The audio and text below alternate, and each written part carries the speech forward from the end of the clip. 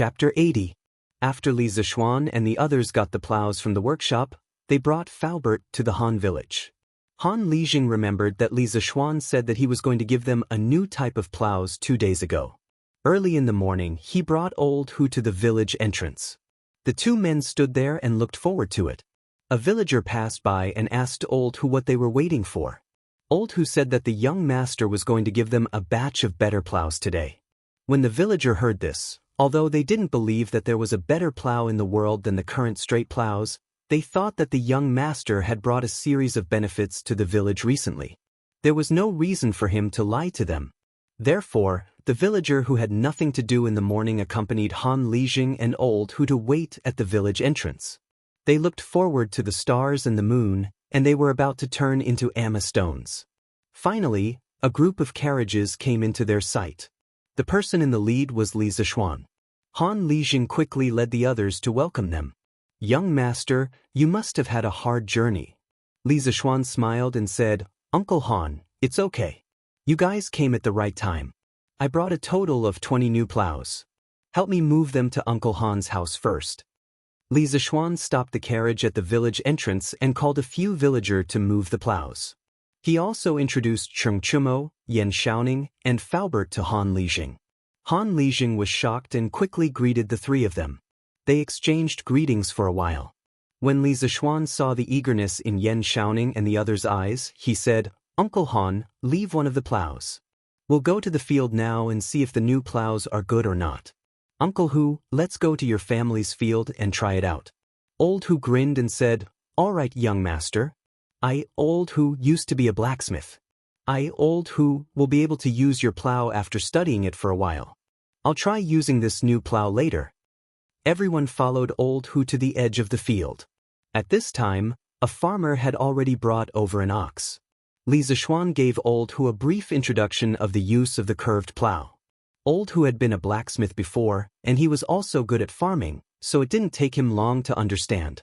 He couldn't wait to tell Li Zishuan, and then he took the curved plow and led the cattle to the field. Old Hu tied the reins of the curved plow to the ox. He held the plow with one hand and drove the ox with the other.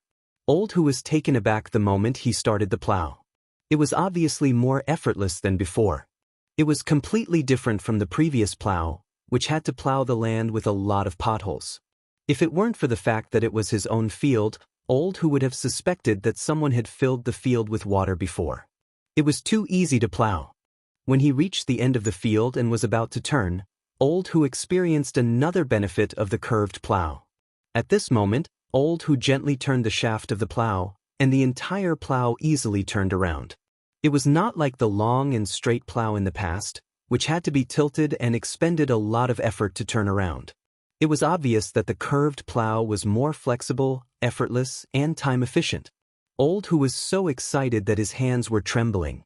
He had lived for more than half of his life, but he had never used such a good plow. The Han village was saved, and no one would miss the spring plowing. At this time, there were already many farmers surrounding the embankment. When they saw how fast Old Hu was plowing, they couldn't help but be shocked. The farmers who had some experience quickly understood the superiority of this new plow. Everyone couldn't help but discuss spiritedly, "This plow seems to be more effortless. Look at the ox leading the plow. Why does it seem effortless? It seems to be true. At this speed, won't they be able to plow 6 or 7 mu of land in a day?" It's not just 6 or 7 mu. Han Xiaodong, you're already an adult, but you still don't have any eyesight. Can't you see that the plow is more than twice as fast as the previous plow? In my opinion, this new plow should be able to plow 10 mu of land in a day, and it doesn't even use the ox. A slightly older villager analyzed. 10 mu? So much? Old Hu increased the speed of the ox and quickly plowed a round trip. At this time, he pushed the plow to a place slightly closer to Li Zishuan and the others. He shouted excitedly, "Young master, Li Zheng, this plow is really good. The plow is more than twice as fast as before. I, Old Hu, even feel that a slightly stronger adult can pull this plow." Hearing Old Hu's words, everyone on the ridge was shocked. They all thought that Old Hu was bragging. Who could pull a plow? Han Lijing also said suspiciously, "Old Hu, It's not as exaggerated as you say, right? Old Hu anxiously said, Li Zheng, if you don't believe me, come down and help me hold the plow. I, Old Hu, will pull it. Han Lijing also wanted to experience it. He excused himself from the people on the ridge, rolled up his trousers, and went down. Old Hu pulled the ox to the side and let a farmer lead it. He hung the rope of the plow on his shoulder, leaned forward, and pulled one end of the rope. He shouted behind him, Li Zheng, are you done holding it? Han Lijing replied, yes, you can start. Everyone held their breath and stared at Old Hu without blinking. In history, they had never heard of people pulling the plow. At this time, the muscles on Old Hu's arm bulged. Old Hu shouted and the plow began to move slowly. It moved, look, the plow actually moved. It's true, it's actually true. God, what kind of plow did young master bring us? An old farmer trembled as he knelt on the ground and muttered, a divine plow, a divine plow. This is the divine plow of our Tang Empire. Faubert was also trembling with excitement. 2 days ago, when Li Zishuan explained the advantages of the plow to him, although Li Zishuan's words were clear and logical, he still had some doubts. But today, the facts were in front of him. He had no choice but to believe. The plow in front of him was even better than what Li Zishuan described that day. Young master, facts speak louder than words. This old man is convinced. This plow can really be called the divine plow of our Tang Empire. In the future, millions of people will be grateful for young master's kindness. Faubert looked at the excited farmer in front of him and couldn't help but say. Li Zishuan smiled and said, this is also thanks to Faubert's help. Without Faubert's exquisite skills, how could we make such an efficient plow? Yan Shaoning was breathing rapidly as if he had taken drugs. He grabbed Li Zishuan's arm and said incoherently, Xiao Xian, this is a divine plow. This plow must be widely promoted. When I go back, I must tell my father to let the Ministry of Works purchase this plow. This is the good news of our Tang Empire's people. Li Zishuan was speechless. It was just a plow. Did these people have to praise it so much? Cheng Chumo jumped out excitedly at this moment. He patted Li Zishuan's shoulder and shouted, Xiao Xian, if you treat me as a brother, then supply my family with 100 of these plows first. My farmer needs them urgently. 100? Why don't you go rob a bank? Li Zishuan was furious. This guy was really asking for too much. The Han village only got 20. Moreover, even if he gave Cheng Chumo 100, did his farm have so many cattle? Wasn't this a waste of resources? Hee, then let's start with 50, no less.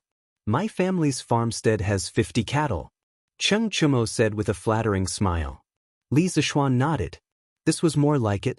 At this moment, he said to Faubert, Faubert, when you go back to Chang, ask all the craftsmen in the workshop not to do anything but focus on making the plow. In addition, you are in charge of finding a group of skilled and reliable craftsmen. I wouldn't mind even if there were 40 or 50 of them. Don't worry, I don't lack money. Li Zishuan expressed that he was rich and could do whatever he wanted. Faubert nodded and agreed, yes, young master. This is an important matter. I will arrange it well. Chapter 81. After the villagers on the ridge saw the magic of the curved plow, some of them quickly spread the news back to the village. 1 person spread to 10, 10 spread to 100, and then the entire Han village was in an uproar. As soon as Li Zishuan and his group returned to the village, they were surrounded by enthusiastic villagers. Young master, is this divine plow for sale? Yes, young master, where can I buy this divine plow? I want to buy one too. But I don't know if this divine plow is expensive. Li Zishuan waved his hand to stop the noisy crowd and shouted, this plow is called the curved plow. I have already sent 20 plows to the Han village today. They are considered the public property of the village. If you can't afford a curved plow, you can rent one from Han Lijing. The rent is 5 copper coins a day. If you want to buy one, you can go to the Strange Interest Pavilion in the East Market of Chang, in city tomorrow. They sell one for 170 copper coins. If you want to buy one, please come early tomorrow. The other villages don't know about this plow yet, so no one will fight with you. The cost of a curved plow was about 150 copper coins. Li Zishuan didn't want to earn money from these poor villagers, so he set the price very low. He only wanted to earn money for his hard work. He didn't want the villagers to be grateful to him, he only wanted to feel at ease. As soon as Li Zishuan finished his words, the crowd started to discuss. Master, it's only 170 copper coins. It's only 30 copper coins more expensive than the straight plow we bought before. Why don't we buy one too? Yes, it's better to buy one. You have to wake me up early tomorrow morning, or else we won't be able to buy it. Xiaodong, is your family buying it? Of course, only a fool wouldn't buy such a useful plow. Didn't you hear what young master said? When the other villages know about it, you won't be able to buy it even if you want to. Yes, that's right. Young master is really good to us villagers. Of course. Li Zishuan walked out of the crowd with Cheng Chumo and the others when he saw that they were having a heated discussion. At this moment, Yan Xiaoning and Faubert both said goodbye. Yan Xiaoning had already achieved his goal of coming to the Han family manor today. Now, he only wanted to return home as soon as possible and report to his father how efficient it was to use the curved plow to plow the land. It would be able to solve the urgent problems of the imperial court to a large extent. Today, Faubert had witnessed the miraculous power of the curved shaft plow. He wanted to return to the workshop as soon as possible and recruit more craftsmen to mass-produce the curved shaft plow. Time waits for no man. If he builds one more curved shaft plow, there would be one less family missing the spring plowing. Faubert felt that his body was filled with passion for work. His waist was no longer sore, and his legs were no longer painful. His entire body was filled with energy. Li Zishuan saw that Cheng Chumo seemed to want to leave in advance, so he hurriedly pulled him back and said, "Cho Nyo, don't go yet. I'll bring you to see the Han family manor's chicken farm. If your family's farm also wants to raise chickens on a large scale, then do it like this. Otherwise, the chickens will easily catch the foul plague." Cheng Chumo thought for a moment and nodded in agreement. "All right, then we'll listen to little Xian and go take a look." The two of them followed Li Zishuan to the back mountain of the manor. Compared to the first time Li Zishuan came, the back mountain had changed a lot. In the forest, the farmers had used bamboo or tree branches to form chicken farms one after another. Each farm was about half a mu of land. Moreover, there was a sign hanging at the door with the name written on it. Li Zishuan nodded in satisfaction and turned around to ask, "Uncle Han, how many chicken farms are there on this mountain now?" Han Lijing smiled and replied, "Young master, because the farmers know that these chicken farms are for themselves, and because young master is paying them wages, everyone in the manor is very motivated to work. In 2 days, we have already surrounded more than 20 chicken farms. Young master, the 8,000 chickens that you sent before have all been settled down. The farmers have all used their own hens to raise these chickens. Everything is going smoothly." Then I'm relieved. Uncle Han, follow me in to see the chicken coop." Li Zishuan chose a chicken farm next to him and directly pushed the door open. Cheng Chumo and Han Lijing also followed in. They saw a few old hens and a few groups of chickens. There were about 300 to 400 of them. They were looking for food everywhere. The chicken farm was noisy and lively. There was also a row of neatly arranged chicken coop inside. It was spacious and airy. Li Zishuan nodded in satisfaction and said, "Uncle Han, this chicken coop is very well done. Uncle Han, this chicken farm is done very well. Just build the rest like this. You have to hurry up. Now, we've only delivered 8,000 chickens to you. There are still 72,000 left. Steward Wang will continue to deliver more to you in the next few days. Uncle Han, I suggest that you pick some people to manage the farm. It's best if you pick those who have learned the ability to control chickens. Let them get familiar with the chickens as soon as possible. These chickens are very important to me. Nothing must go wrong. Later, I will give you another 1,000 strings of cash. Go to Chang and City and buy more quicklime. You have to sprinkle quicklime around the chicken coop regularly." Han Lijing nodded solemnly and said, "Young master, don't worry. I will arrange it well." "Then Uncle Han, you go ahead. Cho Nyo and I will walk around here." Han Lijing nodded and smiled. "Okay, young master, I will go back first." After Han Lijing left, Li Zishuan did not hear any movement from Cheng Chumo for a long time. He could not help but turn around and found Chung Chumo staring at him in shock. Li Zishuan touched his face strangely and asked in puzzlement, "Cho Nyo, what happened to you? Were you struck by lightning?"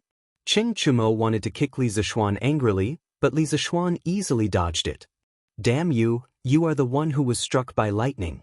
I say, Xiao Xian, from what you said before, are you planning to buy 80,000 chickens?" Yesterday, he received news that Li Zishuan had bought at least 7,000 chickens. He was shocked by this number at that time. He never thought that it was just a drop in the bucket. Li Zishuan was playing too big, far beyond his imagination. "Yes, what's wrong with this? What's wrong with this? Are you crazy? 80,000 chickens? Chang, and city consumes less than 80,000 chickens in a month. Who are you going to sell these chickens to when they grow up?" Chung Chumo said angrily. Li Zishuan touched his nose and said awkwardly, Cho Nyo, actually the most valuable part of a chicken is not its meat, do you know?" Chung Chumo heard him and looked at him as if he was an idiot. He was speechless, but what he wanted to say was written on his face. He was clearly saying, "I am not educated, don't lie to me." Li Zishuan also knew that he could not explain it clearly, so he could only say vaguely, "Cho Nyo, you will understand what I mean next year. Your family's chicken farm must be built like the Han family's. Take a good look. Your family cannot buy so many chickens like me, but you must buy them, or you will regret it next year." Seeing that Li Zishuan was serious, Chung Chumo could only nod and say, "Okay, I will tell my father tonight." P.S. Regarding the issue of updating, I would like to clarify. Swordsmen were surprised when I saw that many readers were urging me to update the book in the comments section. I can finally say goodbye to the single-player game. Swordsmen are honored that everyone is urging me to update the book. Swordsmen would like to clarify the issue of updating the book. Usually, the book will be updated at least 2 times a day, and occasionally 3 times. This book has been open for more than 40 days, and it has never stopped updating. Usually, a chapter will be updated at noon, and a chapter will be updated at 10 p.m. Due to the lack of popularity of his new book, there were fewer recommendations. Therefore, Vigilante A could only release his new book at certain times, hoping that others would be able to read his new book amidst the sea of books. Although this method was stupid, Vigilante A had no other choice. If there are many people reading the book, Swordsman will release 2 or 3 chapters at once to prevent people from waiting in the middle. In the end, it's all about understanding. I hope that everyone can understand. Also, if you find out that your comments on the bookstore's book review section have been deleted, don't blame it on Vigilante A. That's because your comments contain sensitive words that are automatically deleted by the system. Vigilante's own comments have been deleted many times. As for which sensitive words are, Vigilante doesn't know. Everyone will ask why you did not put this paragraph in the comments section or put it in the author's word section. Are you trying to increase the word count by putting it there? First of all, Vigilante A tried to post it in the book reviews and comments section, but it was instantly deleted by the system. Then, I also wanted to put it in the author's words section at the bottom, but there was a word limit there, so I couldn't put it there. I am also in despair. I can't even post in my own comments section. Chapter 82. After visiting the chicken farm, Li Zishuan and Chung Chumo left the Han family village. He originally wanted to see Hu Jing and his younger brother, but after thinking about it, he realized that he had been busy with the affairs of Strange Interest Pavilion these past few days and had forgotten to ask Li Chengqian to help him inquire about Sun Simiao's whereabouts. Even if he went to Old Hu's house now, he wouldn't be able to treat Hu Jing and his younger brother, so he left with Chung Chumo. In his heart, he planned to find out Sun Simiao's whereabouts after these 2 days of work. Previously in Zhongnan Mountains, Sun Simiao had saved his life, and he hadn't thanked him yet. It wasn't Li Zishuan's style to not repay a favor. Chang, an East City, Curious Pavilion. It was noon, and the sun was shining brightly. Although it wasn't as hot as summer, the midday sun still made people sweat a little when it shone on their bodies. In front of the Curious Pavilion, the hot sun overhead couldn't stop people's enthusiasm, and there was already a long line in front of the door. "Shopkeeper, how many scooters do you have today?" "Yeah, there were only 300 scooters yesterday, and I didn't even get one. Last night when I got home, I was disturbed by that brat for the whole night. Shopkeeper, you're too unkind, can't you prepare more? Aren't you cheating people? Yeah, you're cheating people. Last night, I was disturbed by that brat at home for the whole night, and I didn't sleep well. Hearing the commotion outside, a skinny, dark-skinned middle-aged man walked out of the strange interest pavilion. He looked like a scholar. This man was the new shopkeeper that Li Jingmo recruited for his son. His name was Sun Huayuan, and he was the cousin of Sun Huaiming, the new shopkeeper of Li Ji clothing store. He was quite talented. Previously, he was the shopkeeper of a calligraphy and painting store in Chang'an City. Later, because he offended the owner's son, he was fired and had been idle at home. Yesterday, when he heard that Li Jingmo wanted to recruit a shopkeeper for his son, Sun Huaiming strongly recommended his cousin. Li Jingmo had always been very satisfied with Sun Huaiming's performance in the clothing store, so he gave Sun Huaiming some face and let his cousin try out the strange taste pavilion first. However, before Sun Huayuan was appointed, Li Zishuan called him to his side and gave him some instructions. In the end, Li Zishuan handed him the future development plan of Strange Interest Pavilion written by Li Zishuan and asked him to follow it. Sun Huayan originally had the arrogance of a scholar, so he was disdainful of the development plan written by a 14-year-old boy, who knew that when he opened it he would see business plans that he had never seen before. He couldn't help but be shocked. He thought to himself, could it be that the boss's son is a monster? At the same time, he also made up his mind to follow the plan. Otherwise, if he didn't do a good job and got fired, not only would he fail to live up to his cousin's good intentions, but his wife would also fall out with him. Sun Huayuan walked out of the Strange Interest Pavilion and shouted to the crowd. Everyone, please don't be impatient. Today, there will be 500 scooters. Please don't cut the queue. Also, I just received a notice from the master in my workshop. For the next 5 days, Strange Interest Pavilion will stop selling scooters. Because of my young master's order, Strange Interest Pavilion's workshop will focus on manufacturing a more important tool in the next few days. The scooters will be sold next time. Please forgive us. Sun Huayuan gracefully cupped his hands and apologized to everyone. He was actually quite helpless. After Uncle Fu came back this morning, he immediately sent someone to the Strange Taste Pavilion to inform him that the workshop would not be producing scooters for the next few days. It was said that they were going to focus on producing a batch of more important tools.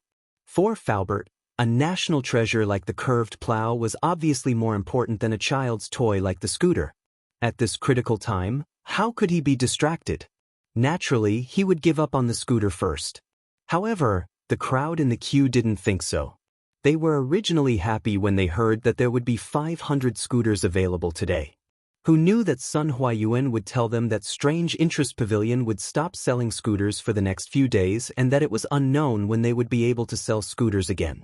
If they couldn't buy scooters for their children today, wouldn't they not have peace for the next few days? Sun Huayuan's last sentence poked a hornet's nest. Shopkeeper, how can you do business like this? We're going to boycott your shop. We'll never buy scooters again. Yes, we're not buying anymore.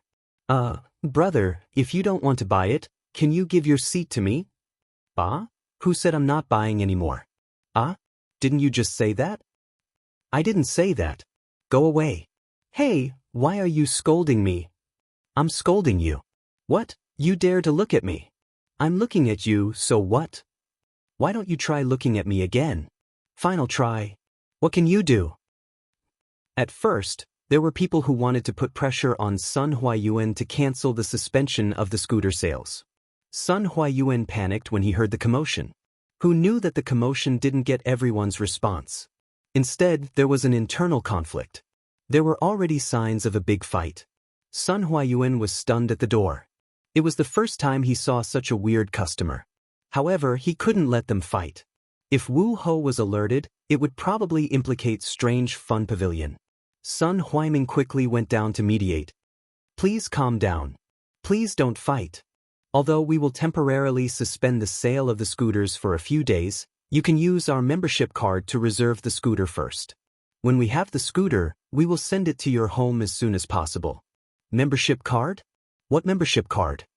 The burly man who wanted to boycott the strange interest pavilion asked in surprise. The rest of the people also looked over curiously. At this time, Sun Huayuan loudly explained to the crowd, "Friends, in order to save everyone's time, our strange fun pavilion will introduce a membership system. We will also arrange a corresponding membership channel. Customers who pay 500 coins in one go will receive a white membership card. Those who pay 1,000 coins in one go will receive a green membership card. Those who pay 1,000 coins in one go will receive a blue membership card. Those who pay 20 coins will receive a purple membership card. Those who pay 100 coins will receive an orange membership card. Those who pay 500 coins will receive a red Supreme membership card. Our Strange Fun Pavilion's membership levels from low to high are white, green, blue, purple, orange, and red. In the future, all members can line up in the membership channel. Of course, the higher the membership level, the higher the priority you will receive when you line up. Correspondingly, you will receive better discounts when you buy products. The Red Supreme membership card will give you a 40% discount when you buy products. Every membership card that we give out is special and requires a fingerprint. It will not be counterfeited. Every sum of money that you deposit and withdraw from Strange Fun Pavilion will be recorded in detail. There will be no mistakes.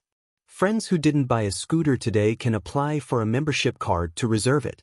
Everyone, don't miss this opportunity. Our Strange Fun Pavilion will have even more novel products in the future. There are only things that you can't think of. There is nothing that we can't do. Sun Huayuan introduced the business plan that Li Zishuan had written for him to the crowd.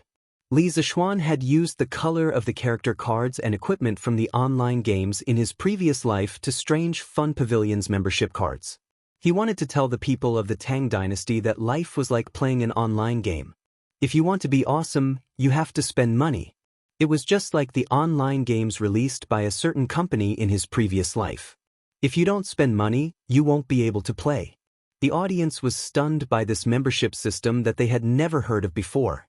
The people who bought the scooter yesterday were secretly glad.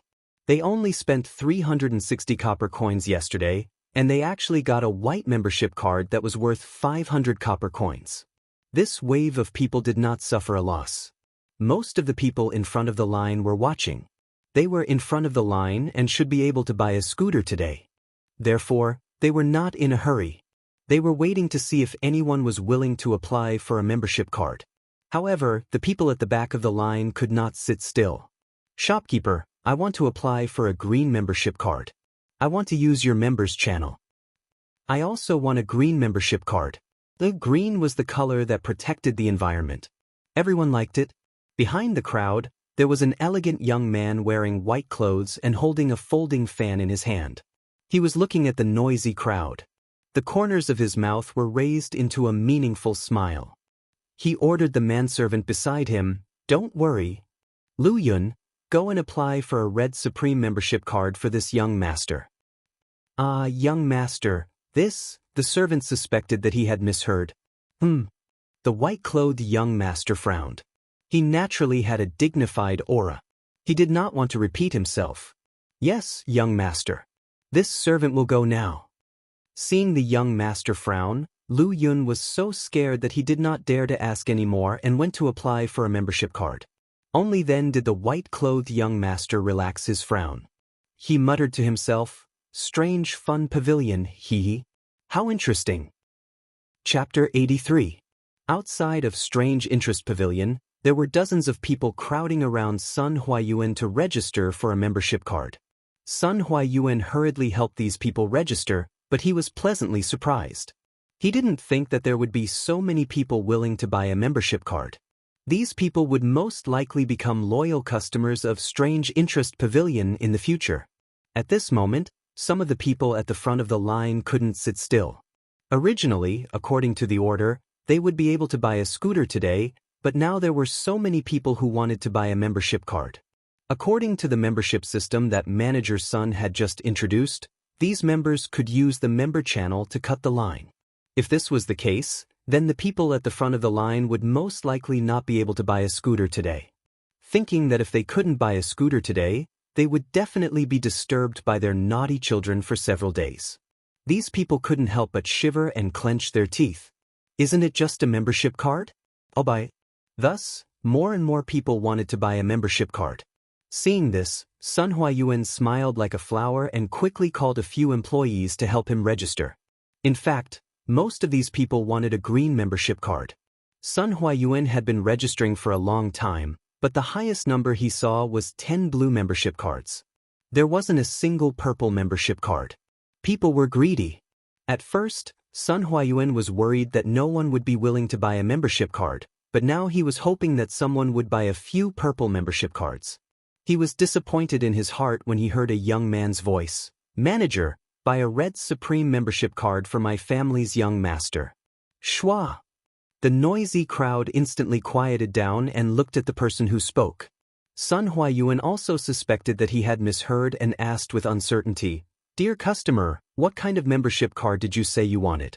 "I'm not the one doing it, I'm just doing it for my family's young master. He wants a red Supreme membership card."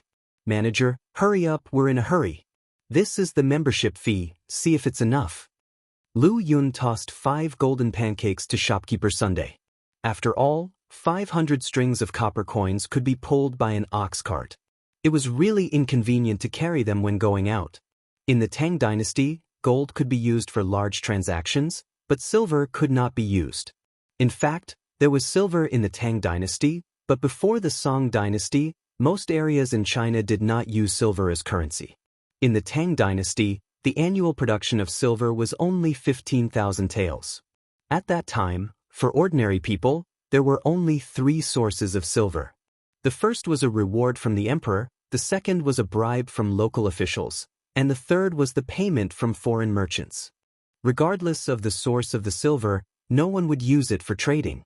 In large transactions, gold chains and gold pancakes were more commonly used. That's enough, that's enough. I'll handle it for you right away." After Sun Huayuan confirmed that he didn't mishear, he quickly took the golden pancake and weighed it in his hand. Then he wiped the sweat on his forehead and began to register. "May I know your young master's name? We need to register and press our fingerprint." Sun Huayuan raised his head and asked. Lu Yun frowned and said, "It's inconvenient to reveal the identity of my young master. You can just write the word, Wang, and I'll press the handprint." Sun Huayuan was a little confused. This was the first time he encountered such a situation. However, this person wanted to apply for a red card, so he should take care of him. He could only nod and say, "Okay, we'll do as you say." The 500 scooters of the Strange Interest Pavilion were all sold out in 4 hours.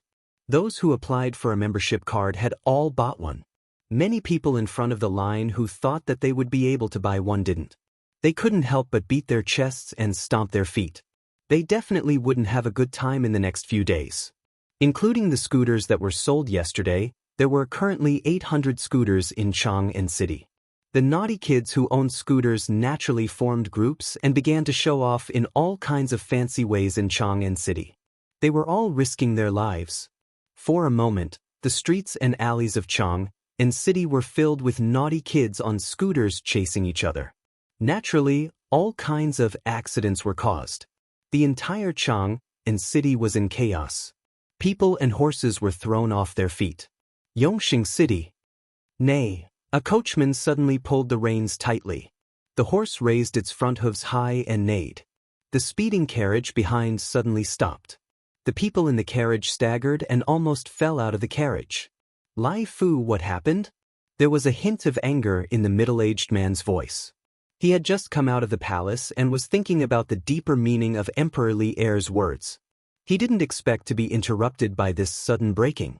"Master, there are a few kids playing on a moving plank in front of us.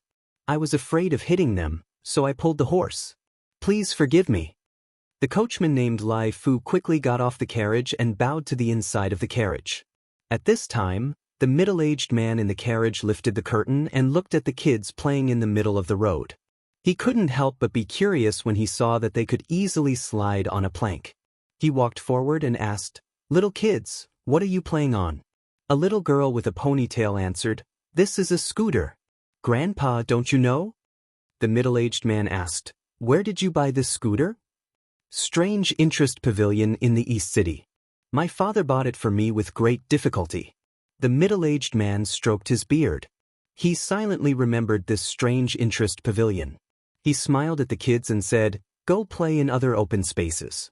Don't play in the middle of the road. It's dangerous." "Okay, thank you, Grandpa." The middle-aged man turned around and frowned.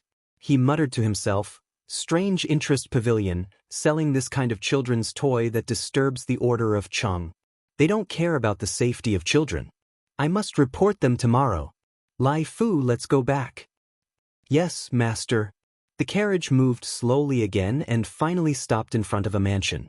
The words, "House of Wei," were hanging on the lintel. Li Zishuan didn't know that someone was unhappy with his scooter. He called Wang Zhong when he got home and asked about the purchase of chicken seedlings today. "Young master, we bought 10,000 chicken seedlings today. The peddlers sent a large batch of chicken seedlings from the vicinity of Chang, and yesterday." "Young master, you are very smart. The price of the chicken seedlings today is indeed more expensive. It has risen to 100 copper coins each. Correspondingly, the price of eggs in Chang and has risen from 2 copper coins each to 5 copper coins. I am afraid that the price tomorrow will be even more expensive, so I bought all the chicken seedlings in the East City today." Li Zishuan nodded and praised, "Well, Uncle Wang, buy as many as you have now. The price of the chicken seedlings will only get higher and higher. You did the right thing. Send this batch of chicken seedlings to the Han village now." "Yes, young master." Chapter 84. Afternoon, Yan Manor. Yan Xiaoning was pacing in the front hall, anxiously waiting for something. Young master, master is back." A servant in green rushed in and shouted, "That's great, my father is finally back." Yan Xiaoning walked out of the door quickly and arrived at the front courtyard. He saw Yan Lide had just entered the residence. "Father, you're finally back." When he returned to Chang and with Faubert this morning, he wanted to tell his father about the curved yuan plow. However, the old butler said that his father went to the morning court and had not returned yet. Yan Xiaoning could only wait anxiously. The curved yuan plow belonged to Chitsu Pavilion and he had a share in Chitsu Pavilion. Thinking about it, the curved yuan plow must be related to him. He knew that the court was thinking of a solution for the people's spring plowing. Although Yan Xiaoning had some strange ideas in the past, they were just for fun. Now that the curved yuan plow was born, he could help his father. Thinking of this, Yan Xiaoning could not help but feel excited. "Ning, you're looking for me?" "Yes, father. It's very important. Please follow me to the study." "In the study? Tell me, why are you looking for me? You look like you're in a hurry." After Yan Lide sat down, he asked curiously. Although this son of his wasn't like the other hedonistic sons who played cockfights, walked dogs, and loitered in brothels, he didn't do any proper work and spent all his time researching strange things. He really didn't know why his son was in such a hurry to find him today. "Father, has the court been thinking of a solution for the spring plowing near Chang, and recently?" Yan Lide sighed. "Yes. A few days ago, His Majesty was planning to bring in a batch of cattle from Bing province to Chang and to solve the urgent problem. However, there was an urgent report today that a group of bandits in Bing province had robbed the cattle prepared by the court. His Majesty was furious. However, the most important thing now was not to eliminate the bandits, but to solve the spring plowing problem for some farmers. After the morning court, His Majesty asked Minister Fong, Minister Wei, and me to stay behind to discuss this matter. That's why I only came back at this hour. Ning, when did you become interested in court matters? Yan Xiaoning smiled. Father, I already have a solution for the spring plowing problem. What? Ning, this is a serious matter. You can't joke about it. Yan Lide widened his eyes in disbelief. Yan Xiaoning saw that his father didn't believe him, so he told Yan Lide about the invention of the curved shaft plow and the effects he saw with his own eyes when he went to the Han family village today.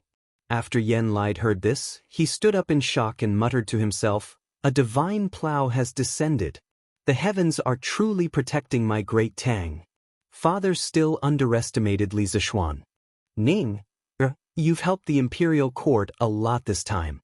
Father will report to His Majesty tomorrow and ask for a reward for you. The next day, at the first glimmer of dawn, there were already a dozen farmers in coarse linen clothes on the path outside Chang and City, rushing towards Chang and City. "Oh, isn't this brother-in-law? Why are you so early today?" A quick-witted young man saw that the person in front of him looked familiar and quickly sped up to catch up. When he realized that it was his brother-in-law, he greeted him. "So it's you, Xiaodong. I heard that the price of eggs in Chang and City has risen recently. Your sister asked me to get up early today and sell the eggs at home. Later, I can buy a new set of clothes for my son." The man carried a wicker basket and answered when he saw that it was his brother-in-law. The quick-witted young man was Han Xiaodong from the Han family manor. Today, his father had woken him up early in the morning and told him to go to the Strange Interest Pavilion to buy a curved plow. A few years ago, his elder sister had married into the Plum Village. This man was his brother-in-law. His name was Mei Jun, but he was big and burly, not handsome at all. Usually, the two families had a good relationship and they visited each other frequently. "Well, I also heard about this. It said that eggs in Chang and City are sold for 5 coins each. My sister is still as smart as before." Hee. The man scratched his head embarrassedly. At this moment, he seemed to have thought of something and asked, "Xiaodong, why are you so early today?" Han Xiaodong was a little hesitant. He had seen the efficiency and flexibility of the curved shaft plow with his own eyes. Even if he was not educated, he knew that if everyone knew about the curved shaft plow, the Han family village would definitely not be able to buy it. However, his brother-in-law's family usually treated him very well. Han Xiaodong scratched his ears and cheeks. After hesitating for a long time, he finally made a decision and whispered, "Brother-in-law, come here. I want to tell you something. You must not tell anyone else, okay?" Mei Jun saw that his brother-in-law was speaking so mysteriously and could not help but be curious. He patted his chest and promised, "Xiaodong, who doesn't know that your brother-in-law is the most tight-lipped person in this area? You can rest assured." Han Xiaodong was speechless when he heard his brother-in-law bragging. At this moment, he remembered that his brother-in-law was nicknamed Big Mouth Mei. He could not help but regret it. However, since he had already said it, it was too late to make up another excuse. Han Xiaodong could only say, "Brother-in-law, you must not talk about what I told you. Otherwise, I will ask my sister to punish you by making you kneel on the washboard. I came to Chang and today to buy a curved shaft plow at the Strange Taste Pavilion in the East Market. Let me tell you, this curved shaft plow is awesome. It can increase the speed of plowing by at least 3 times. Yesterday, my young master personally brought a batch of curved shaft plow to our village to do an experiment. The speed of plowing was witnessed by everyone in our village. My young master also said that the curved shaft plow will be sold at the Strange Taste Pavilion today for only 170 copper coins. Almost everyone in our village will come to buy it today. Now, other villages do not know about it yet. We will definitely be able to buy it.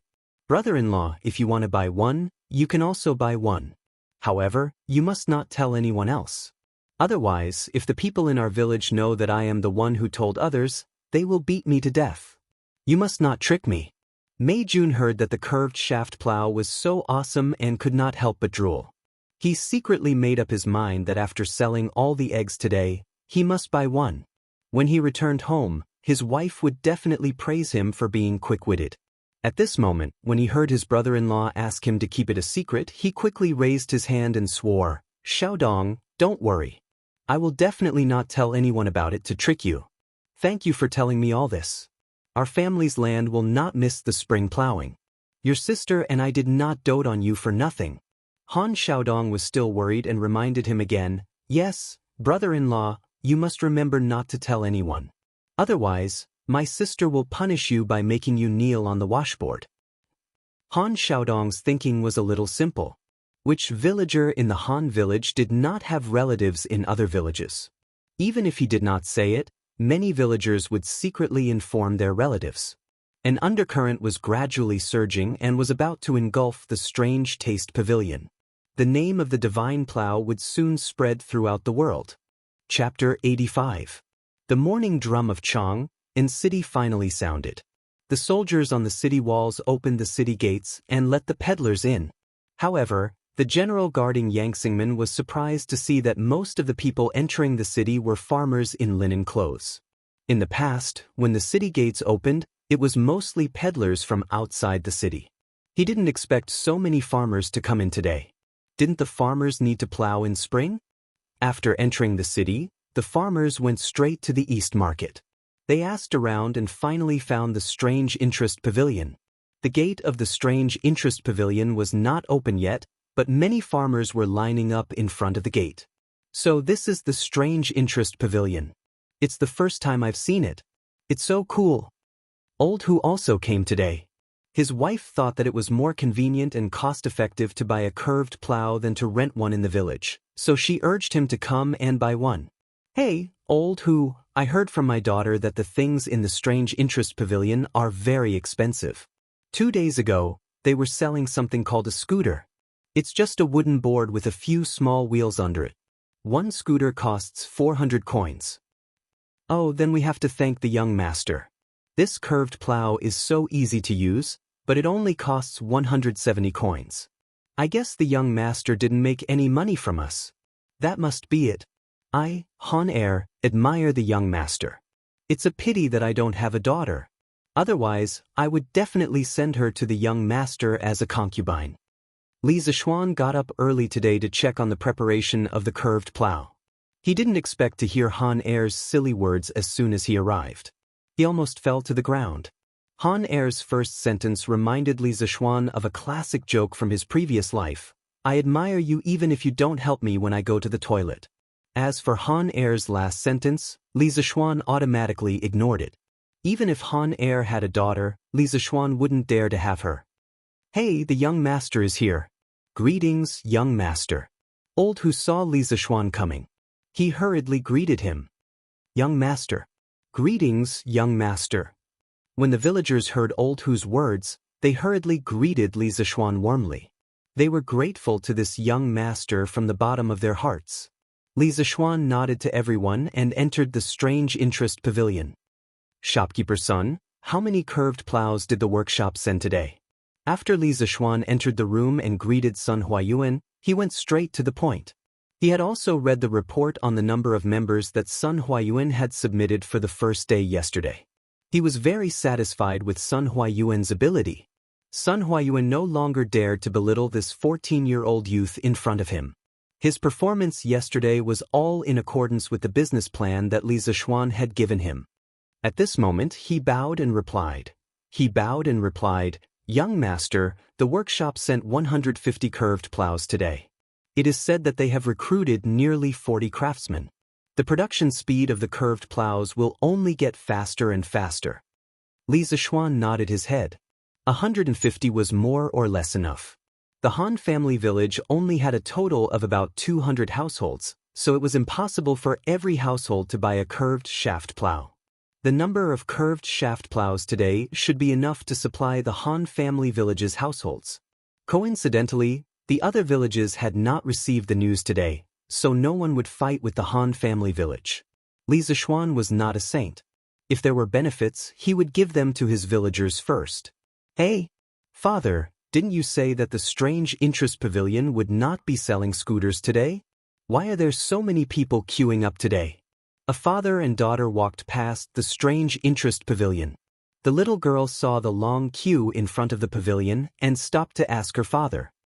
Yesterday, the shopkeeper did say that they would not be selling scooters for the next few days. Yuan, let's go and ask your father. The father and daughter pair found a burly man with a rough appearance. Brother, the Strange Interest Pavilion is not selling scooters today. Why are you queuing up here? Old Hu woke up before the sun rose. He was standing in the queue and was about to fall asleep when he heard someone talking to him. He opened his eyes and looked at the person in front of him. The person was well-dressed and had a polite attitude. Old Hu bowed and said, Brother, we are not here to buy scooters today. We can't afford those things. Then what are you here to buy? Old Hu looked around and whispered, We are here to buy plows. Judging from your attire, you are definitely not a villager. Let's leave quickly. Mei Jun hurriedly sold the eggs in the East Market and was about to go to the Strange Interest Pavilion to buy the curved plows. Hey, isn't this Big Mouth Mei? You sold out so quickly. Are you going home? At this time, a skinny old man came over with a basket of eggs. He seemed to be here to sell eggs as well. Hey, Second Master Lu, why are you here to sell eggs personally today? I just finished selling my eggs and was about to go to the Strange Interest Pavilion to buy something. It just so happens that you are here at my stall. Mei Jun saw the man and quickly greeted him with a smile. The man in front of him was quite prestigious in the Plum Village. Brat, what can you buy at that place? You are spending money recklessly. Be careful that your wife will beat you when you go back. Second Master Lu chuckled as he placed his eggs on Mei Jun's stall. No way. Mei Jun curled his lips. At this time, he looked around and sneakily leaned over and whispered, Second Master Lu, the thing I want to buy today is very powerful. I only told you because you are tight-lipped. Please don't tell anyone. I'm telling you, okay, Second Master Lu, I have to go quickly. Otherwise, I won't be able to buy it.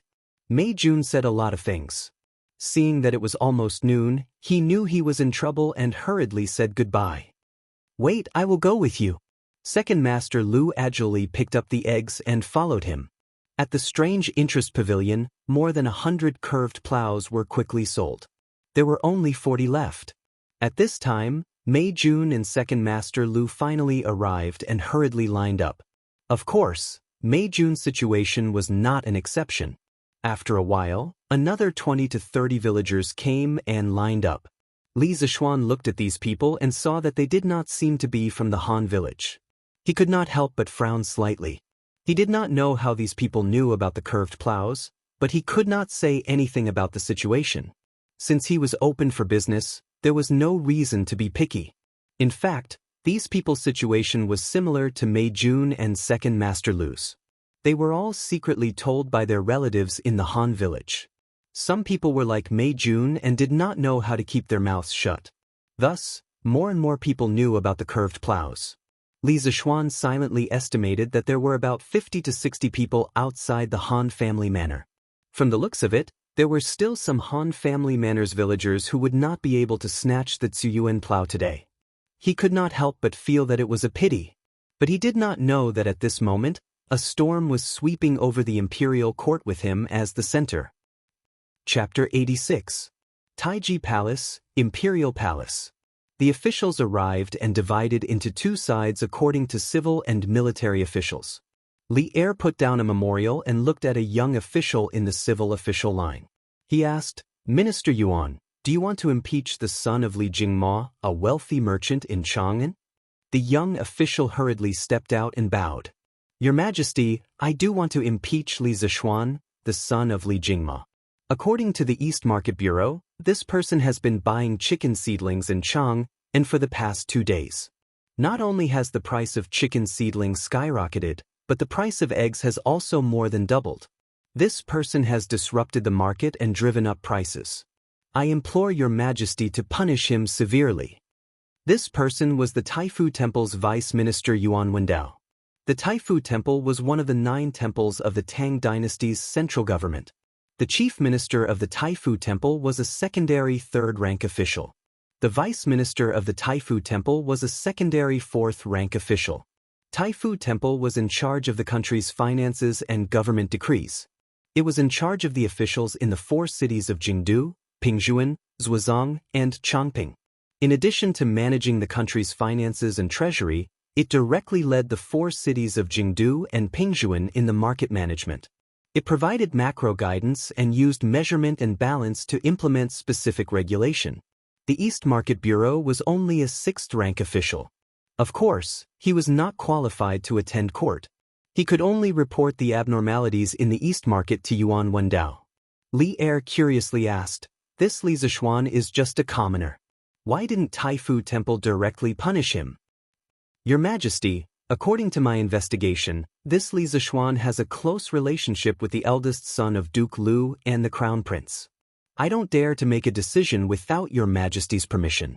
Yuan Wendao originally wanted to arrest Li Zishuan directly, But then the East Market Bureau reported to him that Li Zishuan had a close relationship with Cheng Chumo and Li Qingqian. Yuan Wendao was not sure about their relationship, so he directly reported it to Li Er. When Li Er heard this, he looked meaningfully at Li Qingqian, who was standing below. At the same time, he was somewhat dissatisfied with Yuan Wendao. This person held a high position, yet he was so timid. When interrogating someone, he actually treated them differently based on their status. He was really unqualified. Li Qingqian hurriedly lowered his head, not daring to look at Li Er. Yen Lide, who was in front of the civil officials, was shocked when he heard that someone was impeaching Li Zishuan. Just as he was about to defend Li Zishuan, he heard an angry shout. Bullsh*T, you're full of nonsense. Is it illegal for Li Zishuan to spend his own money to buy things? Cheng Yaojin was so angry that he was the first to jump out and scold Yuan Wendao. Yesterday, when Cheng Chumo returned home, he repeated Li Zishuan's advice to Cheng Yaojin about raising chickens. Hearing this, Cheng Yaojin thought carefully. After pondering for a while, he waved his hand and slapped the table. Since that's the case, our family will also raise chickens. Tomorrow, we'll have the housekeeper buy 30,000 chickens and distribute them to the farmers. Let them raise 100 or 200 chickens per household. The conditions for raising chickens will be the same as Li Zishuan's family. Cheng Chumo was flabbergasted. In his mind, his father would at most agree to raise 7,000 or 8,000, but he never thought that his father would be so bold as to ask for 30,000. Cheng Chumo muttered, "That's right. That's right. Father, aren't you afraid that when the time comes, you won't be able to sell the chickens and lose everything?" Cheng Yaojin patted Cheng Chumo's head and laughed. "Cho Nyo, you're still too inexperienced. You haven't seen through it yet. Do you think that Li Zishuan is someone who is willing to suffer losses? Since he dares to raise 80,000 chickens, why should we be afraid of raising 30,000 chickens? I dare to conclude that there must be a big secret that no one knows. It's just that Li Zishuan doesn't want to talk about it. Our family will just follow behind that kid and make a small fortune." Cheng Yaojin's appearance was rough, but in fact, his heart was as meticulous as hair. He understood the twists and turns in this matter with the little thought. At this time, he proudly pinched his beard, walked 2 steps, and continued, "Besides, you forgot who that kid's master is. He is an immortal figure of the Daoist lineage. Li Zishuan's unreasonable actions this time may be a heavenly secret revealed to him by Daoist priest Spirit Void when he was alive. Alas, if it weren't for the fact that our family isn't as rich as that kid, I also want to buy 80,000 chickens. This kid is a little interesting." After listening to Cheng Yaojin's analysis, Cheng Chumo couldn't help but admire his father. The older the ginger, the spicier it is. In the imperial court, Yuan Wendao's face was tragically sprayed by Cheng Yaojin's spittle, and his ears were buzzing because of Cheng Yaojin's loud roar. He wiped his face and angrily said, "Hi Duke Lu, how can you deliberately cover up for Li Zishuan just because he has a good relationship with your son? Li Zishuan drove up prices and affected the people's livelihood. The evidence is conclusive. Hi Duke Lu, do you want to bend the law for personal gain?" Cheng Yaojin was extremely angry. According to Yuan Wendao's words, his family also bought a large number of chickens today. Wasn't that also breaking the law? Cheng Yaojin was too lazy to argue with him. He directly hit Yuan Wendao's nose with his uppercut. "I'm your mother. You're a villain who is twisting words and forcing logic. I'm not afraid to tell you that my Cheng family also went to the East Market to buy tens of thousands of chickens today. Are you also going to punish me for my crime?" Yuan Wendao was just a weak scholar. How could he withstand Cheng Yaojin's big fist? He was directly hit by this punch and flew far away. His nose was bleeding and he almost fainted. At this time, he knelt down to Li Er and cried, "Your Majesty, High Duke Lu maliciously hurt people in the imperial court. He also intended to protect the suspect. Your Majesty, please punish him." Cheng Yaojin was furious and wanted to come up and beat him again. Qin Xiong, who was standing next to him, quickly came over and stopped him. "Ji Jie, you're not allowed to be presumptuous in the imperial court." Qin Shubao's old injury in the past 2 years was acting up. His legs and feet were not very good. Cheng Yaojin did not dare to struggle. Only then did he calm down and looked at Li Er pitifully. Your Majesty, I was rude in front of you just now. Your Majesty, please forgive me. Li Er was angered by this reckless guy. Cheng Jijie, why didn't you think of asking me to forgive you when you hit people before? In the imperial court, you actually hit a minister. It's really outrageous. Qin Shubao quickly bowed and begged for mercy. Jijie was just confused for a moment. Your Majesty, please forgive me. Niu Jinda, Yu Qigong, and the other generals in the army also pleaded for mercy for Qing Yaojin. Although Li Er had a good relationship with Qing Yaojin, Qin Shubao, and the other old generals in private, he could not disappoint the other ministers. He shook his head and said, Cheng Jijie, your salary will be deducted for 3 months. We will see what happens next. Well, he had taken out so much money to buy chicken seedlings. Now his salary was gone. It seemed that he would have to tighten his belt in the future. But Cheng Yaojin also knew that this punishment was very light. Cheng Yaojin bowed and thanked him. Your Majesty. Li Er looked at Yuan Wendao and asked, Shaoqing Yuan, you said that Li Zishuan was driving up prices. Did he use this to make profits? Yuan Wendao covered his nose and replied in a muffled voice, Your Majesty, I didn't notice this.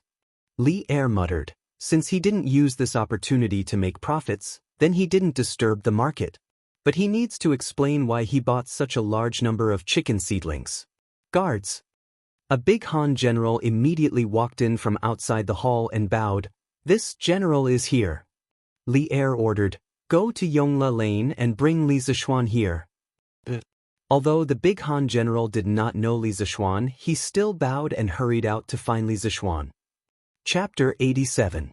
Chang and City, East Market. As the last curved plow was sold, there was a commotion outside the Strange Taste Pavilion. That's it? I haven't bought it yet. Who asked you to come so late? Niu Dahai, you should have come earlier. Those who came early today have already bought the curved plow. I guess old Niu woke up late because he was sleeping with his wife at home? Ha! A man beside him said in a wretched manner. Niu Dahai's face turned red. He pushed the man and said angrily, Bullsh *T, I went to sell eggs just now. I thought only people from our village would buy the curved plow, so I didn't rush to buy it.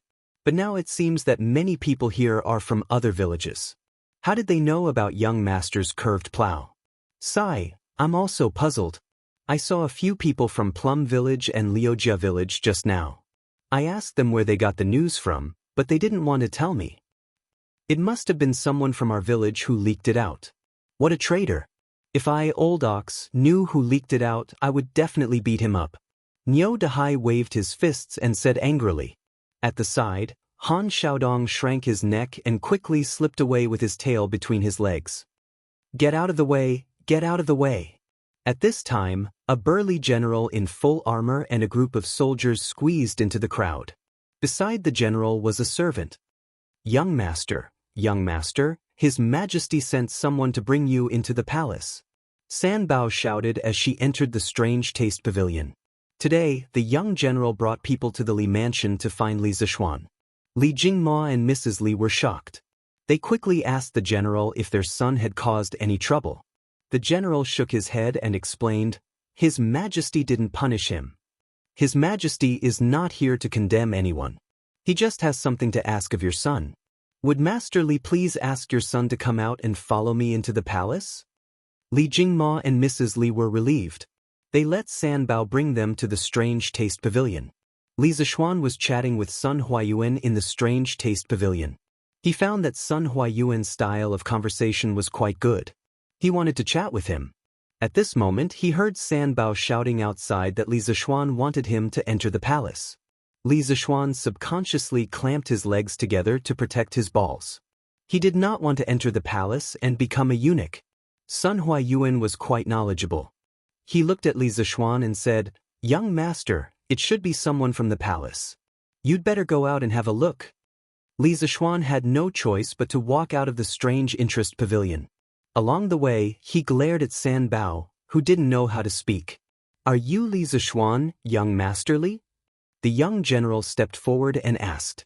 Li Zishuan saw that this man was tall and burly. His posture was tall and straight, and his lower body was steady. He had an imposing appearance. He was dressed in Mingguang armor. When the sun shone on him, he almost blinded Li Zishuan's titanium alloy eyes. This man's kung fu was probably not weak. Li Zishuan quickly cupped his hands and said, "That's me. How should I address you, General?" "I am Dugumao. Since you are Li Zishuan, please follow me to the palace to have an audience with His Majesty." Dugumao? Li Zishuan was a little familiar with this name, but he couldn't recall it. However, people with the surname Dugu were usually more powerful. Therefore, he learned from the TV dramas in his previous life. He quickly took out a golden biscuit from his sleeve and stuffed it into Dugumao's hand. He smiled and said, "General Du, may I ask why His Majesty is looking for me?" Dugumao's expression changed. He quickly returned the golden biscuit and said coldly, "Don't ask too much. Follow me to the palace." All right. It seemed like this man wasn't greedy. Li Zishuan had no choice but to follow Dugumao to the palace with a worried heart. At this moment, a loud shout was heard. "Hold on, General. What crime did our young master commit? Why are you arresting him?" Niu Dahai stopped Dugumao and asked loudly. "Yes, you can't leave. Our young master didn't commit any crime. Let go of our young master." When the surrounding Han family manors villagers heard Dugumao's cold words, they thought that he had brought people to arrest Li Zishuan. They all came out to stop him. Although commoners were afraid of officials, at this time, the villagers of the Han family manors still stood out bravely. Young master had shown great kindness to their Han family manor. Young master could show kindness without asking for repayment, but they couldn't be ungrateful. Otherwise, they would be criticized behind their backs by the villagers. Dugumao's expression changed drastically when he saw the villagers rushing over. He pulled out the saber at his waist and shouted, "His Majesty has ordered to summon Li Zishuan. Are you trying to rebel by obstructing me?" Li Zishuan hurriedly pulled Dugumao back and said anxiously, "General Dug, please hold on. General Dugu, please wait. These villagers don't have that intention. Please allow me to speak with them." Li Zishuan was truly moved by the villagers' actions. In this feudal era where imperial power reigned supreme, they dared to stand up for him.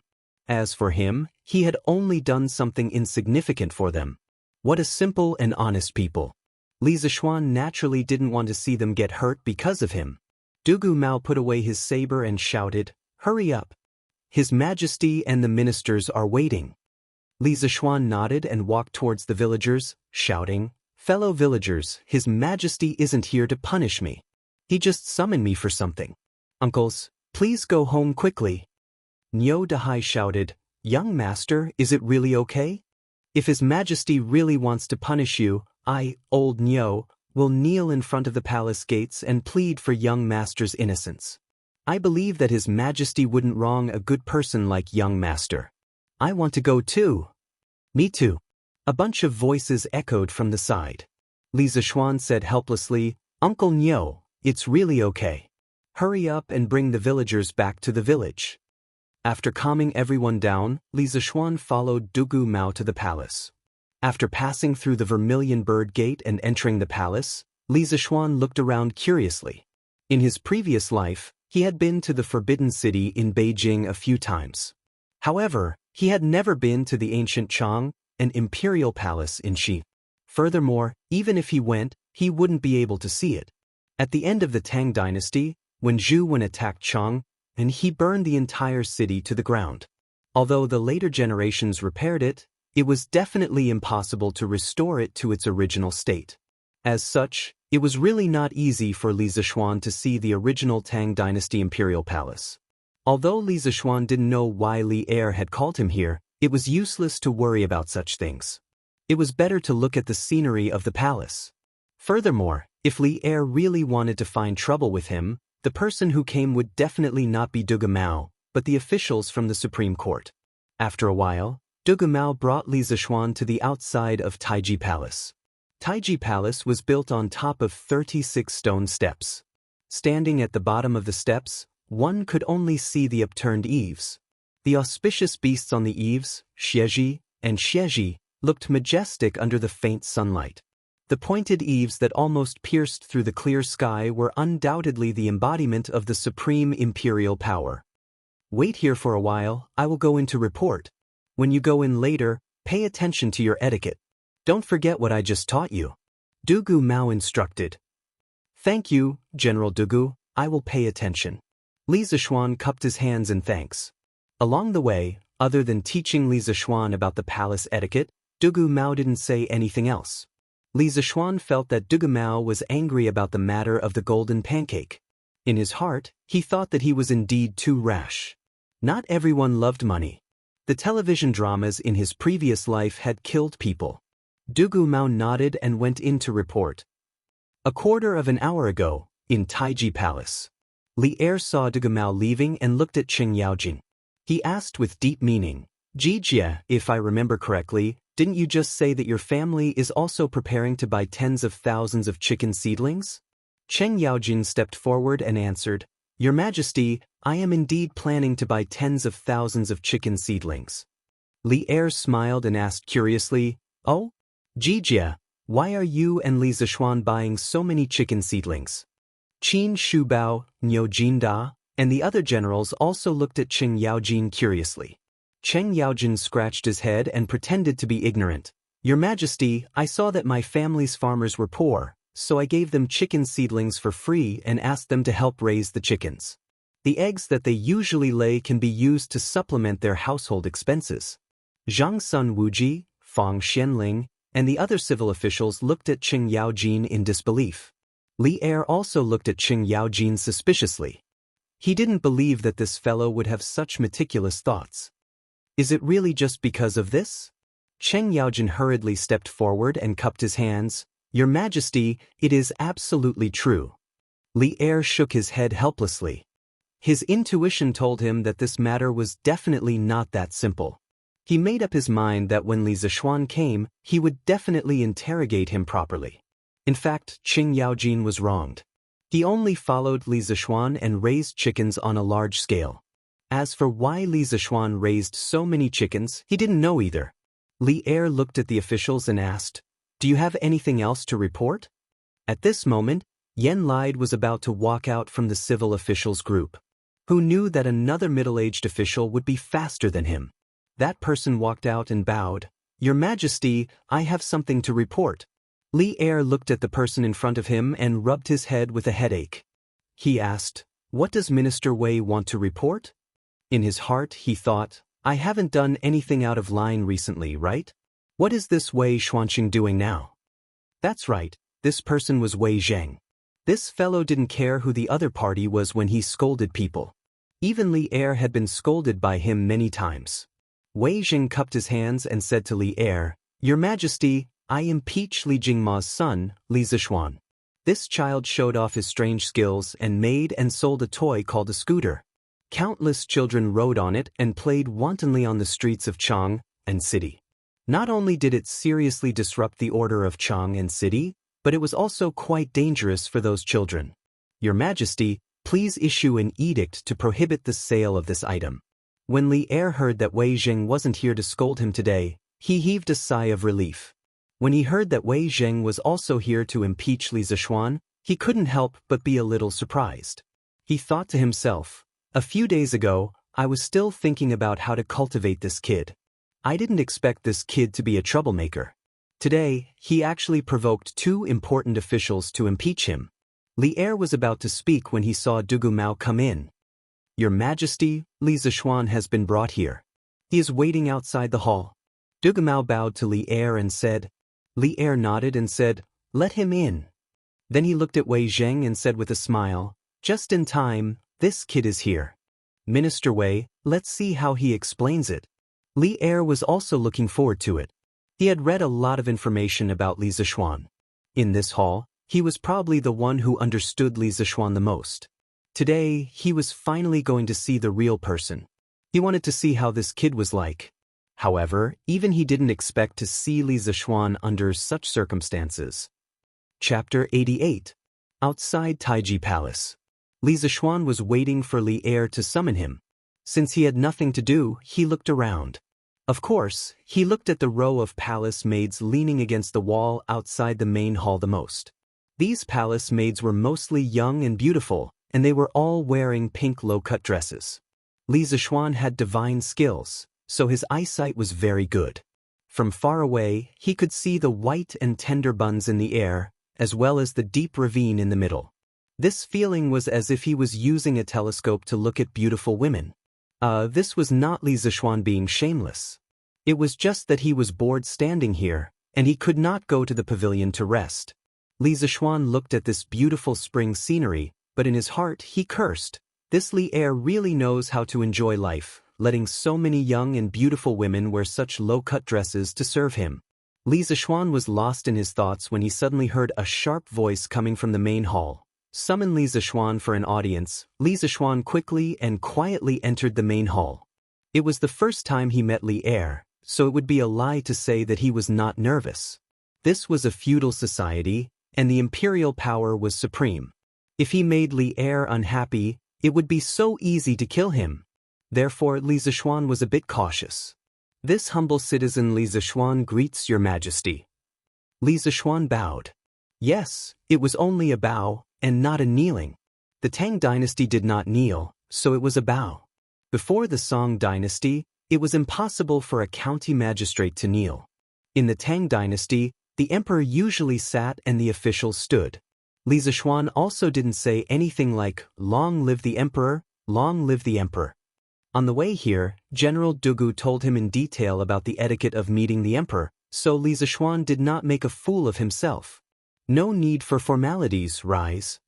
A dignified voice came from the main hall. Only then did Li Zishuan straighten his back and raise his head. Li Er saw that the young man before him had delicate and pretty features that were sharp and angular.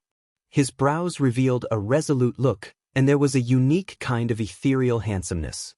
What surprised Li Er the most was that this was the first time this young man had met him, but he was neither servile nor overbearing, and there wasn't the slightest trace of fear in his eyes. Li Er secretly nodded. This young man could be considered a talent. One must know that during the Tang dynasty, one's appearance was the standard for selecting officials. Those who were too ugly would not be able to become officials.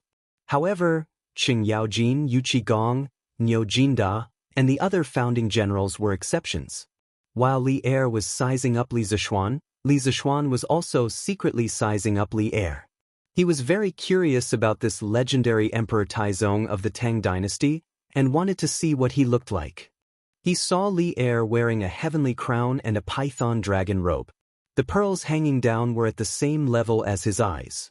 Under the illumination of the 99 candles, they shone in all directions. He looked like a singer from the later generations who threw flirtatious glances at him, making people dizzy.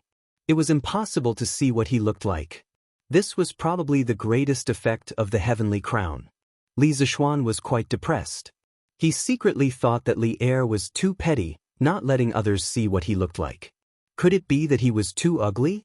If Li Er knew what Li Zishuan was thinking, he would definitely cut this little brat into 8 pieces. When Li Er was young, he was also a famous wanderer in the Taiyuan area. He was handsome and his martial arts were not bad. How could he be as unsightly as Li Zishuan thought? Li Er said in a deep voice, "Li Zishuan, do you know why I asked you to come here today?" "I don't know." Li Zishuan's mouth twitched. He secretly thought, how would I know? That cold-faced General Dugu Mao didn't tell me. How would I know? Li Er pretended to be strict and said, "Since you don't know, I will tell you personally. Just now, Minister Yuan of the Taifu Temple accused you of wantonly buying chicken seedlings, causing the price of chicken seedlings and eggs to skyrocket in Cheng. You are driving up prices, disrupting the market, and affecting the people's livelihood. This is the first crime. In addition, Minister Wei accused you of showing off your skills and selling scooters. This scooter disrupts the order of Cheng and affects the safety of children. This is the second crime. Li Zishuan, do you have anything to say?" Li Zishuan was shocked. He really didn't expect that the minister would make an issue out of these 2 matters. He thought quickly. After a moment, he stepped forward and bowed to Li Er. "Your Majesty, I have something to say." Li Er nodded and said, "Say it." At this time, Li Zishuan cupped his hands and asked the minister next to him. May I ask which one is Minister Yuan? At this time, Qing Yaojin pointed to Yuan Wendao, whose face was covered with blood, and said with a smile, This is Minister Yuan. Li Zishuan glanced at Qing Yaojin. Qing Yaojin nodded at him meaningfully, making him feel at ease. Yuan Wendao stood up and said, I am the minister of the Taifu Temple. What do you want? Li Zishuan smiled and said, Minister Yuan accused me of driving up prices. I have something to say. I need chicken seedlings, but the quantity is a bit large. I use my own money to buy what I need in the East Market. Minister Yuan, which law of the Tang Empire did I violate? Is there a law in the Tang Empire that the people can't buy chicken seedlings wantonly? Yuan Wendao quibbled, You are hoarding, driving up prices, and disrupting the market. You have raised the price of chicken seedlings and eggs so high. How can ordinary people afford it? Li Zishuan walked to Yuan Wendao, looked into his eyes and said, Minister Yuan, chicken seedlings are not like grain and fodder. They are strategic materials. How can you say that they are hoarding? The so-called market is just supply and demand. The supply is less than the demand, so the price will naturally rise. Do you think that when I need something, I have to consider whether it will cause the price to rise after I buy it? If so, what is the benefit of this market to the people? What's more, Minister Yuan, you only see the price of chicken seedlings and eggs rising. The people can't afford eggs.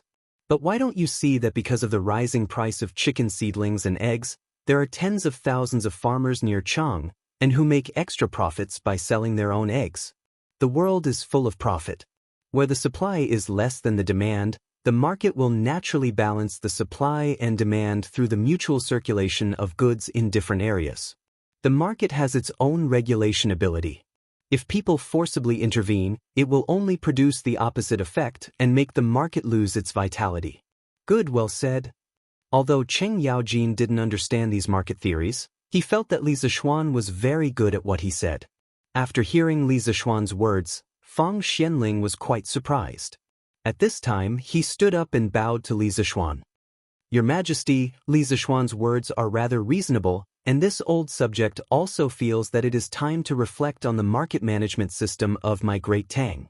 Li Zishuan looked at Fang Xianling gratefully. Although he didn't know the official in front of him, he was able to see the limitations of the current market system. Li Zishuan was grateful and admired him. The market in the Tang dynasty, as a commodity trading place, could not spontaneously form because of the certain development of the commodity economy in a certain place. It was also not a natural product or inevitable result of economic development.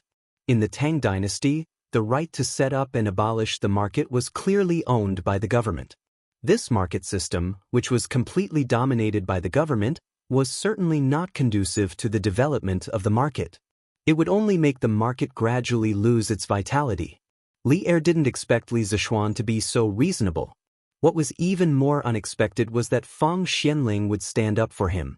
This old subordinate of his was well-read in the classics and history. He was far-sighted and had extremely high standards. He didn't expect him to agree with Li Zishuan's words. Today, Li Er just called Li Zishuan over to see him. He didn't mean to punish him, but he didn't expect to be surprised. He nodded to Fang Xianling thoughtfully and said, Fang Xianling, let's talk about this later. Then he looked at Li Zishuan and said, In this case, I won't pursue the crime of driving up prices and disturbing the market. But I have to ask, why did you buy so many chicken seedlings? Hearing Li Zishuan's question, Qing Yaojin also pricked up his ears to listen to what Li Zishuan would say. He was also very curious. Li Zishuan's heart skipped a beat.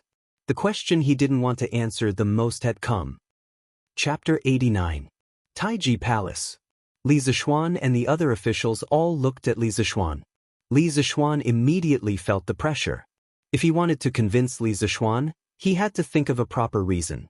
He could not be as vague as he had been in front of Cheng Chumo. Li Zishuan quickly searched for all kinds of suitable reasons in his mind. Suddenly, he had an idea. He stepped forward and bowed. He bowed and said, Reporting to Your Majesty, there are two main reasons why I bought so many chicken seedlings. First, I saw that my family's farmers were living in poverty. They didn't even have enough meat to eat twice a year. The children in the village might not even have new clothes to wear during the new year. So, by providing the farmers with chicken seedlings and reducing their annual rent, I asked them to help me raise the chickens. Moreover, the eggs that the chickens lay can be used to supplement their household expenses and improve their lives. Second, my family opened a restaurant called Drunken Immortal. A month ago, they released a chicken that was very popular with the people of Chang. I presume that all the officials already know about it. Next year, I plan to release 128 dishes with chicken as the main ingredient.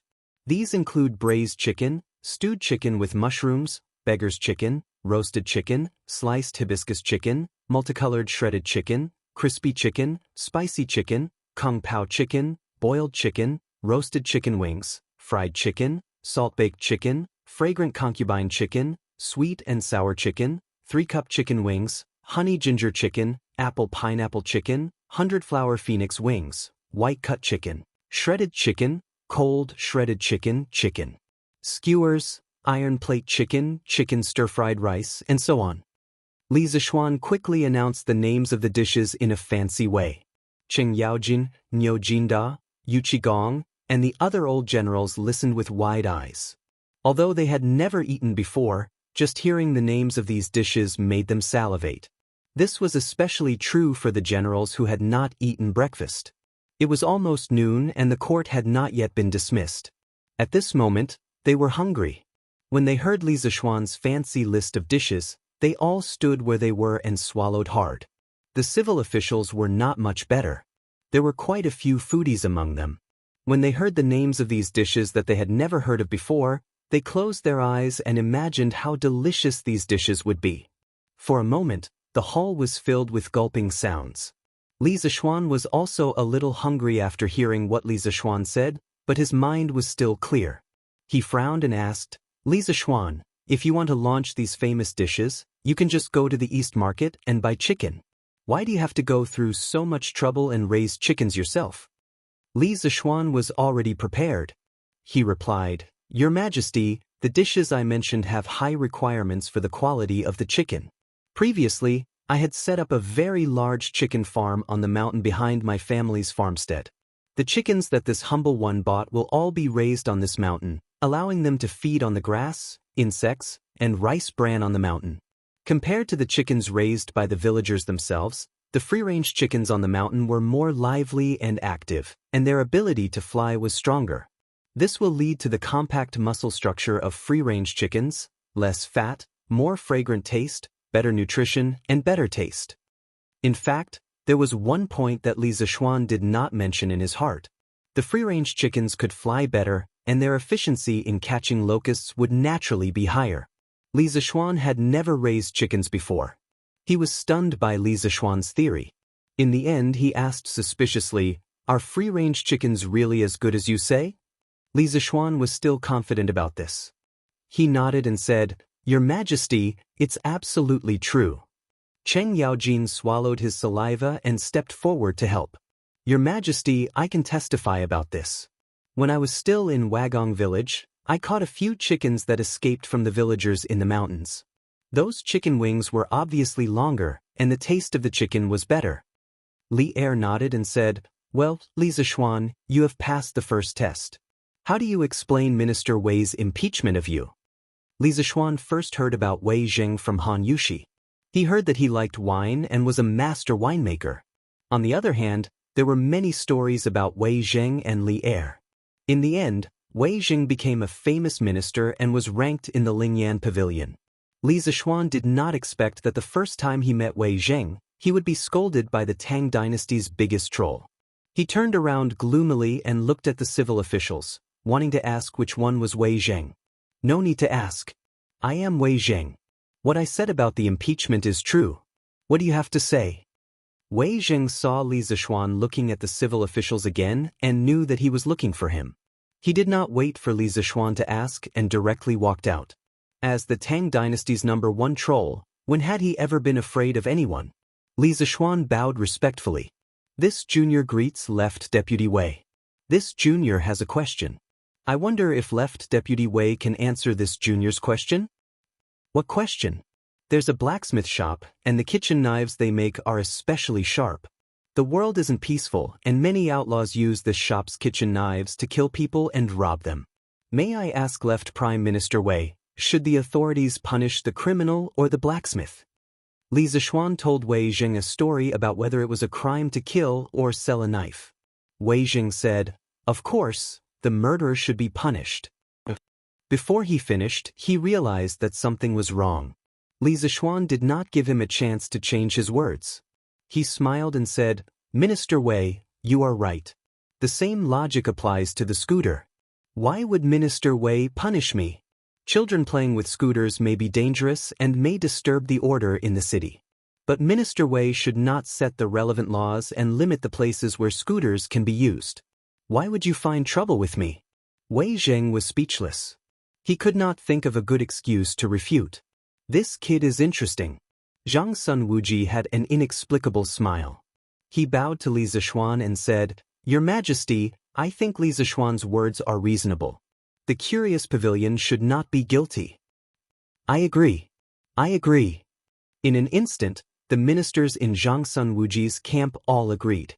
The Curious Pavilion had 30% of the Crown Prince's shares. Li Qingqian had mentioned it to Zhang Sun Wuji many times. Currently, Zhang Sun Wuji was the most resolute supporter of the Crown Prince. Although the Curious Pavilion had nothing to do with the Crown Prince's foundation, if Wei Zheng's intention was to seal the Curious Pavilion, it would more or less damage the Crown Prince's reputation. Of course, Zhang Sun Wuji would definitely not be the vanguard. He only needed to deal the final blow when the situation was clear. Li Zishuan nodded. He didn't put these small matters to heart. He brought them out to give Wei Jing some face and prevent himself from being implicated. He didn't expect Li Zishuan to be able to turn the situation around. This kid was rather quick-witted. Of course, seeing Wei Jing being defeated, Li Zishuan was secretly happy. He held back his laughter and said, "Since that is the case, Li Zishuan is not guilty." Li Zishuan quickly bowed and thanked him. "Thank you, Your Majesty." At this moment, Li Zishuan let out a breath of relief. He looked at Zhang Sun Wuji and didn't know why this person was helping him. He had to ask Qing Yaojin later. The imperial court was indeed a little complicated. Li Zishuan felt a little tired. As expected, he wasn't suitable for this scheming officialdom. Chapter 90. The situation in the imperial court had suddenly changed.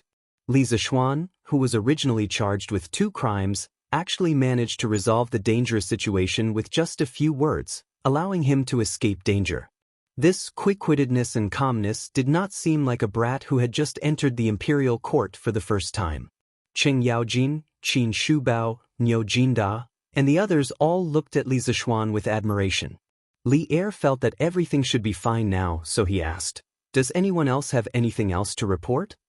Unexpectedly, someone actually stood up at this time. It was Yen Lide.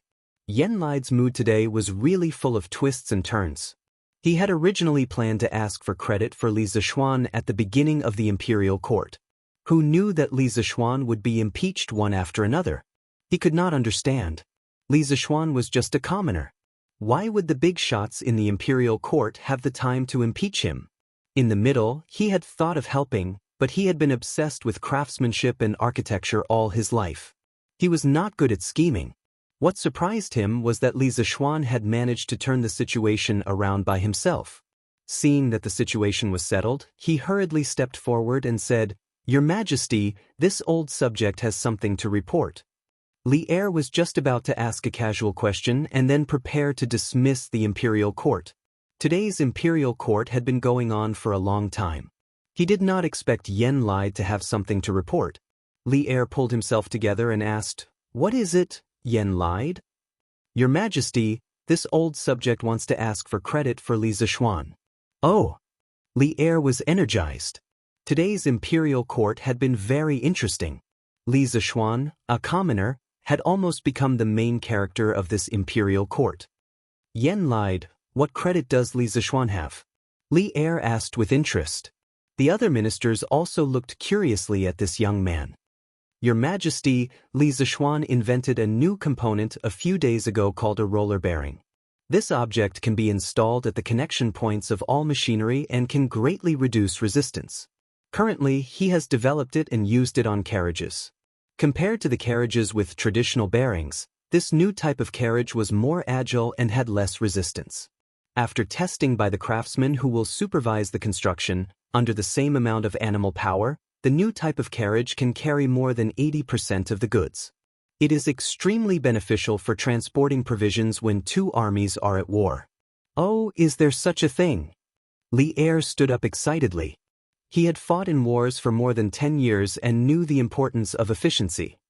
Replying to Imperial Father, there is indeed such a matter. When I first partnered with Li Zishuan to establish the Strange Interest Pavilion, he had already proposed the concept of roller bearings, and it was also approved by Minister Yan's son, Yan Xiaoning. At this moment, Li Chengqian jumped out to support his good friend. Li Er looked at Li Zishuan and then looked at Li Zishuan. He laughed and said, "Good, good, good. Li Zishuan, we didn't think that you would be so talented at such a young age. You should be rewarded." Yan Lide continued, "Your Majesty, I'm not done yet. 3 days ago, Li Zishuan invented a new type of plow called the curved shaft plow and produced a batch yesterday. Not only does this plow save more energy, it is also more agile. After testing it yesterday, it has been proven that the curved shaft plow is at least 3 times faster than the long shaft plow we used before. I believe that the imperial court should promote the curved shaft plow to solve the problem of the lack of cattle in Tang." Emperor Li Er, who had always been calm, could not remain calm at this moment. He said in disbelief, "Official Yen, is there really such a magical plow in this world?" Yan Lide bowed and said, "Your Majesty, I am willing to guarantee with my life that this is absolutely true." Qingyin also stepped forward and said, "Your Majesty, I can also guarantee. Yesterday, my family's Chonyo also went with Li Zishuan to the farmstead. He also saw it with his own eyes. This curved shaft plow is indeed faster and saves more energy. Even a man with slightly more strength can pull it." Hiss, as soon as Qing Yaojin finished speaking, the officials in the imperial court immediately became excited and all of them gasped. Previously, Yan Lide had said so much, but many of them did not have a direct understanding of the curved shaft plow. Now that Qing Yaojin said that people could actually pull the plow to plow the land, they were instantly shocked. To them, pulling pears to plow the land was simply a fantasy. Was this curved shaft plow really that magical? Li Er also felt that Qing Yaojin's words were a bit exaggerated. He looked at Li Zishuan and asked, "Li Zishuan, is this curved shaft plow really that magical?" Just now, when Yan Lide came out and said that he wanted to claim credit for himself, Li Zishuan was a little dumbfounded.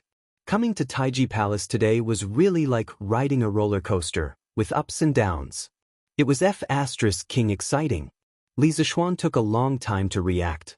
When he heard Li Er's question, he quickly replied, "Your Majesty, it is true. Yesterday, hundreds of villagers in the Han village witnessed the speed of the curved shaft plow with their own eyes. I dare not hide anything. Also, the Chitsu Pavilion workshop has already started to produce the curved shaft plow. There will be more and more villagers who will be able to use the curved shaft plow. At that time, more people will know the superiority of the curved shaft plow." Good. Li Er could not help but say good. These days, he had been worried about the problems of the villages around Chang and for the spring plowing. He originally planned to transfer cattle from the north, but who knew that he would be robbed by bandits on the way? When he received the news, Li Er was so angry that his nose was crooked. However, he did not have the time to deal with the bandits because the spring plowing period was almost over. He had to hurry and transfer cattle from other places. These days, Li Er was really sullen. Now that Li Zishuan had invented the more efficient curved shaft plow, all these problems were solved. Moreover, this thing could be regarded as a divine tool that benefited the country and the people. It was really too important. Li Er, who had been sullen for a few days, could finally breathe a sigh of relief. Can this curved shaft plow be mass-produced? Li Er was not overly excited. He knew that time was tight. The villagers were anxious for the spring plowing. Li Zishuan replied, "Your Majesty, the structure of the curved shaft plow is not complicated. My workshop can make 1 or 200 of them in a day. However, the villagers are anxious for the spring plowing. My personal ability is limited and cannot satisfy the needs of all the villagers in a short time. I am willing to give the blueprint of the curved shaft plow to the imperial court and let them make it. This way, the villagers will not miss the spring plowing as soon as possible. Firstly, the curved shaft plow did not make much money. Secondly, Li Zishuan did not have the ability to produce a large number of curved shaft plows at once. It would delay the spring plowing of many villagers. It seemed that it was better to give it to the imperial court. Li Er laughed and said, "You are quite righteous. Not bad, not bad." Yen lied, "This matter will be handed over to your Ministry of Works. During this time, order all the craftsmen to work overtime and rush out a batch of curved shaft plow." Yen lied quickly cupped his hands and said, "Yes, Your Majesty. I will personally supervise." "That would be best. But I will have to trouble you." Li Er nodded and smiled. Chapter 91. Inside the Taiji Palace. After Li Er finished explaining to Yen lied, he looked at Li Zishuan with mixed feelings. He had originally planned to transfer Li Zishuan into the army and nurture him. He never expected Li Zishuan to be so talented in machinery. Could it be that priest spirit void taught him all this? The roller bearings were indeed very useful. Li Er also planned to reward Li Zishuan with some gold and silver as a reward. However, the significance of the curved plow was too great. It was not an exaggeration to say that its merits were in the present and its benefits were in the future. In a feudal society, the rulers attached great importance to agriculture. If he only rewarded some gold and silver for this merit, it would seem that Li Er was stingy. Li Er pondered for a moment and said to Li Zishuan, "I heard from Jijie that you learned martial arts from Priest Spirit Void when you were a child. Recently, you even created a strange object like the roller bearings. This is one merit. Today, you presented the technique of making the curved plow, so that countless farmers would not miss out on the spring plowing. Your merits are in the country and its benefits are in the future. I am very grateful." This is the second merit. In the imperial court, rewarding merits and punishing faults, making the best use of people's talents, this is the right that the heavens have bestowed upon me. It is also my life's ambition. Li Zishuan, tell me, what do you want? I will satisfy you. Damn, as long as one's IQ was not lacking, they would be able to tell that there was a trap in Li Er's words. If you really want to reward me, why don't you just say it out loud? Why do you need me to say it myself? If I say too much, you'll definitely be unhappy. If I say too little, won't I suffer a huge loss? Li Zishuan thought for a moment and simply pushed the question to Li Er. Your Majesty, my livelihood is in the Tang Empire. I have already deeply fallen in love with this land. These small contributions are what I should do. I really do not dare to covet your Majesty's reward. When Qing Yaojin heard this, he anxiously glared at Li Zishuan from the side. He secretly cursed that his brain was rusty. He actually did not want to reward such a good opportunity. Li Er frowned and said, "How can I not reward a merit? If this were to spread out, how would the commoners view me? How about this, Li Zishuan, are you willing to work under Minister Yen at the Ministry of Works?" Yen Lide's eyes lit up. He also had the same idea. With Li Zishuan's talent, it would be a pity if he didn't join the Ministry of Works. Li Zishuan immediately shook his head like a rattledrum. He didn't want to enter the imperial court and fight for power. Looking at the fate of Zhangsun Wuji, Fang Xianling, Du Ruhui, Wei Jing, and the others who fought bravely in Zhenguan's court, according to the records of later generations, these people committed suicide, had their properties confiscated, their families exterminated, and their corpses whipped. These people were all godlike figures, and they couldn't avoid a tragic end. As a newbie in the bureaucracy, it was better for him to shrink his head and be an honest tortoise. Making a fortune in silence was the right thing to do. It would be best if he could get a position with a high rank, less responsibility, and no management. If he went to the Ministry of Works, not only would he suffer, but if he offended someone, he would probably fall into a trap. He was very envious of Qing Yaojin's unscrupulous personality. He often made a scene in the imperial court, making everyone think that he was a simple-minded boor, As long as they didn't provoke him, he would be harmless to them. Therefore, he was able to be a free and unfettered duke during Zhenguan's reign. This was why he was so awesome. Great wisdom disguised as stupidity. He never showed his talents, but he lived for 100 years. After his death, he was conferred the title of longevity Lu Wang. He lived a rich life and survived 4 emperors. He could be said to be a weirdo in the bureaucracy. Li Zishuan saw Li Er's glare and quickly considered his words before explaining, "Your Majesty, I'm used to being lazy. I'm afraid that going to the Ministry of Works will delay Minister Yan's matters. Moreover, I've been away from home for 8 years and finally returned home. I want to be filial to my parents. Your Majesty, please grant my wish." Well, the banner of filial piety was brought out. What else could Li Er say? Even if he was the emperor, he didn't dare to openly disobey filial piety. Li Er pondered for a while and said, "If that's the case, then forget it.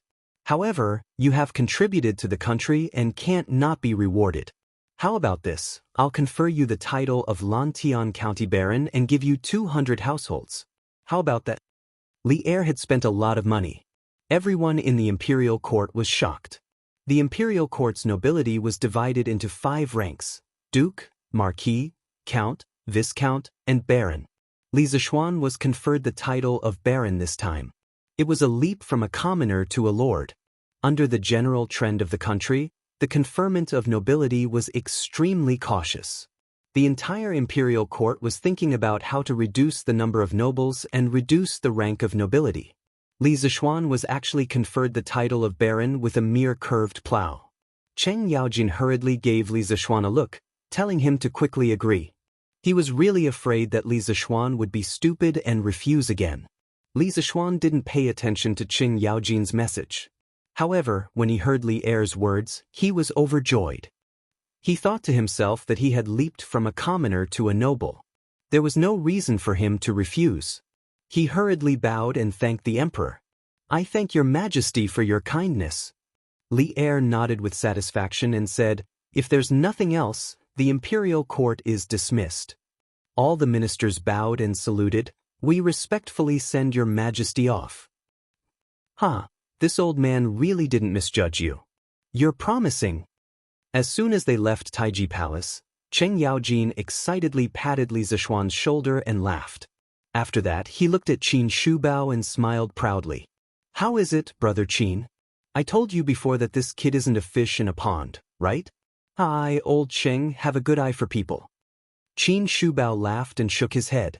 He looked at Li Zishuan and said, "This old man heard from Jijie that your master is spiritual master Ling Su.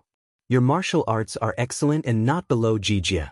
However, I didn't expect you to be able to make such a thing that benefits the country and the people.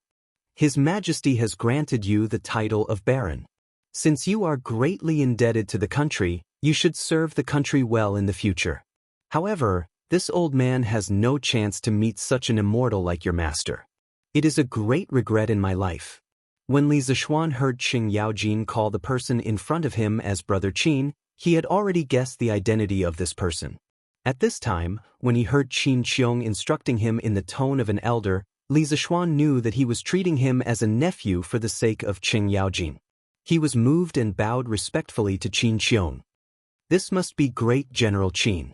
In the past, when I was in the mountains, I often heard my master say that General Qin seized 3 passes in the day and 8 strongholds at night. Your martial arts are rare in the world and you are the first pillar of our Tang Empire. I will remember General Qin's teachings and will not forget His Majesty's kindness." Qin Shubao was somewhat delighted. "I didn't expect your master to know this old man." This old man will call you Xiao Xian for the time being. Since Jijie regards you as his nephew, you should also call this old man uncle to avoid estrangement." Li Zishuan hurriedly went along with it and called out to Uncle Qin. Cheng Yaojin looked at Qin Qiong's sallow face and sighed. "Alas, little Xian, it would be good if your master was still here." In the past, everyone in Jianghu knew that spiritual master Ling Su not only had great achievements, but also had great medical skills. He was not below Dr. Sunday. If he was still here, he might be able to cure Brother Qin's illness. When Li Zishuan heard this, he also looked at the unparalleled hero in front of him. Now, he was stooping and coughing from time to time, thinking that according to the track of history, this old man probably only had less than 10 years to live. He was really a hero past his prime. For a moment, Li Zishuan's eyes were also a little wet. Qin Qiong waved his hand magnanimously and said with a faint smile, "Jie, you are thinking too much. Life and death are predestined. Riches and honor are in heaven. I have been in the military all my life and killed countless people. Perhaps this is the retribution that I, Qin Qiong, should suffer." Chapter 92. In front of the stairs outside the Taiji Palace. Hearing Qin Shubao's words, Cheng Yaojin's eyes instantly turned red. "How can you say that? If there is really retribution, then I have killed as many people as you. The one who deserves to die the most is me." Qin Qiong scolded, "Jie, you are already so old. Why you still acting like a child? Don't let the younger generation see you as a joke. I really don't care about it. If I can see the Tang Empire in peace and the people living and working in peace in my lifetime, I will be satisfied." Li Zishuan said at this time, "Uncle Qin, why don't you ask Dr. Sun to take a look? My master also praised Dr. Sun's medical skills when he was alive. I think Uncle Qin just has a lot of internal injuries. Dr. Sun should treat you a little." Cheng Yaojin's eyes lit up and he cried, "By the way, His Majesty told me before that he would send Dr. Sun to the Qin mansion to take a look at my second brother these days." "Second brother, you can't go out these days." Qin Qiong nodded with a smile. Li Zishuan thought for a moment and said, "If Dr. Sun goes to the Qin mansion, please send someone to tell me. I was lucky to be saved by Dr. Sun in the Zhongnan Mountains. I haven't thanked him in person." Li Zishuan thought that he could ask Sun Simiao to take a look at Hu Jing and his brother. Qin Qiong nodded. At this time, Cheng Yaojin pulled Li Zishuan and said, "Come, little Xian, this old man will introduce you to the elders. These are all good brothers who have gone through life and death with this old man. You should pay your respects." Li Zishuan hurriedly said yes and followed Cheng Yaojin's footsteps to the people walking in front. "Old fool Yuqi, Niu Sanlang, you two wait." Cheng Yaojin shouted at the top of his voice from a distance. The two big men in front immediately stopped, turned around, and glared at Cheng Yaojin. "Madman Cheng, in the next competition, I must beat your stinky mouth crooked. You don't pay attention to the demeanor of an elder in front of the younger generation and talk nonsense." One of the ugly towering men said to Cheng Yaojin unhappily. Cheng Yaojin chuckled, "Ha, wait till you can beat me, old Cheng. Little Xian, come here, let me introduce you to two elders. This is your Uncle Yuqi. His kung fu is only a little bit worse than this old man's, but it's not bad." Li Zishuan ignored the shameless Cheng Yaojin at the side and hurriedly bowed respectfully to one of the later generation's door gods, Yuqi Jingda, and said, "Greetings to Uncle Yuqi. This young one, Li Zishuan, pays respects to you." After Yuqi Jingda glared at Cheng Yaojin, he hurriedly helped Li Zishuan up and laughed. Good. You're quite handsome. But for us men, it's useless to be handsome. You have to be able to pick up a sword and go on the battlefield. Previously, Madman Cheng said that you were actually able to fight him to a draw. You should spar with this old man some other day. Let's see if you are as powerful as Madman Cheng said." Li Zishuan almost vomited blood. Was Yuqi Jingda saying that he looked like a pretty boy? But compared to Yuqi Jingda, this tower-like man, his appearance was indeed a bit fair. Cheng Yaojin said sarcastically, "If everyone looked like a charcoal ball like you, whose family's daughter would dare to marry? Other than your two sisters-in-law, Black and White, who blindly took a fancy to you, wouldn't other girls jump into a well if they saw your king of hell appearance?" Yuqi Jingda was furious. Cursing people but not exposing their shortcomings, Cheng Yaojin's words were too King wicked. "Madman Cheng, you old thing, your mouth doesn't speak human language. Come and fight 300 rounds with this old man." As he spoke, he was about to go up and fight. On the side, Niu Jinda hurriedly pulled him back. "The younger generation is still here. What's with the two of you messing around like this?" At this time, Cheng Yaojin chuckled and pulled Li Zishuan over. Pointing at the dark-skinned, muscular man who was pulling Yuqi Jingda, he introduced, "This is your Uncle Niu. In the past, we went through fire and water together many times. His battle formation skills are quite exceptional. You kid must follow him and learn well. Of course, Li Zishuan had heard of Niu Jinda's great name. This was one of the few fierce generals of the Great Tang. Li Zishuan respectfully bowed and said, "Greetings, Uncle Niu." Niu Jinda was obviously more composed than Qing Yaojin and Yuqi Jingda. He twirled his beard and smiled. "Good kid, no need to be so polite. You are truly a young talent. You were able to invent the curved plow, so you can be considered the great benefactor of all the farmers in the world. I, old Niu, was also a farmer in the past. I know the severity of missing the spring plowing. With your curved plow, who knows how many fewer people will starve to death." Li Zishuan hurriedly said modestly, "Uncle Niu, you flatter me. I was just fooling around." Cheng Yaojin came over and said, "Little Xian, you said before that you raised chickens to supply your restaurant with new dishes. Is that true?" Li Zishuan nodded and said, "That's true." Cheng Yaojin slapped his thigh and shouted, "Then this time, my family raised 30,000 chickens with you. When the time comes, you will have to take them all. I, old Cheng, have really invested a lot this time." Li Zishuan widened his eyes. He did not expect Cheng Yaojin to trust him so much that he directly wanted to raise 30,000 chickens. This was such a big gamble. But this was also good. When the time came, the Cheng family's farm would not have to fear the plague of locusts.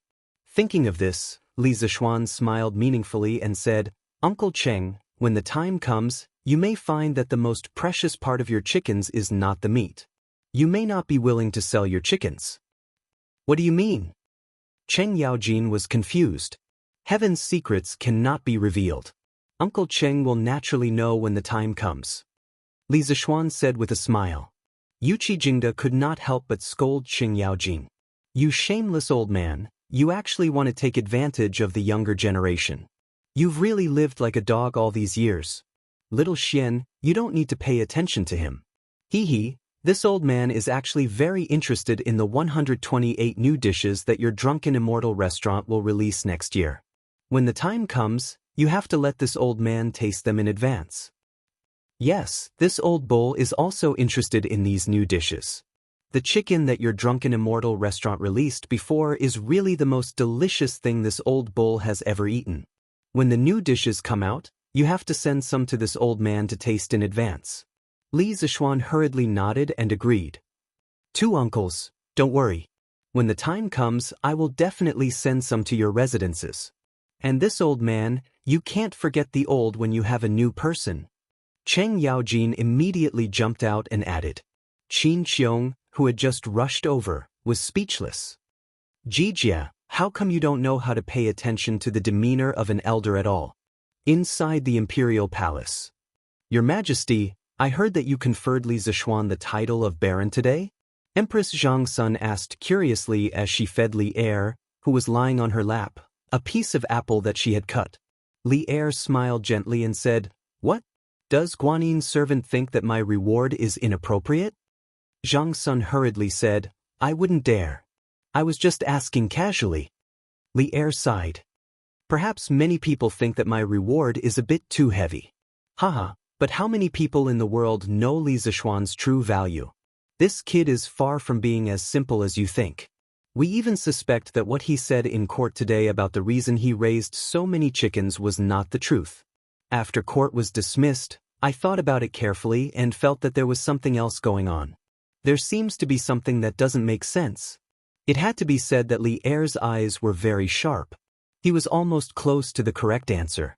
Zhang Sun didn't understand and asked, "I heard Xingqian say before that Li Zishuan invented the gnawing chicken and wrote Journey to the West. Now, this book has spread throughout the palace. However, this child is only 14 years old. Is he really worth a baron?" Li Er stood up and frowned with his hands behind his back.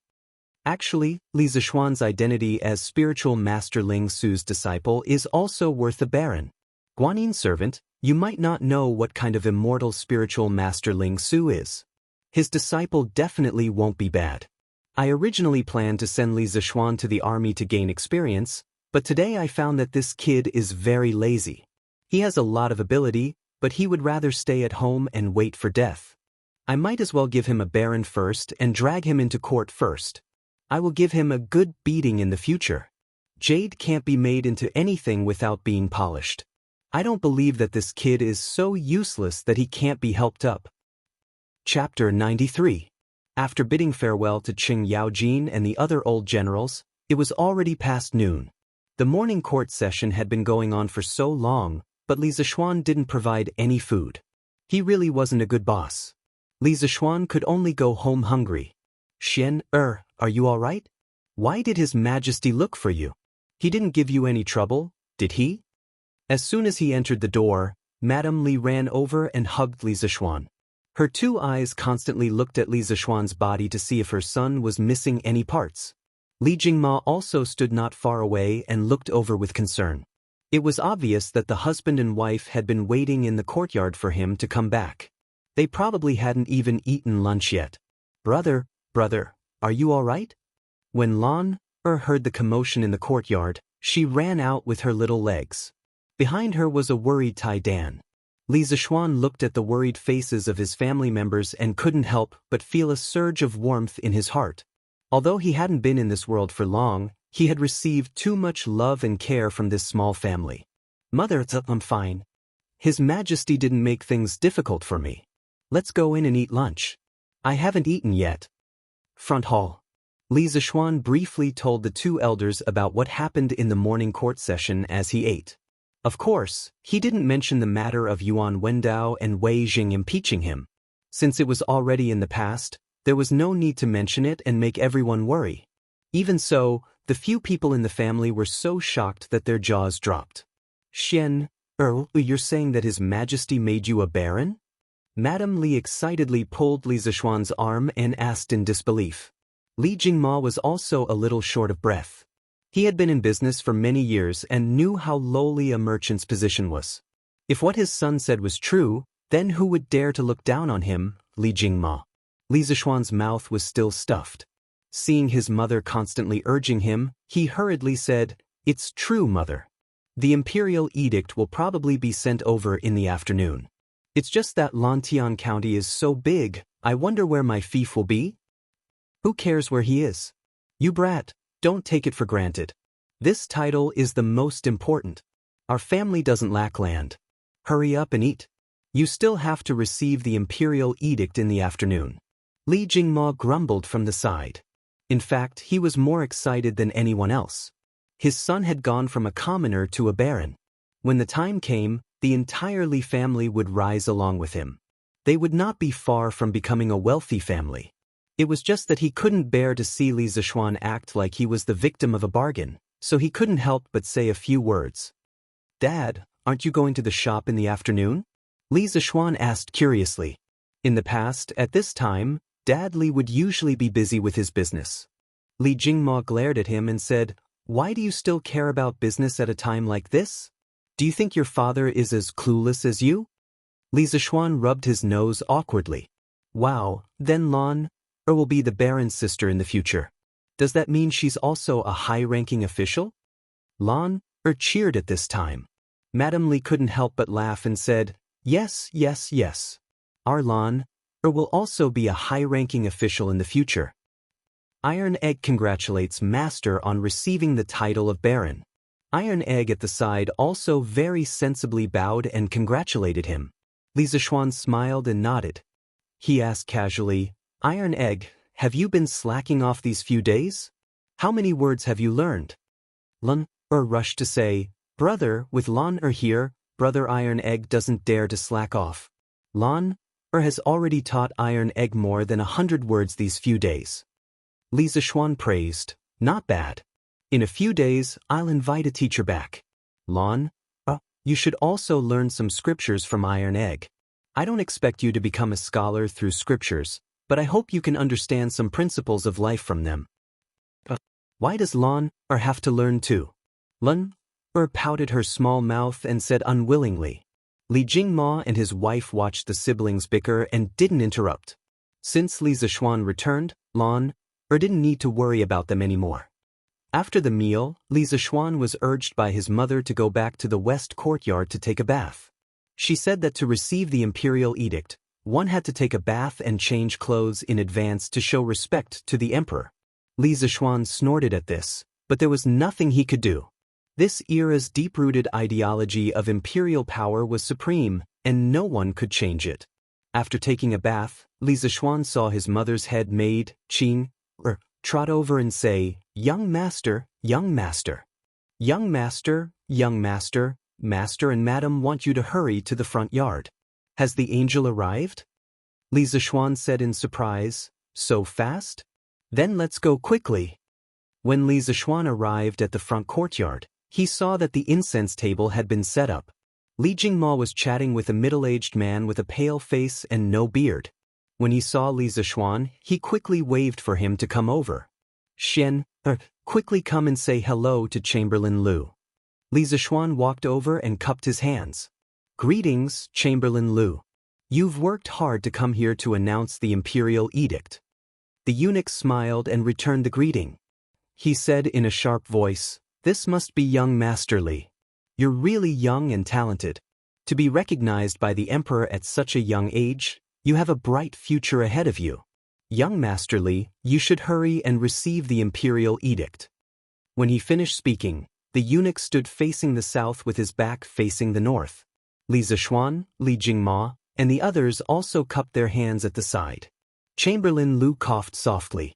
"The emperor of the Tang dynasty has decreed that there is a good son named Li Zishuan. Since he was young, he has been adhering to the virtues of good. He created roller bearings, created the divine plow." The eunuch recited the edict for the time it took to drink a cup of tea. Other than the beginning, Li Zishuan didn't understand what the ancient text was saying. He finally heard the words roller bearings and divine plow, which should be praising his achievements. Then he heard the words male of Longtime County. "This is my title. But where is my fief? Didn't they say that there were 200 households in the fief? There should be 2,000 or 3,000 mu of land, right? Why didn't he hear anything?" When Chamberlain Lu finished reciting, Li Jingma pressed Li Zishuan to the ground and kowtowed 3 times and 9 times. The eunuch smiled and said, "Congratulations, Lord Zhu. You have been conferred the title of male at the age of 14. The day you become a marquis is just around the corner." When he finished speaking, his eyes were fixed on Li Zishuan. Li Zishuan's hair stood on end under the eunuch's gaze. He didn't know what was going on, but Li Jingma knew better. He quickly had someone bring over a tray with a dozen golden pancakes. Li Zishuan was speechless. He secretly praised his father for being so generous. At the same time, he also understood that the eunuch was trying to get money. He was still too inexperienced. Luckily, he had his father by his side to take care of him. It was true that having an old man at home was like having a treasure. Li Jingma handed the tray to Chamberlain Lu. He smiled and said, "Both of us are extremely grateful to have Chamberlain Lu deliver the edict. Now that we have received such good news, how can we let Chamberlain Lu return empty-handed? This is a small token of our appreciation. I hope Chamberlain Lu doesn't mind." Chamberlain Lu smiled and took the tray. He bowed to Li Zishuan and said, "Thank you, Lord Zhu, for your reward." Li Zishuan nodded. This Tang dynasty eunuch wasn't bad. However, he was most concerned about where his fief was. Chapter 94. After the eunuch left, the Li residence became a sea of joy. Li Jingma and his wife held the imperial edict and flipped it over and over. From time to time, they would whisper and laugh. Their joy was evident in their words. Li Zishuan estimated that if there was an ant on top of the imperial edict, Li Jingma would be able to catch it. "Father, have you seen enough?" His parents had been looking at it for almost an hour. Li Zishuan couldn't take it anymore. "What, your mother and I raised you. Now that you've finally made a name for yourself, why can't you look at it more?" Father Li was unusually happy today. It was rare that he didn't scold Li Zishuan. When Li Zishuan said that he was going to be knighted, Father Li was excited. However, he was still worried that something might happen. Now that the imperial edict was in his hands, Father Li's heart was finally at ease. He could laugh out loud. No, father, mother, you can look as long as you want. I just want to ask, Where is my fief? Li Zishuan scratched his head awkwardly. Who told him to not study Chinese? He didn't understand the imperial edict just now. He was at a disadvantage because of his lack of knowledge. Father Li glared at Li Zishuan. Ignorant and incompetent. You can't even understand the imperial edict. Didn't Lu just tell you the location of your fief? You also said that you wanted to find a teacher for Lan. I think you need a teacher to teach you. Li Zishuan was very embarrassed. Madame Li covered her mouth and laughed. Xian, why are you so concerned about your fief? Coincidentally, according to His Majesty's edict, your fief is about 2,000 mu of fertile farmland in Plum Village in Lantian County. It's not far from the Han family village. Ignoring his father's scolding, Li Zishuan heard his mother's words. He opened his mouth in shock and asked, Plum Village's farmland? Didn't Lu Shuren buy it? Li Jingma snorted. He spent money to buy it, but that doesn't mean it's his. If the imperial court wants to take it back, would he dare to not hand it over? However, the imperial court will also give him some compensation. Li Zishuan also knew that Lan had been bullied in the Han family manner. If it wasn't for the fact that Li Zishuan had already punished Lu Haojian severely, Li Jingma would have gotten someone to do it himself. Li Zishuan nodded in understanding and asked, Father, then if the imperial court wants to take away our Han family manor's land in the future, will it be like Lu Shuren now? Li Jingma nodded. In theory, that's true. However, Xian, you're already a baron. As long as you don't commit any crimes, the imperial court shouldn't casually take away the Han manor's land. As far as I know, all the civil and military officials in the court basically spend money to buy some land in other places other than their own fiefs. His Majesty usually doesn't take away their land. So that's how it is. In that case, I'll be in charge of 2 farmsteads in the future. That's more than 5,000 mu of land. I'll have to link the 2 farmsteads together and build a new feudal village. Li Zishuan thought happily. In a private room on the top floor of the Yunxi restaurant, a young master was holding a wine cup and sipping wine while looking down at the pedestrians on the street. A soft sound came from the door. Then, a middle-aged scholar in black carefully walked in and respectfully said to the young master, Second young master, Without waiting for him to finish, the young master didn't even turn his head. A cold aura suddenly filled the room. Even though the middle-aged scholar couldn't see the young master's expression, he knew that he had said something wrong. He quickly slapped himself and corrected himself. Young master. The young master then asked, How did it go? Did Yuan Wendao's impeachment succeed? The middle-aged man in black didn't dare to raise his head and whispered, Young master, Yuan Wendao's impeachment failed. Li Zishuan was instead made a baron by His Majesty. What a piece of trash. The young master slammed the table and snorted angrily. Please forgive me, young master. The man in black immediately kept quiet out of fear and quickly knelt down to beg for mercy. After a while, the young master picked up his wine cup and took a sip of wine. He said lightly, Tell me what happened? The black-clothed man then reported in full detail how Li Zishuan had rebutted Yuan Wendao and Wei Zheng's impeachment during the morning court assembly. After listening to the story, the young master closed his eyes and meditated for a long time before muttering to himself, Oh, I didn't expect that Li Zishuan not only escaped this disaster, but also benefited from it. It's like this kid was sent by the heavens to go against me. Half a month ago, when I was sent to take over Yunxi restaurant, that kid pushed out the chicken he ate at drunken Immortal restaurant. At first, I thought he was just an ant and could easily kill him. I didn't expect that he would soon become friends with Cheng Chumo and the Crown Prince. The ant turned into a grasshopper and had the strength to fight. And now, he was unexpectedly made a baron. This grasshopper turned into a tiger and had its own teeth. Things are getting more and more interesting, The middle-aged man in black was ashamed. It's my fault. Please punish me, young master. Is there any use in punishing you? This young master will remember this matter. If you fail again, don't come back to see me. The middle-aged man in black hurriedly said, Don't worry, young master. There won't be a next time. The young master nodded and asked, Is Wang Eru still unwilling to come to Yunxi restaurant? Reporting to young master, this subordinate offered twice the monthly salary of drunken Immortal restaurant, but Wang Eru is still unwilling to come. Young master, this person doesn't know how to appreciate favors. Should this subordinate send someone to teach him a lesson? The young master shook his head. Times are different now. Now that Li Zishuan has been made a baron, if we go overboard, it'll be easy to expose ourselves. Besides, even if we get Wang Eru to our Yunxi restaurant, Li Zishuan can still train a second Wang Eru. To me, Yunxi restaurant's business doesn't matter, but this young master isn't willing to lose to that person. The middle-aged man in black didn't dare to reply. The room fell into silence. After a short moment, the young master spoke and asked, "How many customers have we robbed from the drunken Immortal restaurant?" The middle-aged man pondered for a few breaths of time and answered, "About 30 to 40%, but I heard that the drunken Immortal restaurant has started to lower their prices." "Then we'll lower our prices as well."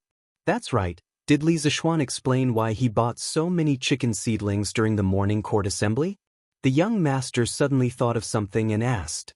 Reporting to young master, Li Zishuan said that he's raising so many chickens for the farmers to subsidize their expenses. Secondly, it's for the 128 chicken banquet that his drunken Immortal restaurant is going to launch next year. It said that their new dish requires free-range chickens. Do you believe that? The young master thought for a moment and snorted disdainfully. Young master, this lowly one feels that Li Zishuan's words are quite reasonable. The middle-aged man scratched his head and spoke in bewilderment. You're a pig's head. Although I can't guess his true objective, I'm sure it's not just for this. Moreover, I don't think the emperor will believe it. Also, what's that good big brother of mine doing recently? The young master first mocked the middle-aged man and then suddenly asked.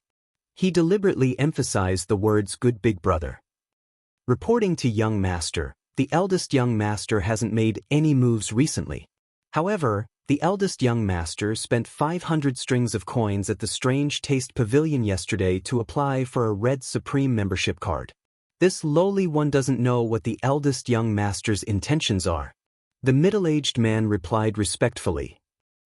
This good big brother of mine is probably interested in my sworn enemy, isn't he? The young master snorted coldly and the room fell into silence again. Chapter 95. From tomorrow onwards, he would be a happy person. He would feed the horses, chop firewood, and travel around the world. From tomorrow onwards, he would care about food and vegetables. He would have a house that faced the sea. He would have a house, land, and a title. He would finally have a place to settle down in the Tang dynasty. Thinking about this, Li Zishuan felt extremely relaxed. He lay on the bed and did not want to get up. He even wanted to spend the rest of his life eating and waiting for death. After all, he would not be able to use up all the money at home. That's right, Li Zishuan had no ambition and was content with his wealth. What was the point of earning so much money? He was not going to raise a flag or gather people to rebel. The money at home was enough for him to use for a few lifetimes. Young master, it should be Lord Ju. It's time to get up. Xiaoxi entered the room and said with a face full of smiles. It was just that she was not used to being called Lord Ju. The little girl realized that she had said something wrong and was a little flustered. However, the joy in her eyes could not be hidden. Li Zishuan teased, Xiaoxi, what's the occasion today? Why are you so happy? No, nothing. Xiaoxi was a little flustered as she gathered the hair in front of her forehead. Hey, if you don't say it, I won't get up today. Originally, it was just a casual question. However, looking at the little girl's expression, it was obvious that something was wrong. Li Zishuan acted shamelessly. Lord Ju, how can you be like this? Xiaoxi had a new understanding of her young master's shamelessness. Li Zishuan was speechless at the little girl's exaggerated reaction. He was just teasing her and did not act like a hooligan. If you are not used to being called Lord Ju, then continue to call me young master. I feel uncomfortable hearing it. Xiaoxi, tell me quickly. What good thing did you encounter? Did you pick up some money? Xiaoxi hesitated for a moment before saying embarrassedly, Madam said this morning that all the servants in the residence will have their allowance doubled for the next 3 months to celebrate young master's conferment. Huh, Xiaoxi, you really picked up some money. Half of your extra allowance is due to me. Xiaoxi, you have to thank me. Xiaoxi also felt that the young master's analysis made sense, but she couldn't think of how to thank him. She said awkwardly, young master, you don't lack anything. Xiaoxi can't think of how to thank you. Hearing this, Li Zishuan said sneakily, who said that I, your young master, don't lack anything? I've lacked calcium since I was young, and I've lacked love when I grew up. After he finished speaking, he stared at the little girl's small chest with some bad intentions. Tiske, it was really quite big. Young master, you rogue. She could feel Li Zishuan's perverted gaze. She screamed and ran away while covering her face. Sigh, this little girl really can't handle teasing. Li Zishuan shook his head helplessly. He could only get up and put on his clothes. Shopkeeper Lu is here today? Li Zishuan went to the front hall and was about to eat breakfast when he saw shopkeeper Lu talking to old man Li. Greetings to Lord Ju. Congratulations to Lord Ju for your bright future. Shopkeeper Lu didn't dare to be as casual as before. When he saw Li Zishuan enter, he quickly stood up and respectfully bowed to Li Zishuan. Li Zishuan's current status was different from before. He couldn't be disrespectful. Hey, Uncle Lu, in any case, we've worked together before. Why are you acting so distant now? Uncle Lu, you should just call me young master or little Xian. There's no need to be reserved. My father and I remember the contributions you've made to the drunken Immortal Inn. Li Zishuan could clearly feel that shopkeeper Lu's attitude wasn't right today. However, he understood after thinking about it. He wasn't someone who liked to put on airs. Although he had a noble title now, to him, this title was just a coat to protect himself and his family. It wasn't a tool to put on airs. When shopkeeper Lu saw that Li Zishuan's attitude towards him was still as cordial as before, he was very touched. One had to know how lowly merchants were in this society. Which noble would be willing to treat them as equals? Young master, I'm indebted to you for thinking so highly of this old man Lu. In the future, this old man Lu will definitely take care of the drunken Immortal restaurant. Shopkeeper Lu's eyes became moist as he spoke. Li Jingma smiled and comforted him. Shopkeeper Lu, sit down and talk. Although my Xian is now a baron, our Li family is still the same Li family. Xian and I won't forget an old man like you who has contributed greatly to the Li family. Shopkeeper Lu cupped his hands and said, Old master is benevolent and righteous. Li Zishuan sat to the side and picked up the millet porridge his mother had prepared for him. Along with the pickled vegetables, he slurped down the porridge. As he ate, he asked, Uncle Lu, why did you come here today? Old man Li glared at Li Zishuan when he saw his rude eating manners. Shopkeeper Lu didn't mind at all. In his view, Li Zishuan didn't treat him as an outsider. Old man Lu was very pleased. When he heard Li Zishuan's question, shopkeeper Lu hurriedly replied, Young master, old man Lu is here today to discuss the drunken Immortal restaurant with old master. So what if it's the drunken Immortal restaurant? Didn't I ask Uncle Lu to lower the price before? Li Zishuan curiously asked. Young master, we did lower the price of the chicken we ate as per your instructions. We also recovered 20% of the customers we lost. But today, the Yunxi restaurant lowered the price again. Their chicken is now only 450 copper coins per serving. Shopkeeper Lu said with a bitter expression. Li Zishuan frowned and muttered, They want to fight until the end. They want us to fight to the end. We can't lower the price of this chicken any further. There's no need to fight a price war with them anymore. Father, do you know who the owner of the Yunxi restaurant is? Li Jingma thought for a moment and said, I don't know who their owner is. I've never heard of their owner, but I do know their shopkeeper. His name is Xiao Ying, and he's a nobody. He only became the shopkeeper of Yunxi Pavilion 2 years ago. However, the Yunxi restaurant seems to have some backing. In the past, there were quite a few local ruffians who made a scene there and drank and reneged on their debts. Li Zishuan's frown deepened. After pondering for a moment, he said, Seems like the Yunxi restaurant has some backing. Looks like this Yunxi Pavilion has quite the background. Uncle Lu, don't bother about them for now. Just run your business as usual. I still have some matters to attend to. Once I'm free, I'll teach Wang Eru a few new dishes. While I'm at it, I'll also bring the drunken Immortal restaurant a divine wine that no one has ever tasted before. Old Man Li glanced at his son suspiciously. Shopkeeper Lu, on the other hand, was abnormally excited. Since young master wants to take action, then this old man Lu is completely at ease. Oh right, there's one more thing. Wang Eru previously told me that the Yunxi restaurant wanted to poach him with a higher price, but Wang Eru didn't agree. Li Zishuan was angered to the point of laughing. The Yunxi restaurant is really pushing us hard. They're unscrupulous. Uncle Lu, Eru is a good seedling. Don't mistreat him. Tell him to follow this young master and work hard. Don't think about anything else. I can give him anything that others can give him. I can even teach him to make many new dishes that others can't make. Let him weigh the pros and cons. Shopkeeper Lu hurriedly nodded and said, Yes, young master. Don't worry. I, old man Lu, feel that Eru is quite reliable. Then, young master, old master, I'll go back first. Li Zishuan nodded. Chapter 96. Li Estate's Front Hall. Xian, it's fine if drunken Immortal's business isn't good, but why do you care so much? Our family doesn't lack money. You're already a baron, so how can you work in the kitchen? After manager Lu left, Li Jingma looked at his son who was slurping down his breakfast and couldn't help but ask. He couldn't understand his son's actions. In his eyes, although drunken Immortal's business was good, it wasn't as noble as his status as a baron. His son was a baron, yet he wanted to work in the kitchen. Old man Li felt that it was beneath his status. Li Zishuan swallowed his food and smiled.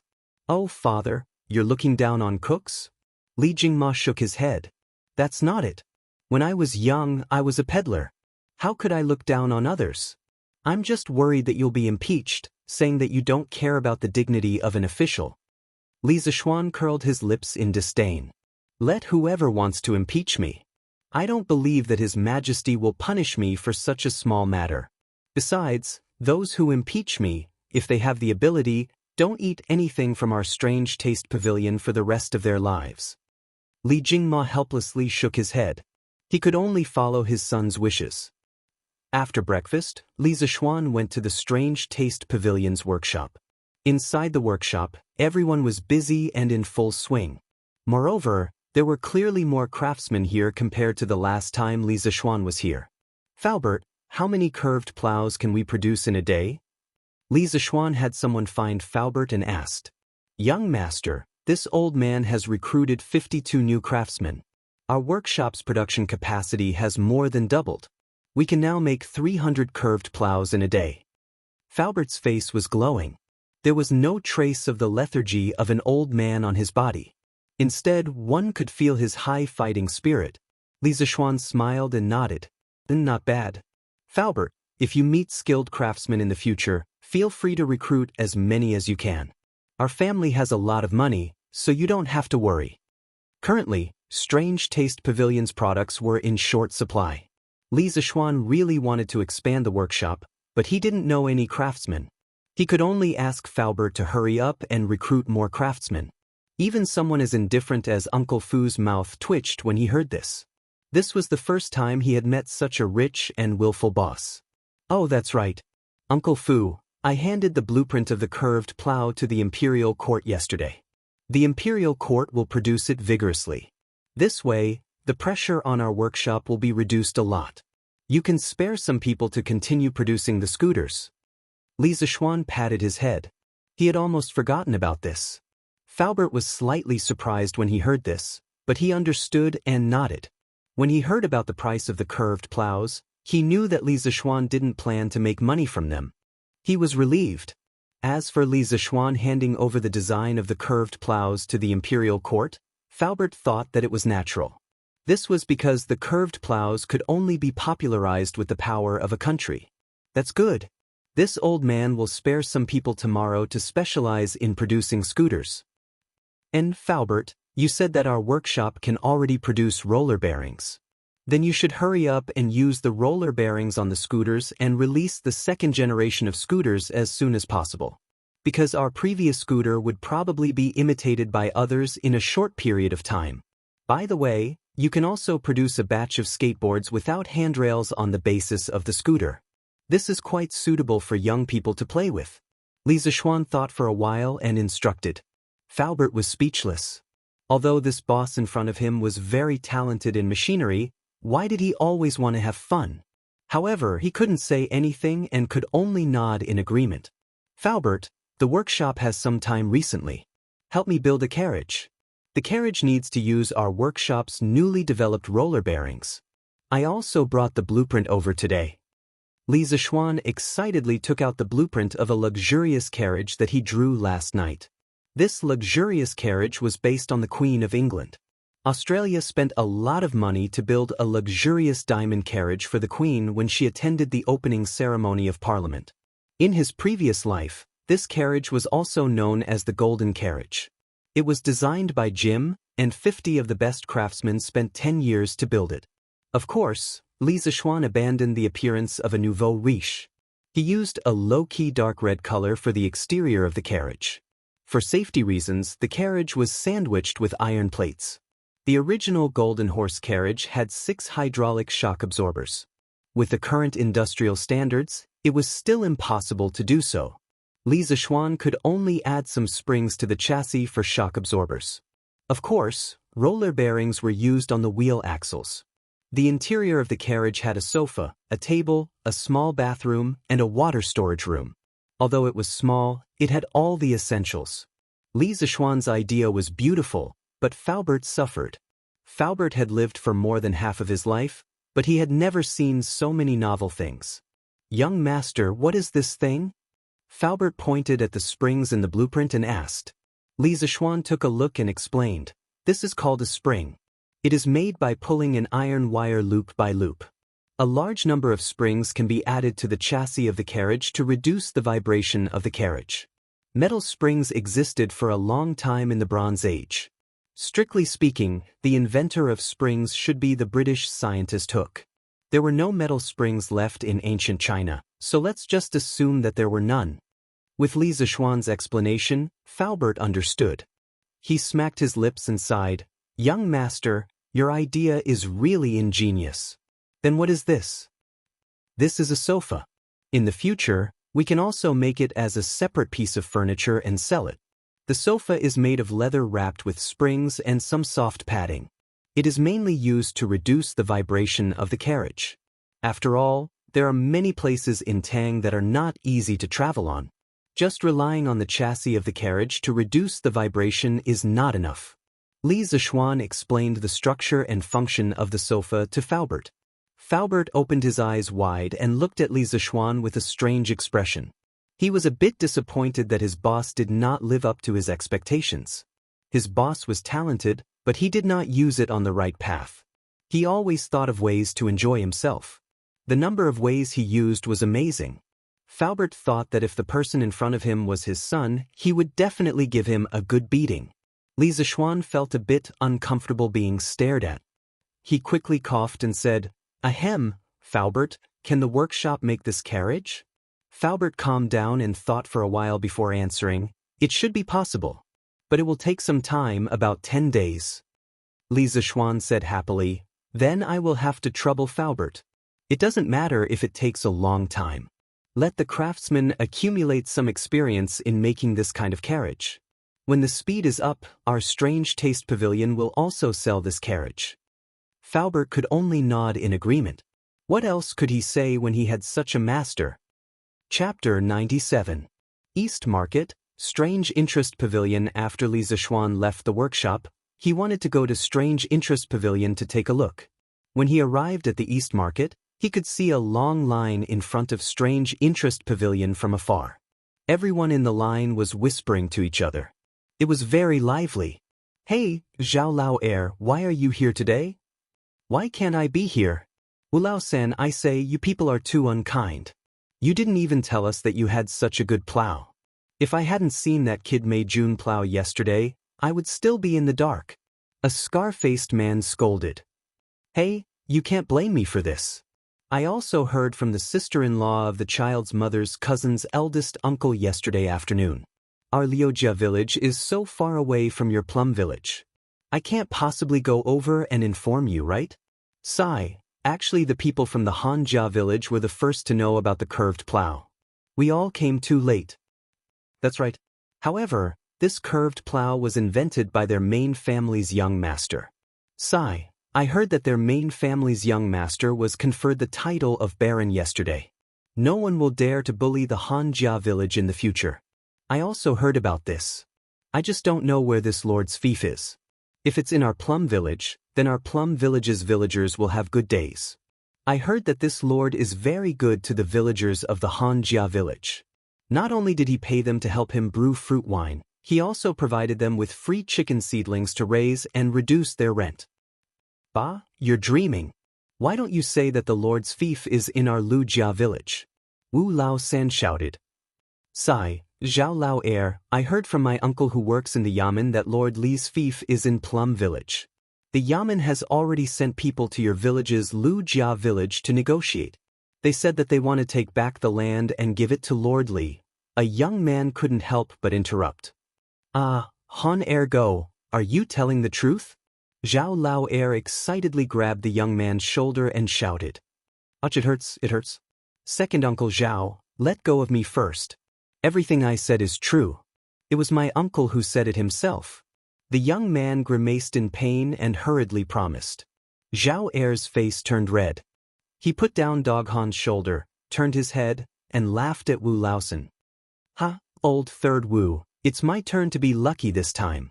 I'm going to be Lord Zhu's family's farmer in the future. When that time comes, you'll definitely not be as rich as me. Ha, are you envious? Jealous? Are you King going to bite me? His big face that was smiling like a chrysanthemum, coupled with the scar on his face, looked particularly terrifying and mocking. Wu Laosan shouted angrily, C, Zhao Lao, you King bastard. You're asking for a beating. Li Zishuan's hearing was very good. He could hear their conversation from afar. He shook his head with a smile and ignored them. He passed through the crowd and entered through the back door of Strange Interest Pavilion. There were very few people from the Han family manor in the crowd today, so no one recognized him. Oh, young master. No, it's Lord Zhu. You're here? Sun Huayuan, who was busy at the front desk, heard the servant's report. He quickly put down his work and ran up to the second floor. He greeted Li Zishuan enthusiastically. Li Zishuan nodded slightly and gestured for Sun Huayuan to sit down. Shopkeeper son, I'm sure you've heard that I've submitted the blueprint of the curved plow to the imperial court. From tomorrow onwards, half of the workshop will continue to manufacture the scooters. Shopkeeper son, when the time comes, you can set up another team to sell the scooters. Sun Huayuan was pleasantly surprised. That's great. Don't worry, Lord Zhu. I'll arrange it well. Although the curved plow was popular, Strange Interest Pavilion didn't make much money. In comparison, Sun Huayuan was more willing to sell the scooters. This was a good performance. Li Zishuan continued. The workshop should be able to develop the second generation of scooters in the next 2 days. Compared to the first generation, the second generation scooter uses our workshop's exclusive technology. It's more flexible and faster.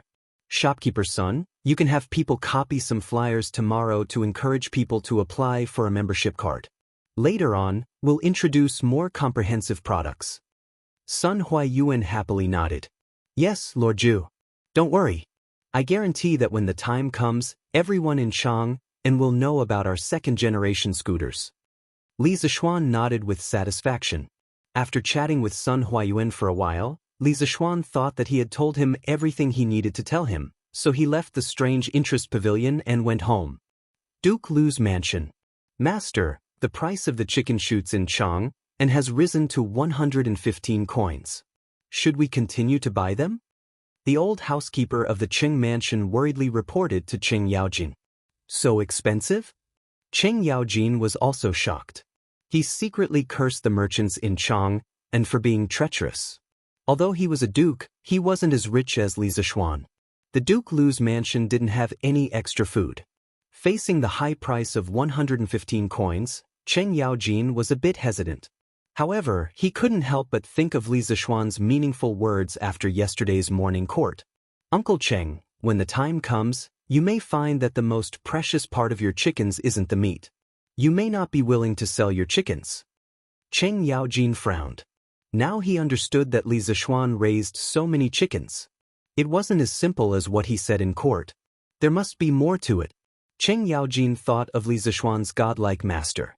He clenched his teeth and made a decision. Buy, continue to buy. Housekeeper Liang, when the gate of the eastern market opens, you go there. Bring more people with you and act separately. Li Zishuan got a new piece of land yesterday. I think he will continue to raise chickens on his land. The price of the chicken shoots will only get more and more expensive. Try to be ahead of them and buy all the chicken shoots in the eastern market. Try to get 30,000 chickens as soon as possible. Anyway, that kid's family doesn't lack money. Let them buy later. Ha! As Cheng Yaojin spoke, he burst into laughter. In his heart, he was silently praising himself for being quick-witted. Housekeeper Liang also felt that Cheng Yaojin's words made sense. He quickly bowed and left. It had to be said that Cheng Yaojin's speculation was very accurate. At this time, Li Zishuan was at home. He asked housekeeper Wang to continue buying chicken shoots. Uncle Wang, how many more chickens do we need from the 80,000 in the Han village? Housekeeper Wang took out a small booklet and looked at it. He said, Young master, with the ones we bought today, we are less than 10,000 chickens. I think we can get them by tomorrow. Li Zishuan said happily, Not bad.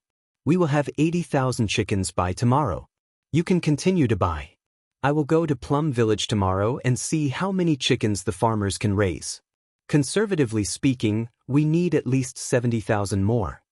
Housekeeper Wang widened his eyes and said, Young master, the price of a chicken shoot in Chang and has risen to 115 copper coins. Do we still need to buy so many? So expensive? It was almost double the initial price of 70 copper coins.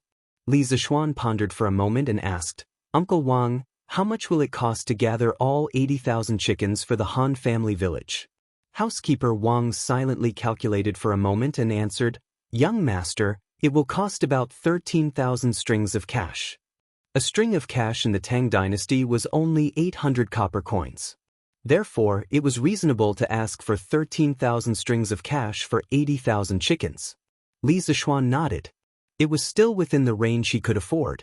He said, Uncle Wang, continue to buy. We can still afford it. Although housekeeper Wang did not understand, he still nodded. Chapter 98. The next day. After Li Zishuan finished his breakfast, he called for Iron Egg and asked, Iron Egg, come with me to the Han village today. You've been here for so long, it's time for you to go home. Iron Egg was happy to hear that. After being here for so long, he was indeed homesick, so he said, Thank you, master. Brother, I want to go too. Lon immediately shouted. Li Zishuan and Iron Egg had both left, so it was meaningless for her to stay at home alone. Li Zishuan thought about it. If he let one sheep go, he would let a flock of sheep go as well. So he nodded his head indifferently. Li Zishuan carried Lan and rode the big white horse at home. Iron Egg didn't know how to ride a horse, so Li Zishuan asked Sanbao to get him a little donkey. Just like that, the three of them rode 2 horses and headed to the Han village. Greetings, Lord Zhu. Greetings, Lord Zhu. As soon as they entered the Han village, many farmers who were working in the fields hurried over to greet Li Zishuan. Among these people, there were old people and young adults. Now that Li Zishuan had become a Lord Zhu, the farmers of the Han village were even more proud. Li Zishuan didn't put on airs. He smiled and greeted everyone one by one, then brought Lan and Iron Egg to the small courtyard of the Han village. When they passed by Old Hu's house, Li Zishuan heard the sound of goo-goo from afar. It was abnormally noisy, so he looked over and found that the courtyard door was wide open. Other than the Hu siblings, there were 8 or 9 children inside. Li Zishuan also found Niu, who had reported to him when Lan was captured. Li Zishuan was curious, so he said to Iron Egg, Iron Egg, bring Lan to your house first. I'll come later. Iron Egg replied, Yes, master. Li Zishuan led the big white horse towards Old Hu's courtyard. Niu, you have to treat these chickens as your friends. Have some patience. Then, pay attention to the rhythm when sure enough and I call the chickens. You'll be able to learn it very quickly. In the courtyard, Hu actually gently gathered the hair on her forehead and squatted on the ground, patiently explaining to Ernyu and the other brats the essentials of making the chickens obedient. It had been a while since they last met, and Hu's complexion was much better than the last time. Moreover, she looked more energetic. It should be because her family's life had improved recently. Ernyu scratched his head and said naively, "Thank you, sister. I'll try again with Zhu Zi and the others." At this time, Hu Zhen smiled happily and said, "Hee, Ernyu, don't be in a hurry. Take your time. Young master is here." Sure enough, when Hu saw Li Zishuan who had just entered the door, he suddenly jumped up and shouted excitedly. He knew that the reason why the siblings were so popular in the village was entirely because of Li Zishuan's help. Therefore, he was very grateful to Li Zishuan. When Hu Zhen heard her brother's cheers, she quickly stood up and looked at the door. Although she couldn't see, she could feel it. She rushed in the direction where Li Zishuan was standing and bowed slightly. She smiled sweetly and said, "Greetings, Lord Zhu." That sweet smile was like a pure lotus blooming, decorating the entire farmhouse courtyard. When the other brats saw Li Zishuan, they quickly imitated the adults and bowed. "Greetings, young master." "Greetings, young master." "Greetings, Lord Zhu." "Greetings, Lord Zhu." The brats all addressed him differently, and it was a mess. When Li Zishuan saw that Hu Zhen and her brother were living so happily, he was also very gratified. He took a package from the horse's back and took out a bag of snacks. He handed it to Ernyu and shouted to the brats, "All right, everyone come over and share something to eat. I'll talk to Hu Zhen and Hu Zhen for a while. Zhen, you two come out." The brats excitedly surrounded Ernyu and shared the snacks. No one in the village was willing to buy such exquisite food. Hu Zhen and Hu Zhen followed Li Zishuan out of the courtyard. "Zhen, tell me, how have you been recently?"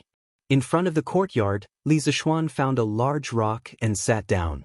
The Hu siblings stood on both sides of him. "Yes, young master." Hu Zhen softly agreed and began to talk about some of the things that happened in the Han village after Li Zishuan left last time. Ever since Li Zishuan had made that strange request last time, although the villagers of the Han family manor were too embarrassed to come over and learn this strange skill from the two children, the adults of each household had all rushed their own brats over to learn this skill. One had to know that if they learned it, they could receive a reward of 500 copper coins. This was not a small amount of money. It was enough to buy 2 new sets of clothes for their children for the new year. Thus, the small courtyard of the Hu family had almost become the village's school. The Hu siblings were naturally the teachers of this school. Those children who learned the ability to train chickens were naturally praised by their parents when they returned home. They were provided with good food and drinks, as if they had obtained good results in the school. Those brats who couldn't learn after a few days, when they returned home, their parents would feel that they were not as good as the children of other families. Naturally, they couldn't avoid being beaten up. Just like those brats who didn't do well in the exams, they wouldn't have a good ending when they returned home. Just like this, the Hu siblings became the leaders of the brats in the Han village.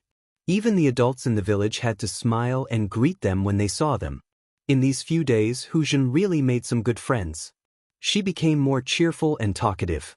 When Hu Zhen saw that her brother was happy, the smile on her face became more and more.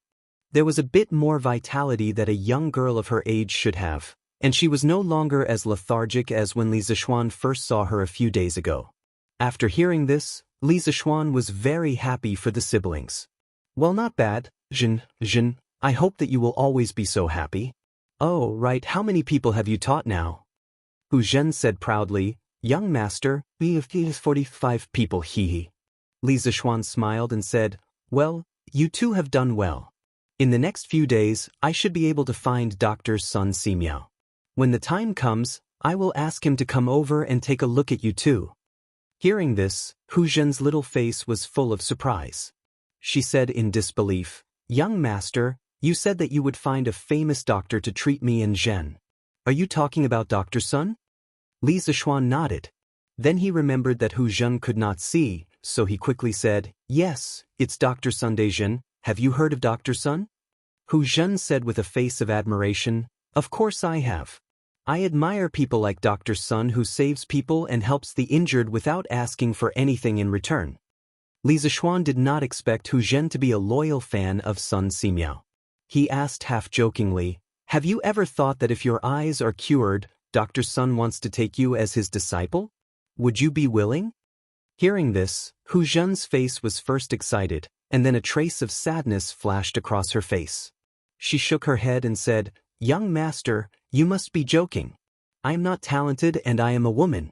How could Dr. Sun be willing to take me as his disciple?" "Huh, can't women learn medicine?" Li Zishuan shook his head and did not want to argue. After chatting with the siblings for a while, he went to the small courtyard of the Han family. Chapter 99. The sun was high in the sky. Li Zishuan finally arrived at the Han family's courtyard. From afar, he could hear Lan, and Iron Egg's noisy voices. "Sister Yushi, Lan, wants to eat the chicken stewed with mushrooms from last time. Sister, Iron Egg wants to eat gnawed chicken. You brat, gnawed chicken is so expensive. How can you eat it every day?" This was Han Lijing's voice.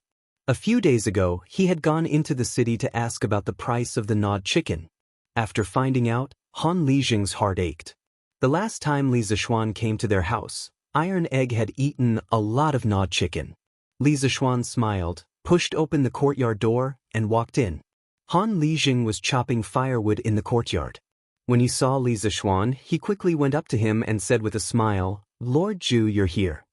After saying that, he quickly took the reins from Li Zishuan's hands. Li Zishuan waved his hand and refused. He tied the big white horse to a big tree in the courtyard and replied with a smile, "Uncle Han, don't call me Lord Zhu. Uncle Han, don't call me Lord Zhu. It's fine if others call me that. You and my father are old friends, and I'm Tai Dan's master. You can call me Little Xian or Young Master." Han Lijing saw that Li Zishuan treated people as politely as before after becoming a baron. When he heard Li Zishuan's sincerity, he felt warm in his heart. He smiled and said, "Hee, then young master, please come in and have a seat. It's hot outside." Li Zishuan smiled and nodded. He said so much to Han Lijing because he didn't want his relationship with his family to be too estranged. "Yushi, young master is here. Hurry up and prepare the food. Don't let young master wait too long."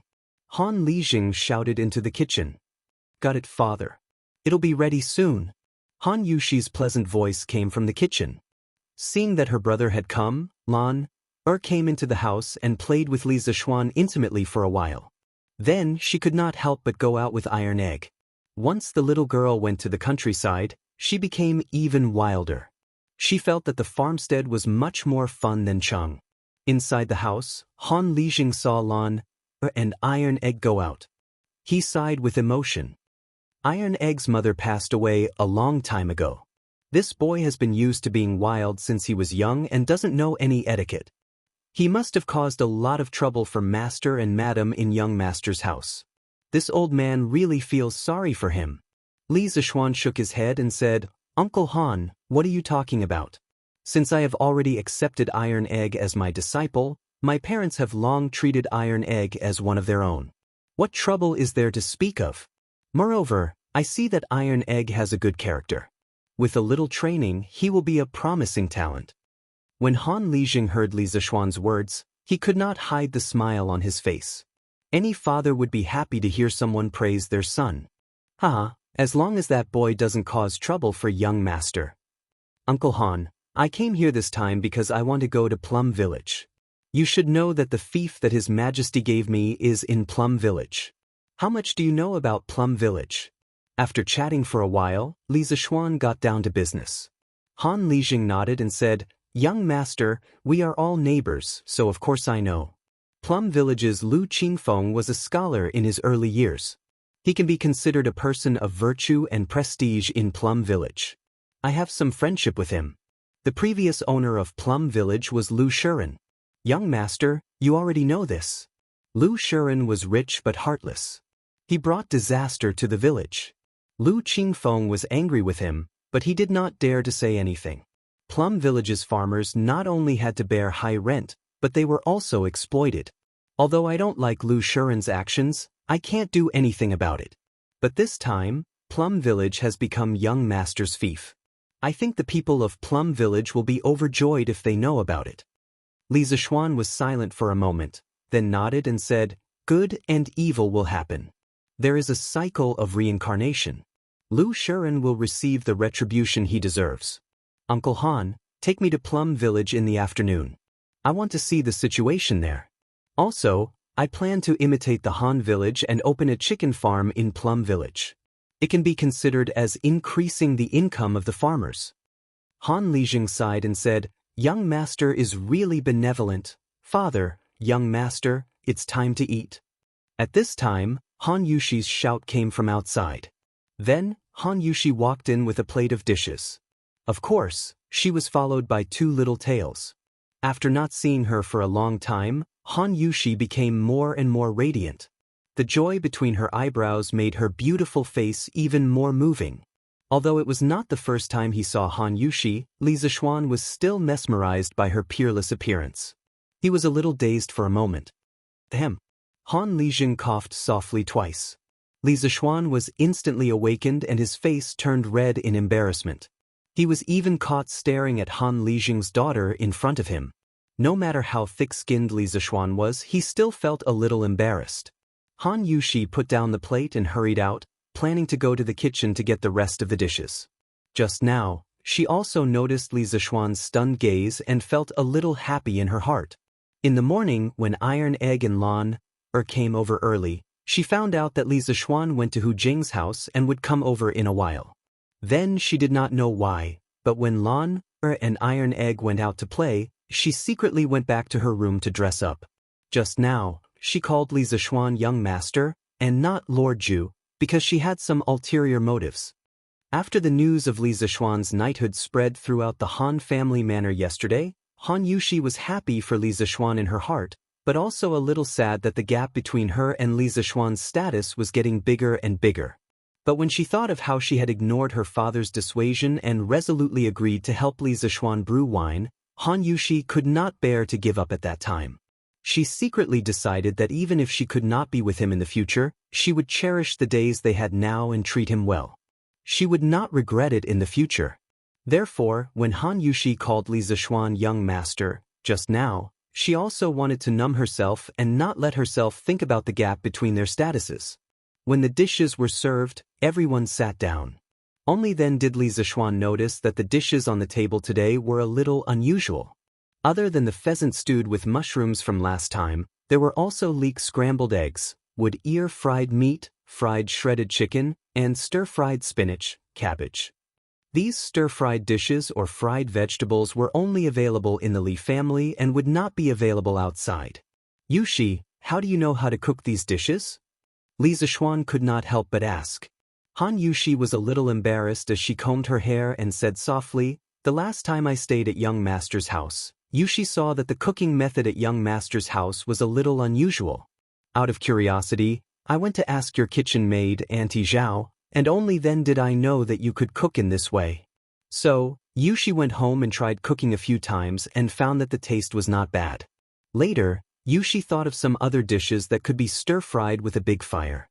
"Just nice, I can use these new dishes to treat young master today." Li Zishuan smelled the fragrance of these stir-fried dishes and gave a thumbs up. He praised, "Not bad, not bad. Just smelling this aroma is enough to stimulate one's appetite. Yushi, you are really clever." Han Lijing chuckled and said, "Young master, you don't know. When my Yushi cooked at home for the first time, I, old Han, almost swallowed my tongue. Cooking like this, the taste is really too good." Lun could not wait to pick up her chopsticks and try the leek scrambled eggs. The little girl immediately narrowed her eyes and exclaimed, "It's really too delicious. Brother, Lan, doesn't even want to go home. I want to eat Sister Yushi's dishes here every day." Everyone was amused by these innocent words. Li Zishuan also picked up his chopsticks and started eating. He realized that Lan was not exaggerating at all. The taste of these stir-fried dishes was basically comparable to some of the big restaurants in his previous life. It was even more delicious than the ones made by Auntie Zhao at home. Han Yushi's culinary skills were simply superior. Li Zishuan tasted some of the flavors from his previous life in these dishes. For a moment, his appetite was stimulated. He ate a total of 4 bowls of rice before he put down his bowl and chopsticks in satisfaction.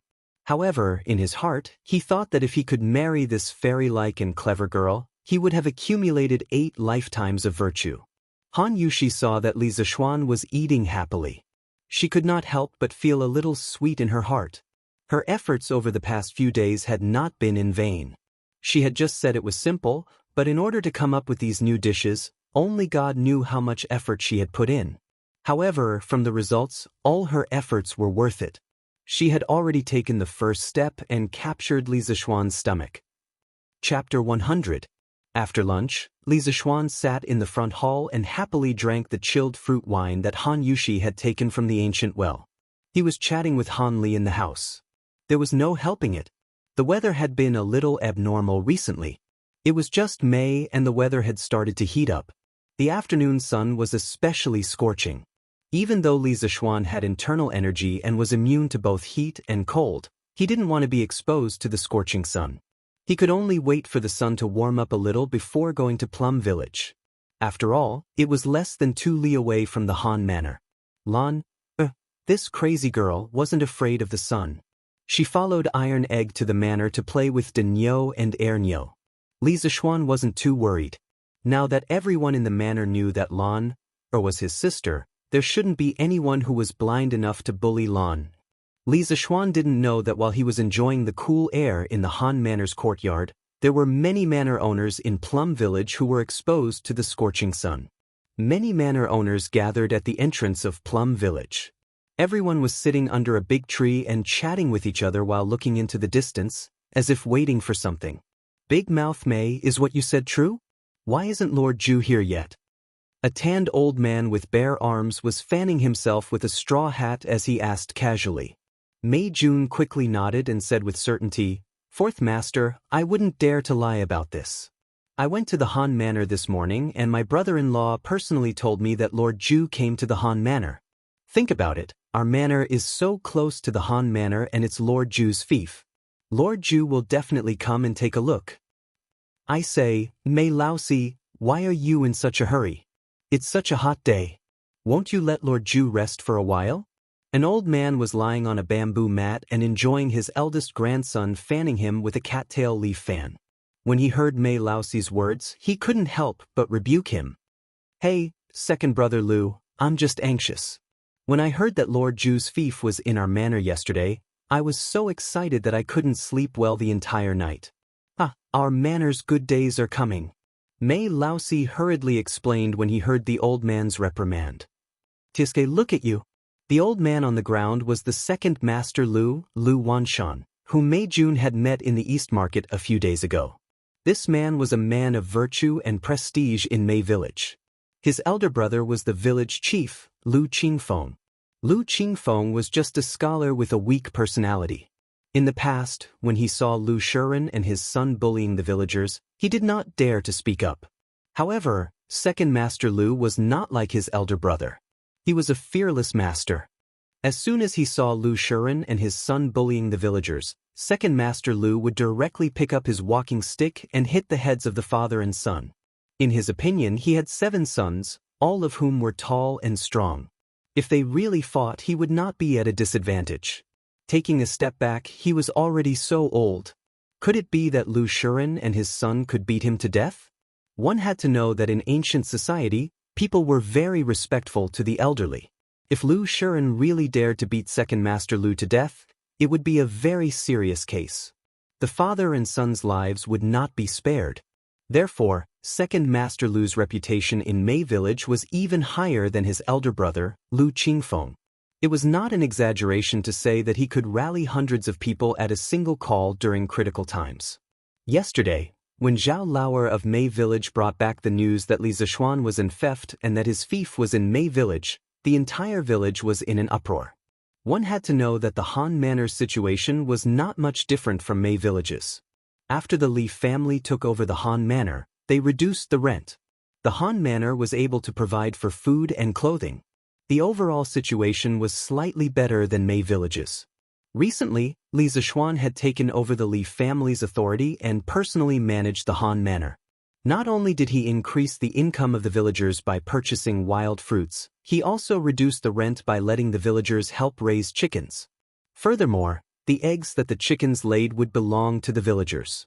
It was said that after the reduction, the annual rent of many villagers was only 10%. This was amazing. There was probably no other village with such favorable conditions in the entire Tang dynasty. As the neighboring village of the Han Manor, the villagers of Mei Village were envious. They secretly hated that they were not born in the Han Manor. Now, Mei Village had become Li Zixuan's fief. The entire village would probably be able to enjoy the same treatment as the Han Manor.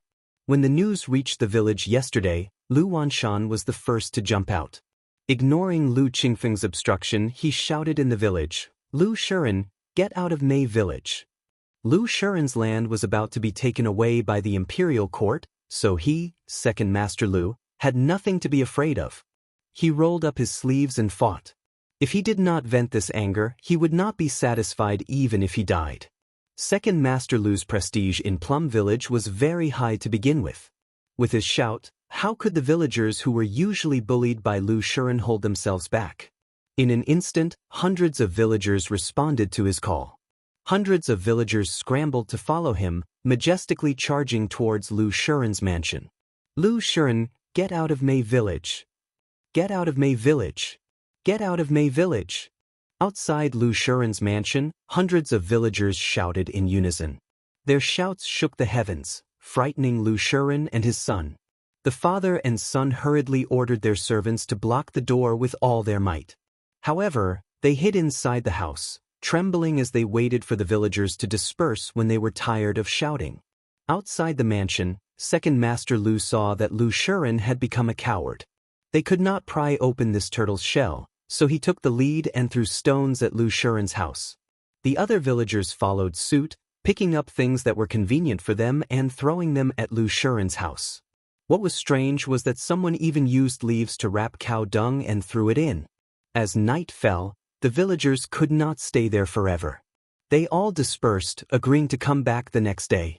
Lu Shiren and his son hurriedly packed their belongings in the night, including the compensation given to them by the government. After packing the gold and silver into boxes, the father and son took a few guards with them. They did not even care about the dilapidated mansion and escaped through the night. When Second Master Lu brought people to the Lu residence this morning, they naturally did not find anything. Second Master Lu spat at the door of the Lu residence in disdain and left. When it was close to noon, there was news that Li Zixuan might come to Mei Village. Other than those who had worked today, all the villagers were excited to welcome the new master of Mei Village at the entrance of the village. Second Master Lu naturally followed along. That day, he followed behind Mei Jun and also bought a curved plow. When he returned home, he tried it out. It was indeed very useful. Therefore, he was both excited and curious about the new master of Mei Village. At this time, although the sun was scorching and the heat was unbearable, no one was willing to leave. Many people were looking forward to the good days ahead under the trees. It seemed that their families would not starve anymore. They could even sew new clothes for their children during the new year. There were also some farmers who were telling their children how benevolent the new Lord Ju was. Perhaps in the future, they might have eggs to eat every month and meat to eat during the new year.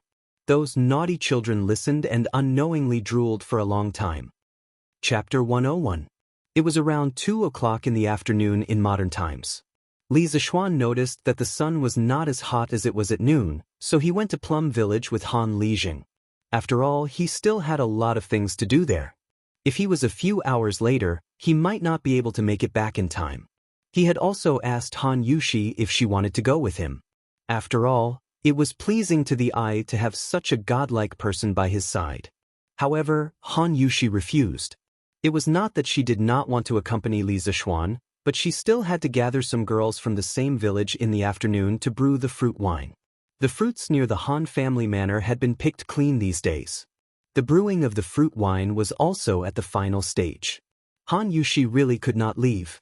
As for Lan and Iron Egg, they had already gone somewhere. Li Zishuan could only bitterly endure the hot sun with Han Lijing and go to Plum Village. Hey, look, isn't that Han Tianhu from the Han family manor? A young man sat on a big tree at the entrance of Plum Village. He sat high up and could see far. He was the first to see Li Zishuan and Han Lijing. It really is Han Lijing. Then who is the young man beside him? Could it be Lord Li? Nonsense, how can Lord Li be so young? Also, how can Lord Li go out without an attendant? It's Lord Li. I saw him at the entrance of Strange Interest Pavilion last time. Lord Li is here. Lord Li is here. Second Master Lu was lying on the bamboo mat and was about to fall asleep. Suddenly, he heard the cheers of the crowd. The old man quickly climbed up from the bamboo mat and followed the crowd with his eldest grandson to look in the direction of the sound. Li Zishuan saw the black mass of people at the entrance of the village from afar and was shocked. He thought that there were villagers gathering to cause trouble. He quickly quickened his pace with Han Lijing, wanting to find out what was going on. Greetings, Lord Li. Welcome, Lord Li. Greetings, welcome, Lord Li. As soon as he reached the entrance of the village, Li Zishuan was shocked by the uniform cheers. Young master, I'm afraid that the villagers of Plum Village know that you're coming and have gathered at the entrance of the village to welcome you.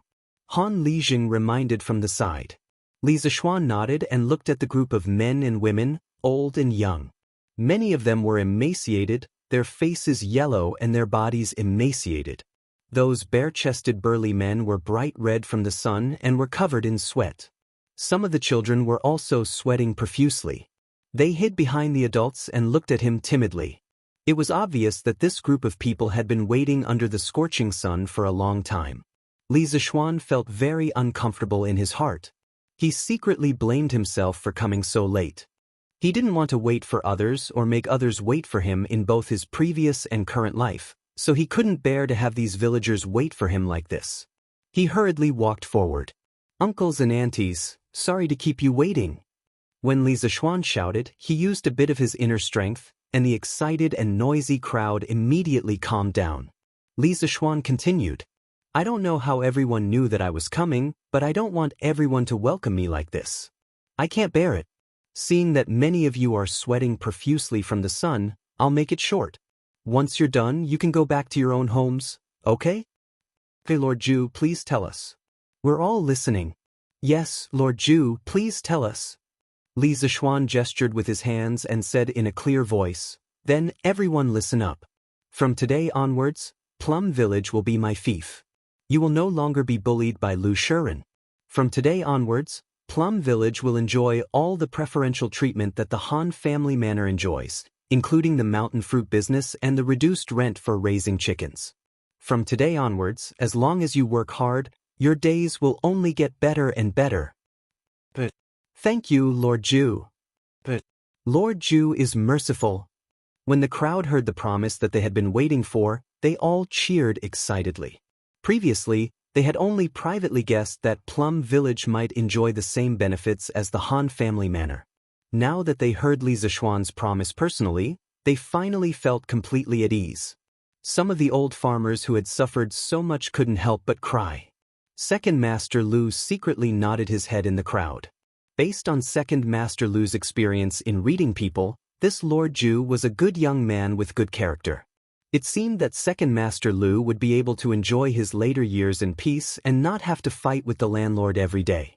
Li Zishuan let them vent their emotions before continuing. Okay, that's all I have to say. Next, if there are any of you who don't understand the benefits of the Han family manor, you can come and ask Han Lijing, who is beside me. If you understand clearly, please go to Plum Village's Lu Lijing to register how many chickens you can raise in your house. I'd like to remind everyone to act according to their ability and don't simply report numbers. Is Lu Lijing here today? I'm here. Lord Zhu, I'm here. A frail old man with a crooked back walked out from the crowd. Li Zishuan frowned.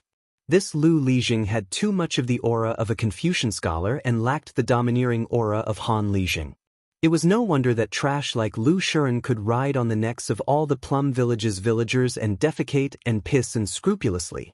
Li Zishuan's tone was a little serious. Lu Lijing, I won't pursue the past matters. However, From today onwards, as the village chief, you must ensure that all the farmers in Plum Village will no longer be bullied by outsiders. Otherwise, there's no need for you to continue as the village chief. Lu Lijing's face turned red when he heard Li Zishuan's words. He cupped his hands and said, "You're right, Lord Zhu. I was weak in the past and have indeed let these farmers down." Second Master Lu saw his elder brother being reprimanded and couldn't help but want to jump out and plead for Lu Qingfeng. However, after thinking about it, he held himself back. His elder brother's personality was indeed too weak and needed to be changed. "Is Second Master Lu here today?" Li Zishuan nodded and decided to give Lu Lijing a chance. Then he looked at the crowd and asked. On the way here, Han Lijing had also told him about the famous Second Master Lu in Plum Village. He admired and had a good impression of this Second Master Lu, who was somewhat chivalrous in Jianghu. Since he had confirmed that the new Lord Zhu was sincerely looking out for the good of the farmers, there was nothing for him to do here. Second Master Lu was about to leave when he heard Li Zishuan calling for him. The crowd immediately opened up a path for Second Master Lu. This was Second Master Lu's unparalleled influence in Plum Village. Second Master Lu walked out and cupped his hands at Li Zishuan. "This old man is not worthy of being called Lord Zhu. Lord Zhu, please call me Lu Wanshan." Although Second Master Lu had a tough personality, he was not someone who did not know what was good for him. If others respected him, he would respect them tenfold. Li Zishuan shook his head and smiled. "I heard that Second Master Lu is chivalrous and often stands up for the farmers. I am very impressed. In the future, Second Master Lu will be the deputy village chief of Plum Village. I will report this to the imperial court. I hope that Second Master Lu can manage Plum Village with Lu Lijing in the future." Second Master Lu wanted to refuse, but seeing Li Zishuan's sincerity, he hesitated for a moment and finally nodded in agreement. "Then I thank Lord Zhu for your trust. I will not let you down." Li Zishuan nodded and said to Lu Lijing, "Lu Lijing, register the farmers now. I will go to the farms and take a look. Before I leave, give me the registration results." Lu Lijing quickly bowed and agreed. "Yes, Lord Zhu." Li Zishuan then shouted to the crowd, "Uncles and aunties, if you want to register, quickly come to Lu Lijing to register. After you are done, quickly go home. Don't get sick from the sun." Everyone agreed. Li Zishuan saw that there was nothing for him to do here, so he bid farewell to Han Lijing and entered the village alone. Chapter 102. The sun was setting in the west, and a cool breeze blew. Li Zishuan had already finished touring the entire Plum Village by himself. Of course, there were no incidents of him getting lost or meeting a beautiful woman by chance. After all, how could there be so many beautiful women in the countryside? Han Yushi was just a special case. Plum Village was surrounded by mountains and rivers. The environment was very elegant. After Li Zishuan finished touring the village, he even had the thought of living here in seclusion. Shaking his head, he got rid of this unrealistic thought. Li Zishuan came to the village entrance and took the statistical booklet that Lu Qingfeng had made for the villagers. Then he returned to the Han family manor. After arriving at the Han family manor, Li Zishuan asked Han Lijing to inform some villagers to go to Plum Village tomorrow to guide them in the construction of the chicken farm. Li Zishuan returned to the Han family manor alone. The Han family manor's manor. "Hongling, quickly bring 3 people to wash the wild strawberries." "Okay, Sister Yushi." "Xiang, bring 4 people to wash and cut these hawthorns." "Sister Yushi, Xiang will go now." "One, go get some water, sugar, and distilled yeast." The moment Li Zishuan entered the manor, he felt as if he had come to a country of women. The manor was full of young and lively girls, making the surrounding air seem fresher. This was the first time he saw Han Yushi personally making wine. He saw her use a hairband to tie up her long hair. Her sleeves were also rolled up high, revealing 2 slender white jade-like arms. She was squeezing some juice, mixing some distilled yeast and sugar, and pouring it into the wine jar. Her movements were so elegant. Her every move was poetic. While she was busy with the work in her hands, she directed the girls to do their jobs and work together. The manor seemed to have become her battlefield, and she was the female general of the battlefield. Perhaps it was because of the hot weather, but there were already beads of sweat on Han Yushi's nose. Some traces of sweat could also be seen on the clothes on her back. Every time she bent down, the thin white dress outlined her beautiful figure. See no evil, see no evil. Li Zishuan hurriedly turned his face away and coughed twice. Only then did Han Yushi and the other girls realize that Li Zishuan had already entered the door. Greetings, Lord Ju. All the girls stopped what they were doing and bowed to Li Zishuan. Han Yushi gave him a smile. Young master, you're back. When Li Zishuan heard this, he felt a little strange. It was as if a wife was greeting her husband who had just returned from afar. Shaking his head to get rid of the wild thoughts in his mind, he hurriedly smiled at the girls. There's no need to be so courteous. Carry on with your work. Don't delay it because of me. After saying that, Li Zishuan walked straight to Han Yushi. Although the other girls returned to their original positions and continued with their work, their eyes secretly glanced over from time to time. Which girl didn't yearn for love? Li Zishuan was handsome and had a high status. He was young and rich. It would be a lie if they said they weren't moved. However, they all understood that in terms of beauty, all of them added together couldn't compare to Han Yushi. Now, they were looking at Li Zishuan and Han Yushi with gossipy gazes. All the girls wanted to know if Han Yushi, the most beautiful girl in the Han family manor and even the surrounding villages, could capture the heart of this young Lord Ju. Of course, in their hearts, they really hoped that Han Yushi and Li Zishuan would end up together. Because then, this young Lord Ju would be the son-in-law of the Han family manor. The Han family manor would continue to have good days in the future. Yushi, you've worked hard. Come and wipe your sweat. Li Zishuan tenderly handed over a handkerchief. He wasn't used to wearing it on his body.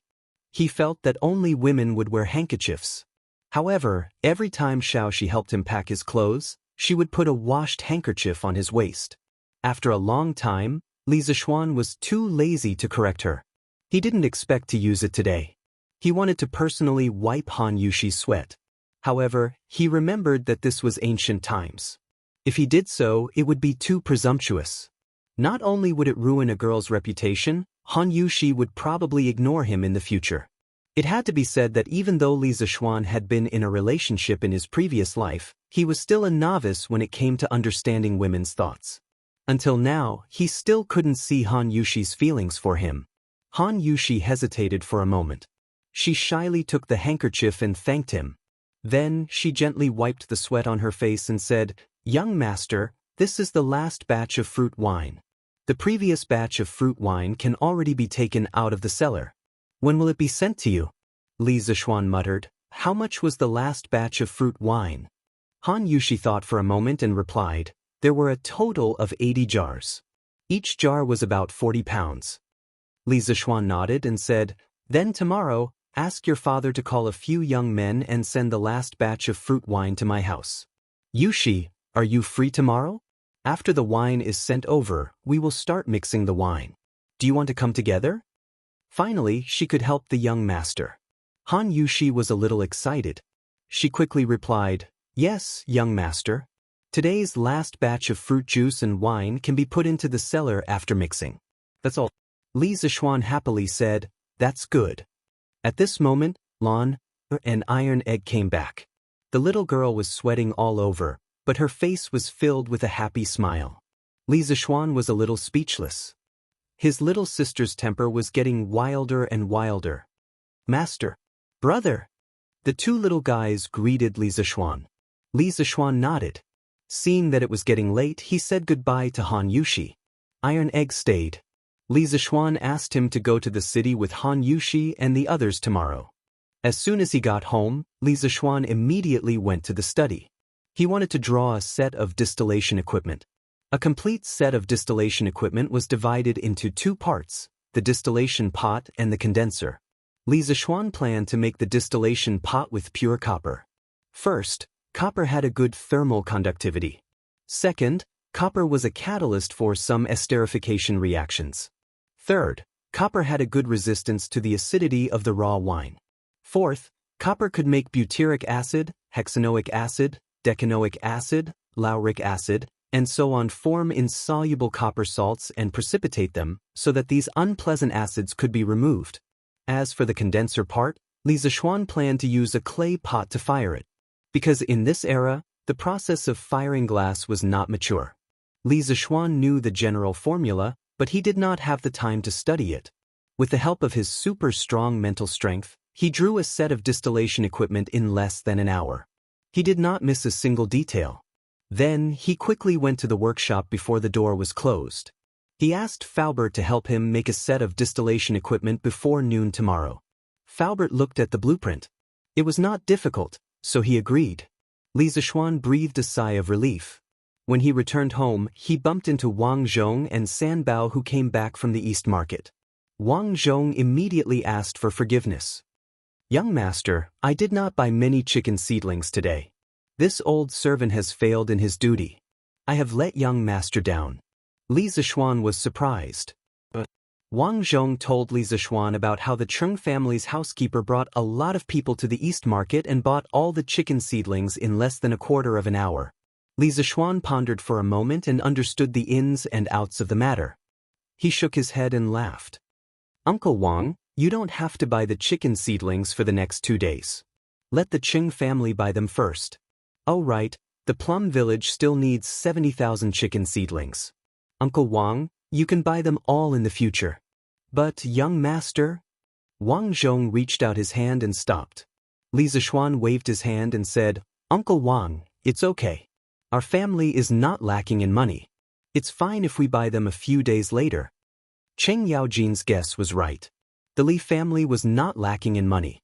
Since Cheng Yaojin was willing to take advantage of Li Zishuan, it meant that he did not treat Li Zishuan as an outsider. Of course, Li Zishuan would not be calculative. Chapter 103. In a private room on the top floor of Yunxi Pavilion. Inside the room, the young master was fiddling with the wine cup in his hand and casually asked, "Our Yunxi Pavilion has already made a move. Is there no movement from the drunken Immortal restaurant?" The middle-aged man respectfully replied, "Young master, there is indeed no movement from the drunken Immortal restaurant. Neither Li Zishuan nor manager Lu has made any special moves." "Then what has Li Zishuan been doing recently? Does he not care about his restaurant's business?" "According to the reports from my subordinates, Li Zishuan has been busy with his new fief. Today, he even went to Plum Village and Han Village." "Oh, right, young master, Li Zishuan has asked the villagers to pick some fruits. It seems that he wants Han Tianhu's family to help him brew wine." "What kind of wine?" the young master curiously asked. "Young master, this subordinate guesses that it should be the fruit wine that Han Tianhu and his daughter brewed. Our Yunxi Pavilion has also bought some before and the taste is indeed very good.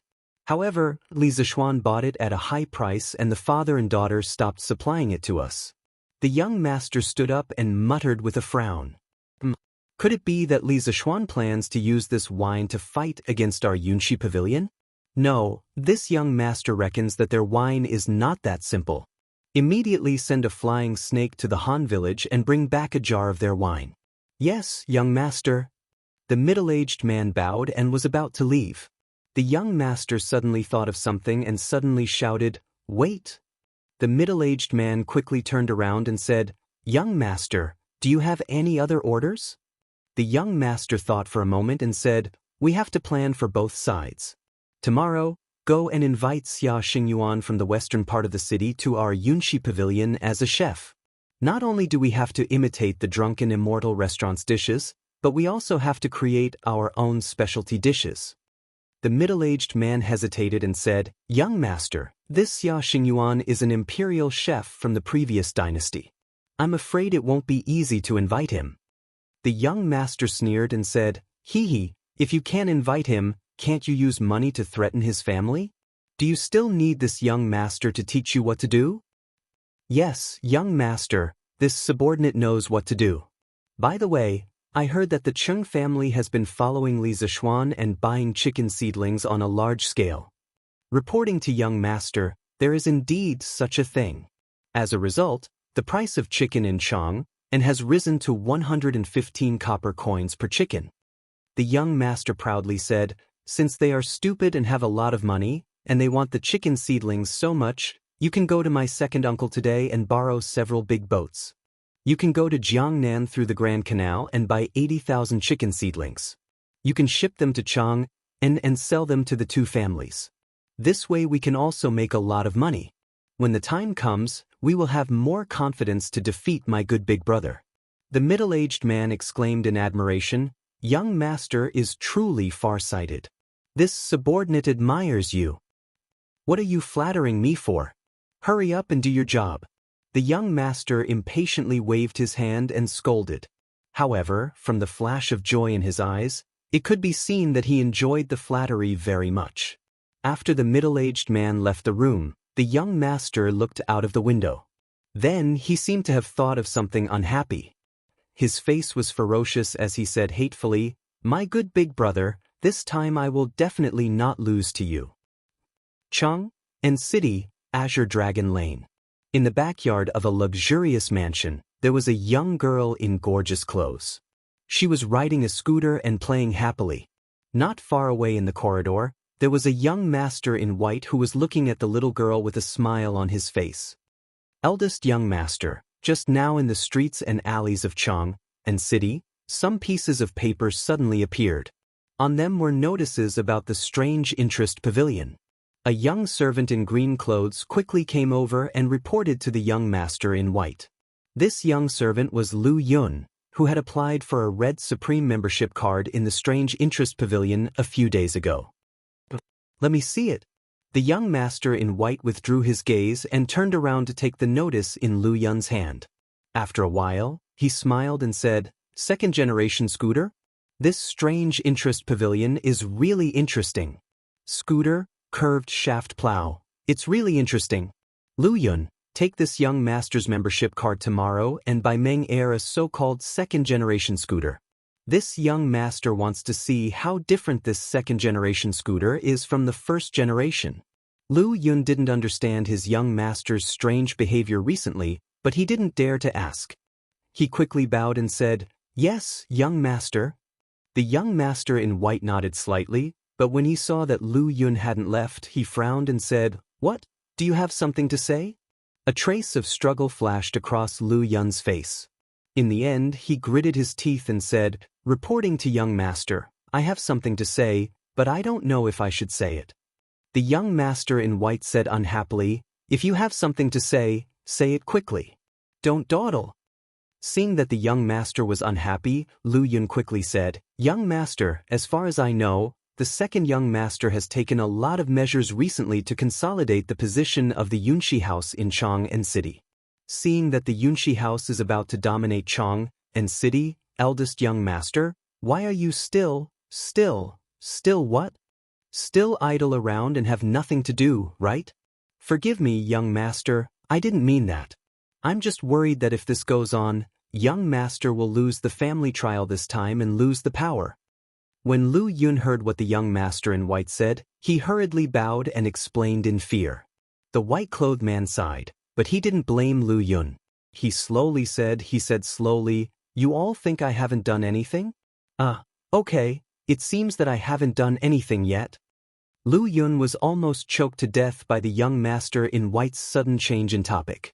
The young master in white was embarrassed for a while before he recovered and said, "I haven't done anything yet because the time isn't right yet.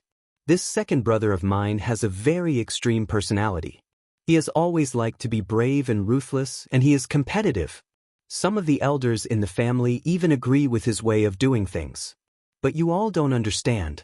Now that the world is settled and the people are united, if we big families still can't see the situation clearly and put on a high and mighty posture and keep fighting with others, we will only make countless enemies. In the end, everyone will push the wall when it is down. At that time, the Li Tang royal family will definitely be happy to see it and hit us when we are down. At the end of the Sui dynasty, all of you were afraid of the slightest thing and didn't dare to jump out to fight with the Li family to seize the country. Now that the world is stable, all of you jump out one by one. Aren't you tired of not dying fast enough?" The young master in white was a little angry as he spoke. In the end, he couldn't help but hit the railing angrily. Lu Yun saw that the young master in white lost his composure and hurriedly comforted, "Young master, please calm down.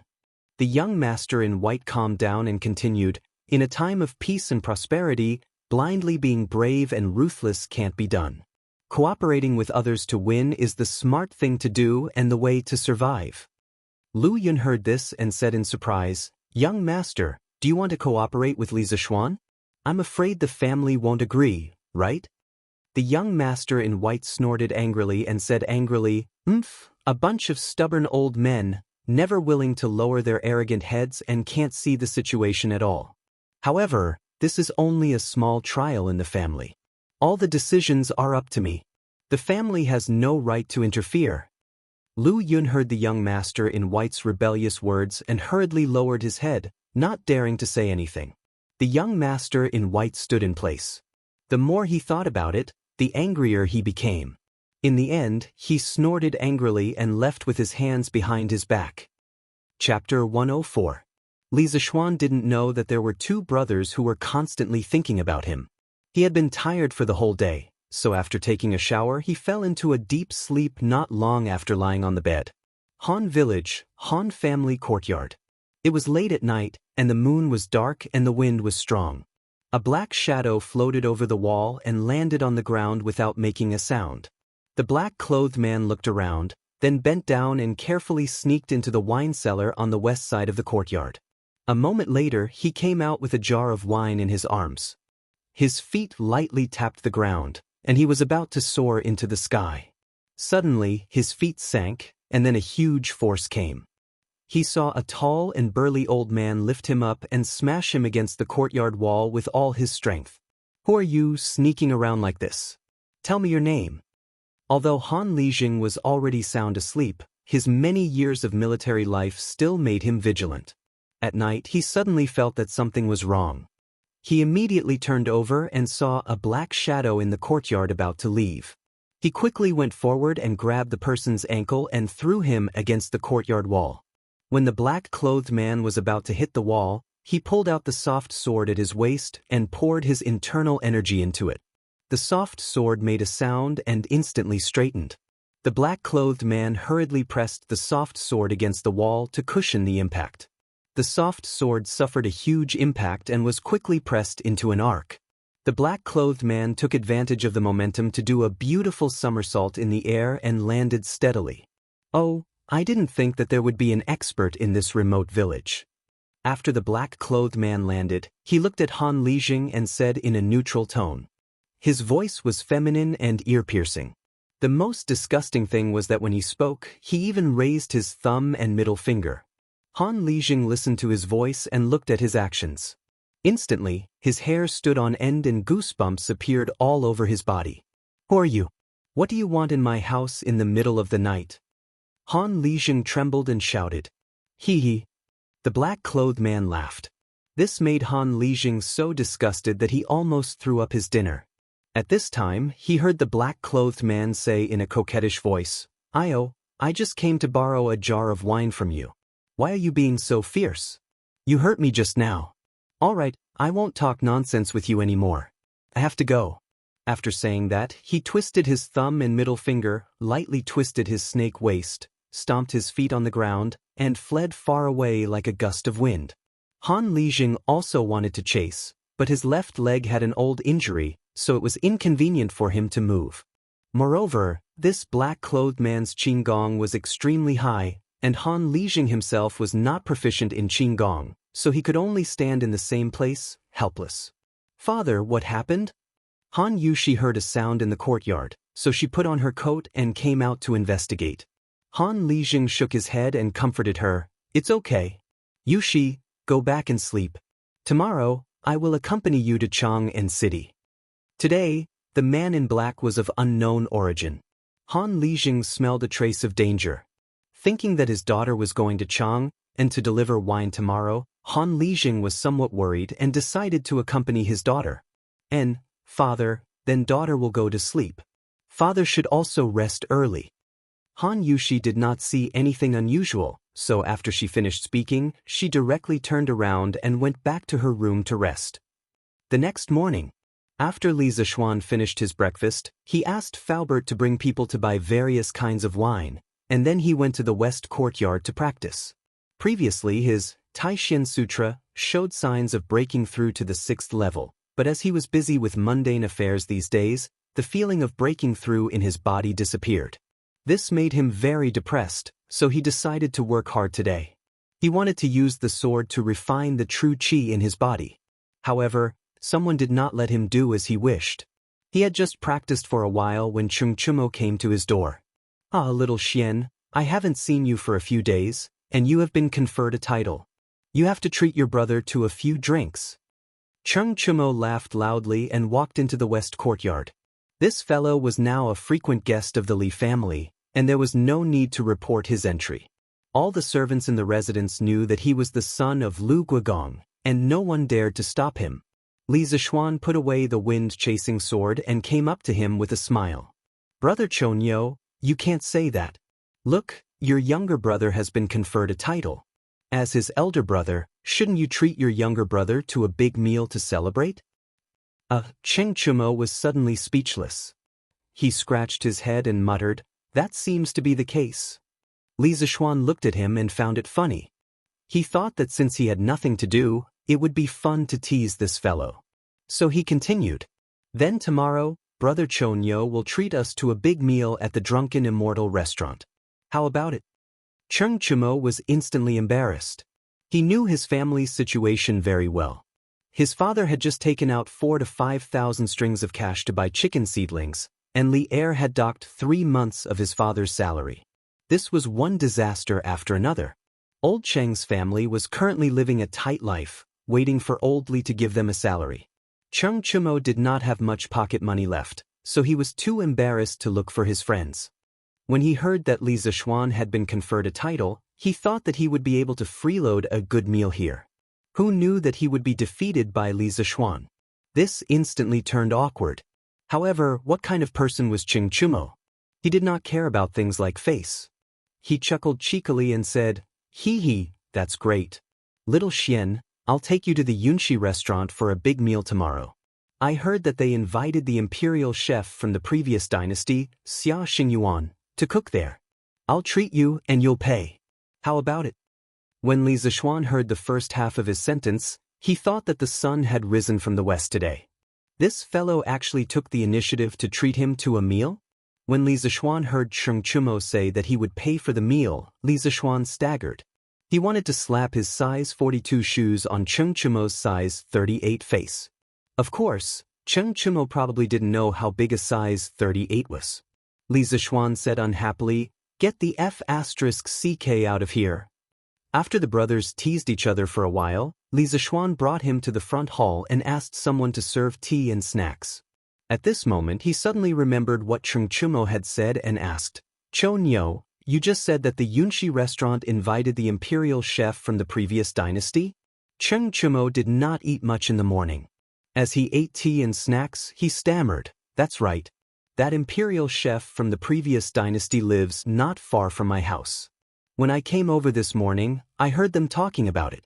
Sigh, if it weren't for the fact that I'm short on money, I would have gone to try that imperial cuisine." As Chengchumo spoke, his saliva was about to drip out. He quickly turned his grief into appetite and ate the tea and snacks on the table with all his might. Li Zishuan was speechless. He had previously guessed that the Cheng residence's finances might be a little tight recently. After all, taking out a few thousand strings of coins all at once would hurt most people. Moreover, if it weren't for the fact that their family was short on money, Chengchumo would not have taken the initiative to take advantage of them and buy the chicken seedlings first. However, he had never imagined that Chengchumo would be in such a miserable state. He was actually so poor that he came here to freeload. However, the matter that Chengchumo mentioned had attracted his attention. The Yunxi restaurant had been making a lot of moves recently, and it was obvious that they wanted to stir up trouble. With the imperial chef's reputation, they would probably attract a lot of diners. Fortunately, his cocktail was almost ready.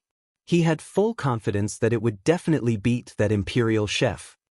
Brother Chonyo, you don't have to be envious of the imperial cuisine. In the end, it's just some old tricks. Our drunken Immortal restaurant will also be releasing a few new delicacies and a new wine. I guarantee that it will be the best wine in our great Tang. When the time comes, this little brother will invite you to try it. Li Zishuan chuckled. Hearing this, Cheng Chumo's eyes lit up. He automatically filtered out the so-called new dishes. What he cared about the most was the new wine that Li Zishuan mentioned. As a descendant of a military leader, there was no one who did not like wine. Little Xian, is this wine really as good as you say it is? Big brother is very picky when it comes to wine. I won't drink unless it's a famous wine. Cheng Chumo said arrogantly. Li Zishuan snorted in his heart. It was already good enough that the old Cheng Chumo could afford wine. Cheng Chumo was still panting here, but he was still his brother. He still had to give him some face. Li Zishuan said cooperatively, Cho Nyo Nyo, don't worry. Choox, don't worry. When my master was alive, he loved to drink this kind of wine the most. Do you think this wine tastes good? Hearing this, Cheng Chumo felt as if his heart was being scratched by 100 claws. He looked forward to this new wine even more. He had heard the legend of spiritual master Ling Su from his father countless times. In his opinion, this kind of wine that even immortals loved to drink should be considered an immortal wine. Little Xian, where is this wine? Big brother can't wait. Quickly take it out and let me have a taste. Li Zishuan shook his head and laughed. This wine is a kind of mixed wine. It hasn't been mixed yet. I plan to start mixing it when the ingredients are delivered. Cheng Chumo said excitedly, that's great. Big brother has nothing to do today. I'll wait here for you to mix the wine. Ha, I can even taste the wine for you for free. This guy was really shameless. He obviously wanted to freeload the wine, but he said it in such a dignified manner. Li Zishuan's face was full of black lines. However, he didn't know how to drink. Letting Cheng Chumo taste the wine on the side was a good idea. He just hoped that this guy would be more reliable when the time came. Chapter 105. Chang and City, Li Mansion. Li Zishuan couldn't do anything about a certain thick-skinned person who refused to leave. However, Han Yushi wasn't here yet, so he definitely couldn't brew wine. Thus, Li Zishuan dragged Cheng Chumo to the west courtyard to spar with him. F***C, I'm not coming. Stop fighting. You're F***king abusing your position to avenge your personal grudge. How can this be? We agreed to spar. How can we give up halfway? Then you have to suppress your skills to the same level as mine. Otherwise, we won't fight. That makes sense. Then I'll suppress my skills to the peak of the body forging realm, just like you. 15 minutes later. F***ck, F***ck, F***ck, I'm not coming. I'm not coming even if you beat me to death. Xiao Xian, you pervert. I'll never spar with you again. Hey, Choox, I haven't seen you for a few days. Your skills have improved. Get up quickly. I'll suppress it to the middle stage of the body forging realm. Let's go again. I'm not coming. I'm not coming today. Although Li Zishuan suppressed his skills, his swordsmanship was too advanced. Cheng Chumo tried his best, but he could only be abused. In less than 15 minutes, Cheng Chumo was beaten to a pulp. He lay on the ground and refused to get up no matter what. Wow. Brother Choox is a mangy dog. How embarrassing. Lan came to the west courtyard to play with her brother. She saw Cheng Chumo lying on the ground with a bloody nose and a swollen face. The little girl didn't mind the commotion and ran over to mock Cheng Chumo. Cheng Chumo was embarrassed. He quickly got up from the ground and pointed at Li Zishuan. Lan, look at how overboard your brother is. He's bullying the weak just because he's skilled in martial arts. Don't you feel ashamed to have such a brother? Of course not. Brother Chonyo, on the other hand, you can't even defeat my brother. How embarrassing. Lan jumped to Li Zishuan's side and happily pulled on Li Zishuan's arm. She playfully made a face at Cheng Chumo. Cheng Chumo instantly received 100,000 critical hits. Alone in the wind, he was in a mess. What do you mean by even your brother can't beat me? Cheng Chumo really wanted to carry the little girl over and teach her the general knowledge of Jianghu.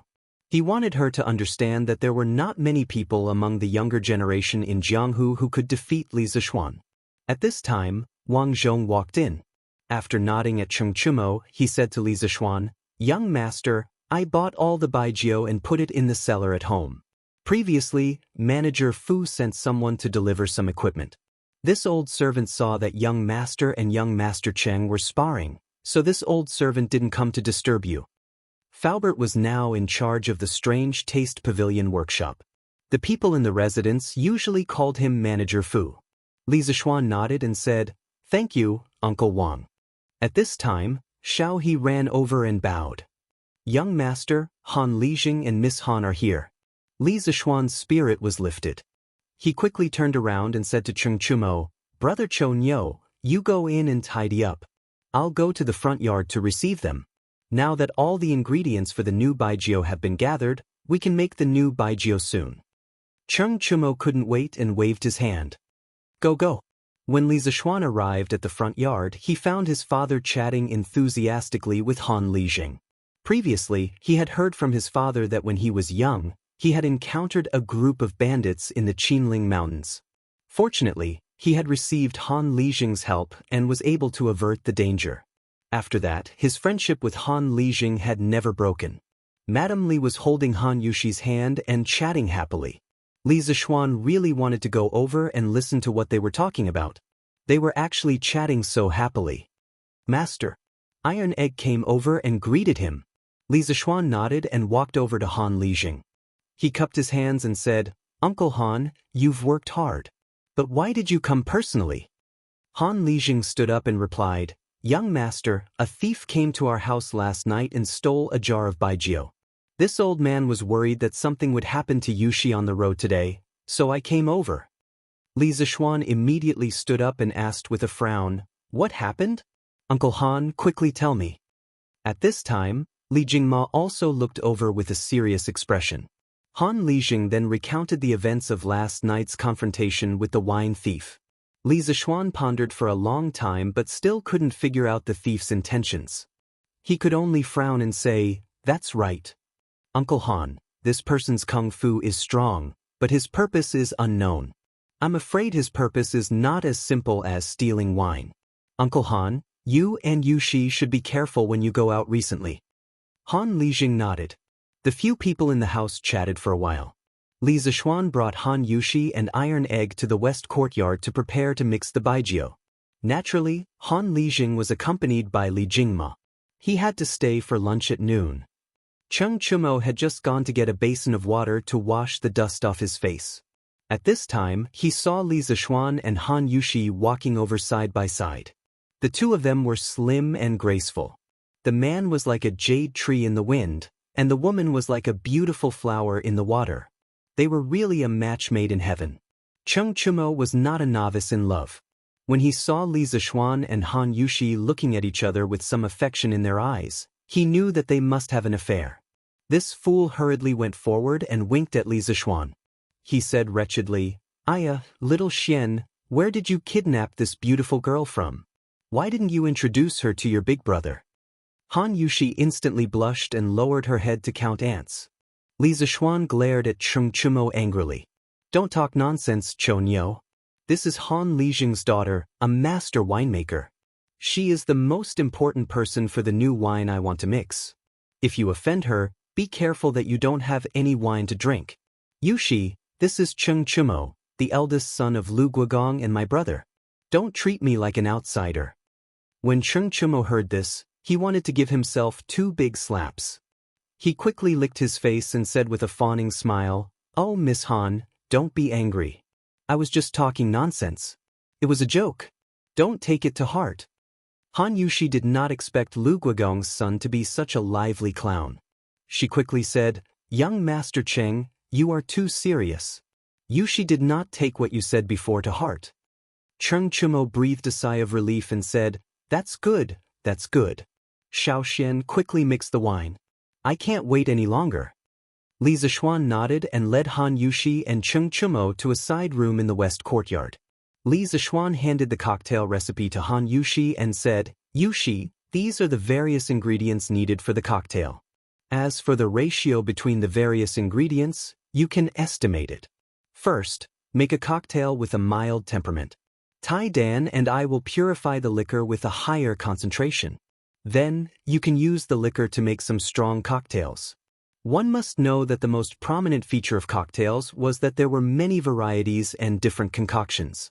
There were mild cocktails suitable for women, such as Angel's Kiss, Summer Night's Tenderness, Pink Beauty, and so on.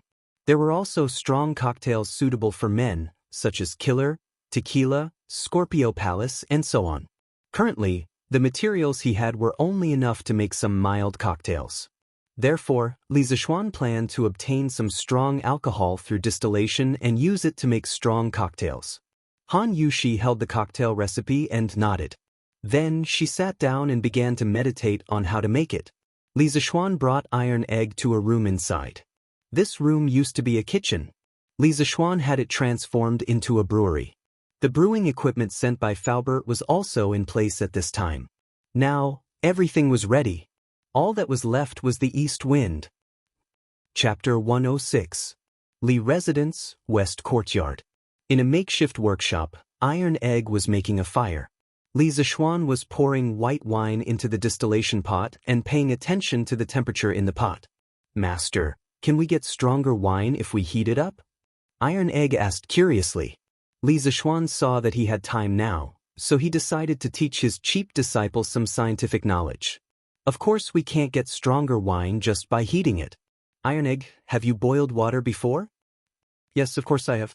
Then have you noticed that after boiling water, if you continue to boil it, the water in the pot will become less and less?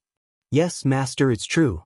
Li Zishuan nodded and continued. Actually, the reason why the wine we are drinking is not strong is because there is too much water and too little alcohol.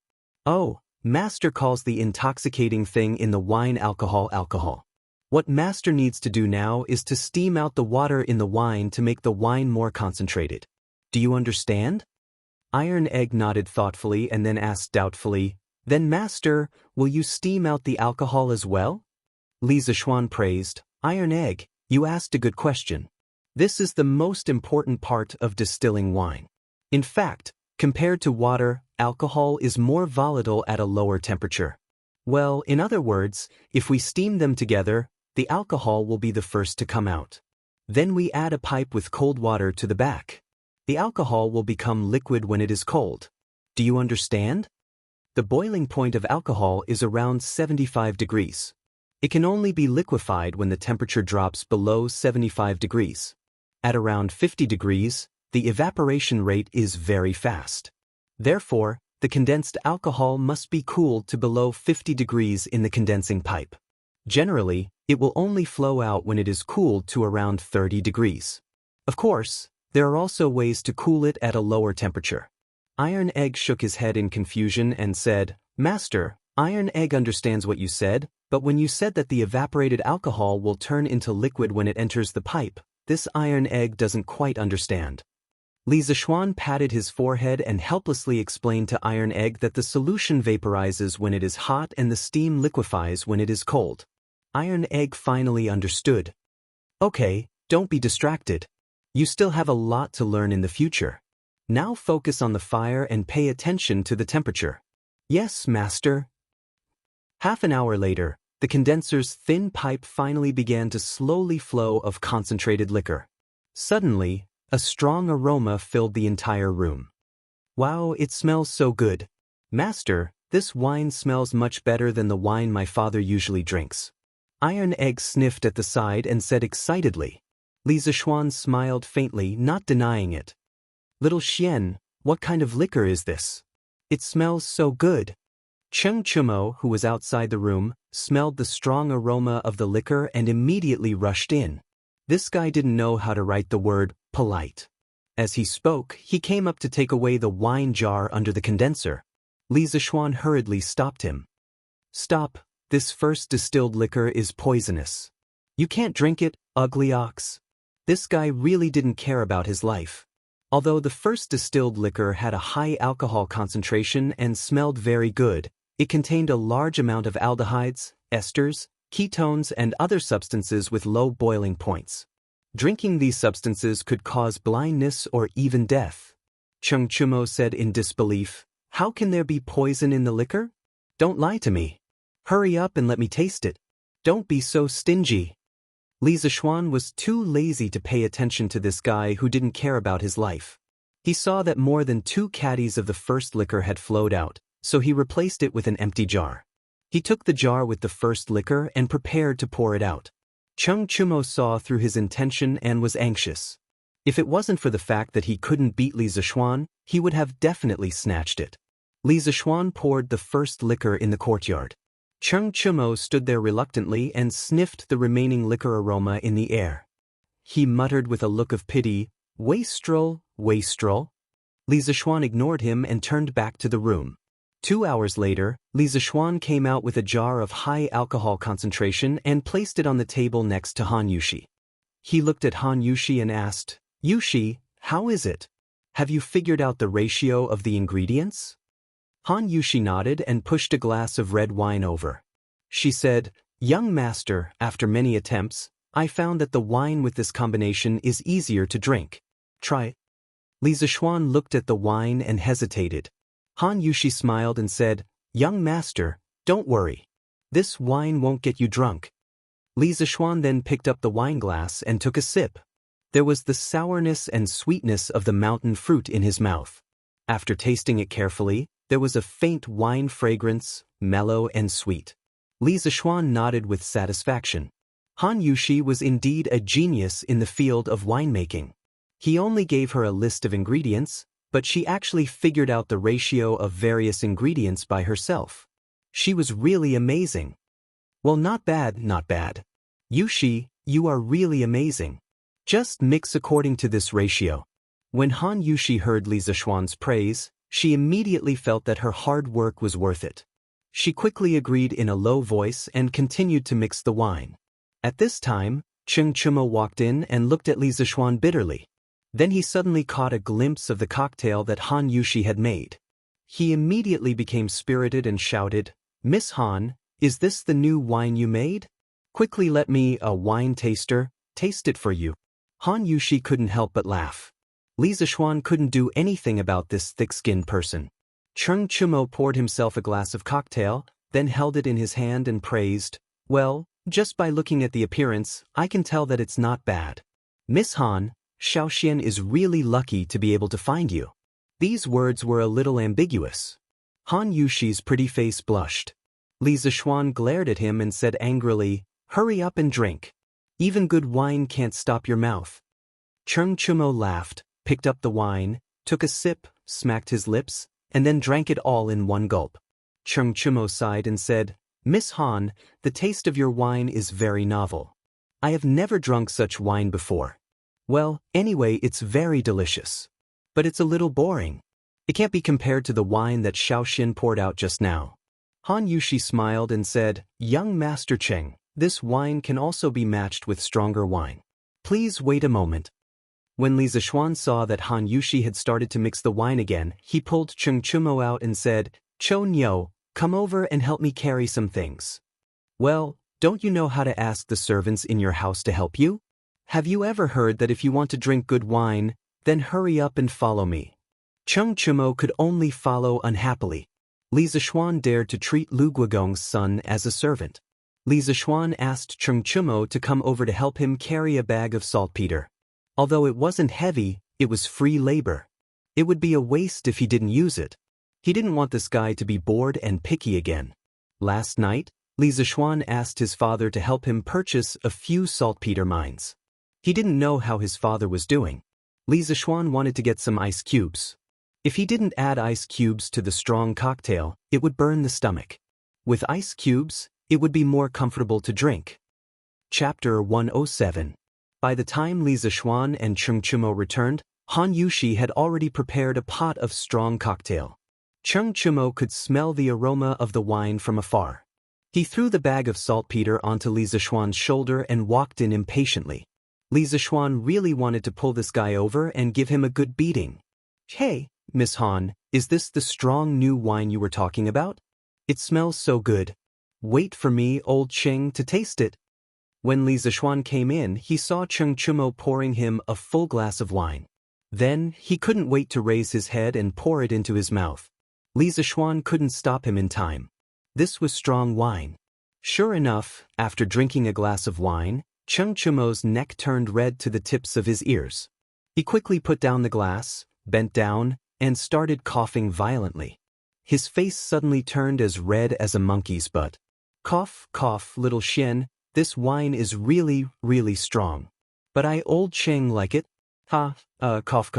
Li Zishuan and Han Yushi looked at each other, speechless at this joker. Inside a room in Yunxi restaurant. Young master, this is the wine that Flying Snake took from Han Tianhu's house. This subordinate has seen it and it's exactly the same as the one they sold to our restaurant. The young master seemed to be in a good mood today.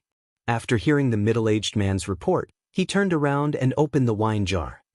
He sniffed the fruit wine inside and said, "This wine tastes good. The taste is not bad. But if Li Zishuan wants to make a comeback with just this mountain fruit wine, isn't it a little too whimsical?" The middle-aged man respectfully said, "Young master, you're right. You're right, young master. Now that our Yunxi restaurant has invited Xia Xingyuan to cook, our business has become even more booming. I've counted the number of customers that came this morning. It's almost the same as the number of customers that came in a day. Furthermore, the customers who ate here were full of praise for Xia Xingyuan's culinary skills. This subordinate believes that it won't be long before our Yunxi restaurant becomes the #1 restaurant in Chang." The young noble proudly chuckled and said, "Not bad. Now that Xia Xingyuan has come to our side, release his granddaughter. Only then can he work wholeheartedly for our Yunxi pavilion." "Yes, young master." The young master nodded. After a moment, he asked, "Did anything happen to the flying snake at the Han village yesterday?"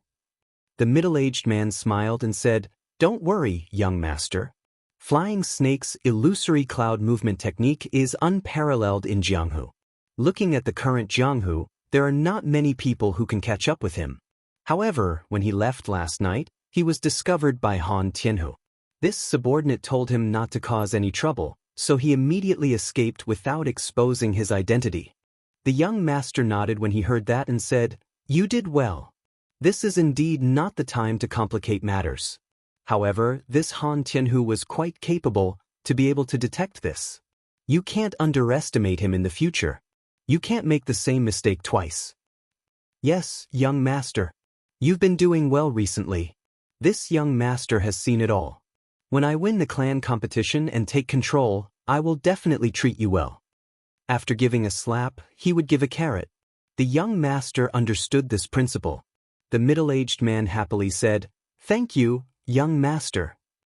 Yongla Lane, Li Residence. In the front hall, it was lunchtime.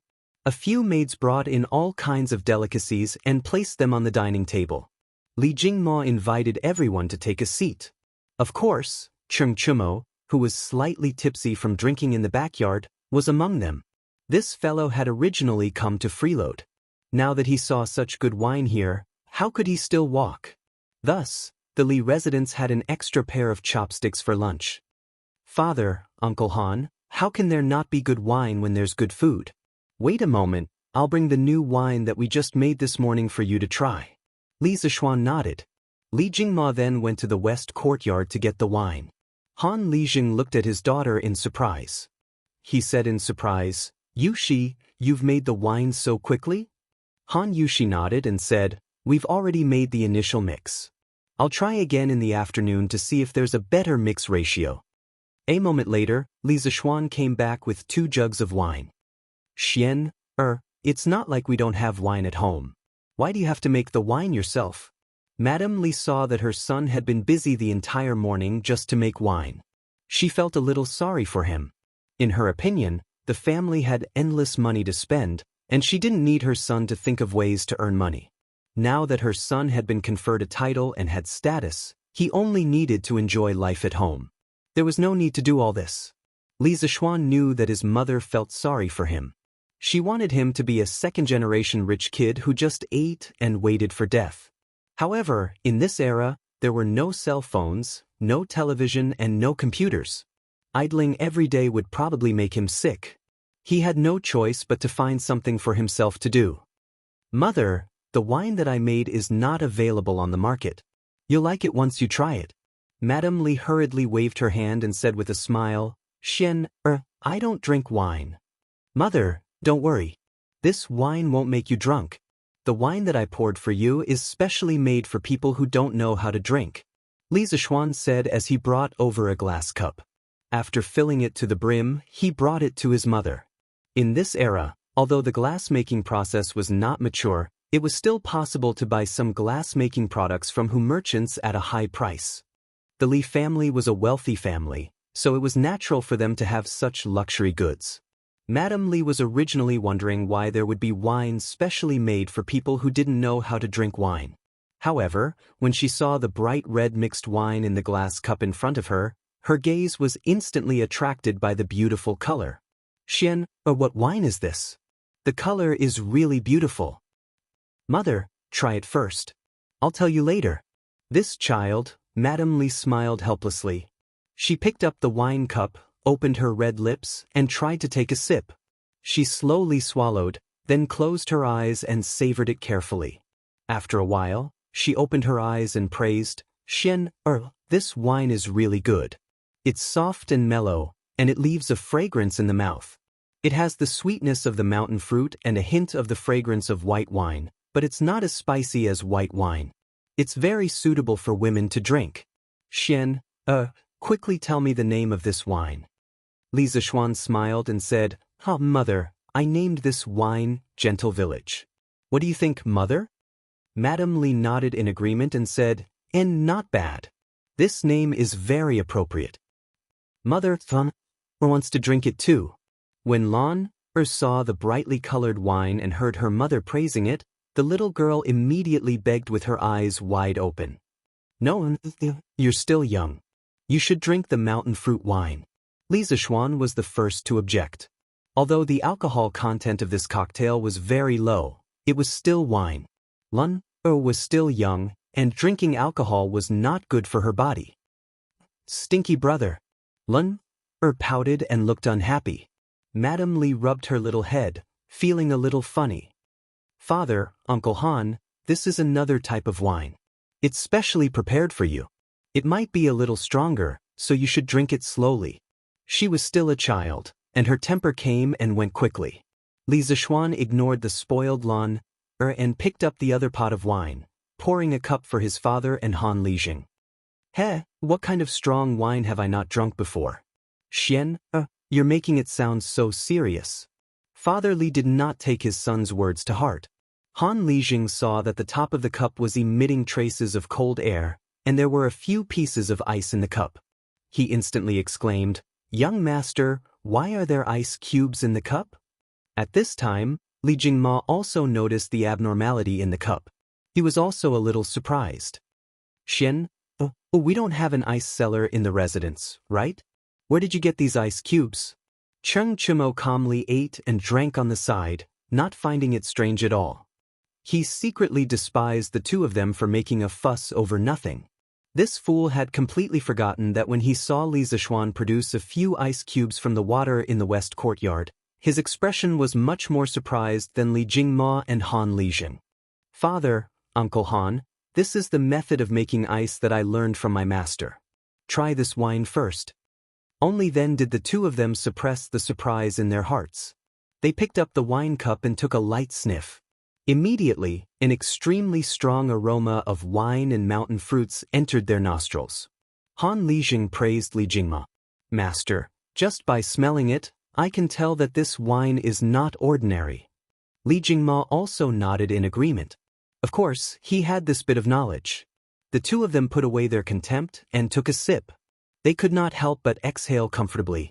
Amazing, this old man has drunk wine all my life, but I've never drunk such a strong and mellow wine. It's really too satisfying. Li Jingma could not help but pat the table in praise. Han Lijing also sighed and said, The fragrance of this mountain fruit has become more mellow after being fermented by the strong wine. The coldness of the ice can also suppress the spiciness of the strong wine. Young master, the wine that you have mixed is really wonderful. Cheng Chumo also poured a cup. He had not drunk enough in the west courtyard just now. At this time, after he heard Han Lijing's sigh, he immediately gave a thumbs up and shouted, Yes, yes, yes, that's the feeling. Han Lijing, you said what I wanted to say. Mrs. Li and Han Yushi quickly covered their mouths and laughed. Li Zishuan automatically filtered Cheng Chumo's shameless words and smiled at Han Lijing. This wine is all thanks to Yushi. I only know the ingredients in it. The ratio of each ingredient was researched by Yushi. At this time, Mrs. Li also said from the side, Han Lijing, you have a good daughter. Yushi is not only dignified and beautiful, but she is also clever and skilled. She knows everything. Whoever can marry such a beautiful woman in the future will have to cultivate 8 lifetimes of good fortune. She had always been very satisfied with Han Yushi. She was charming and had a good figure. She was good at giving birth. Unfortunately, her son was a blockhead. After so long, he still had not taken the girl down. She could only be anxious at the side. When Han Yushi heard Mrs. Li praising her, she was shy and happy. She lowered her head and did not dare to speak. Han Lijing quickly said, Old madam, you are too kind. At this time, Li Jingma asked, Xin, what is the name of this wine? Li Zishuan replied, Father, I named it Drunken Immortal. What do you think? Li Jingma pondered for a moment and nodded. Drunken Immortal, it is very appropriate. This wine has a strong aftertaste and can easily intoxicate people. Xian, a few days ago, you told me that you wanted to make a new thing and sell it in the Drunken Immortal house to compete with the Yunxi house. Was this wine you were talking about? Li Zishuan replied, Yes, this is the land of tenderness and the Drunken Immortal. Father, what do you think are our chances of winning if we use these 2 wines to compete with the Yunxi house? Li Jingma stroked his beard, pondered for a moment, and then said with unusual certainty, In my opinion, once these 2 new wines, which have never appeared in the Tang Empire before, are released, the whole Chang'an city will be shaken. Our Drunken Immortal house has a 90% chance of winning. Chapter 108. Li Zishuan was even more confident now that the intoxicated immortal and gentle village had received everyone's approval. However, Li Zishuan's next words immediately poured a bucket of cold water over his head. Xian, the imperial court has regulations that forbid private workshops from making wine as they please. Due to the extreme shortage of food during the Tang dynasty, the imperial court had placed extremely strict restrictions on private winemaking. Private winemaking without a permit from the imperial court would result in confiscation and imprisonment. When Li Zishuan heard his father say this, he was instantly dumbfounded. Only then did he remember that there was indeed such a saying in ancient times. But on second thought, what he was doing was concocting wine, so it shouldn't be within the limits of the imperial court, right? Father, this child's wine is blended with wine sold on the market. It shouldn't be considered private winemaking, right? Li Jingma thought for a moment before shaking his head. Xian, although this is barely acceptable, it's inevitable that people will use this as an excuse in the future. You have a noble title now, so it's not good to lose the big picture for a small gain. Li Jingma cautiously maintained his point of view. He felt that wealth was far less important than the stability of a noble title. What's so difficult about this?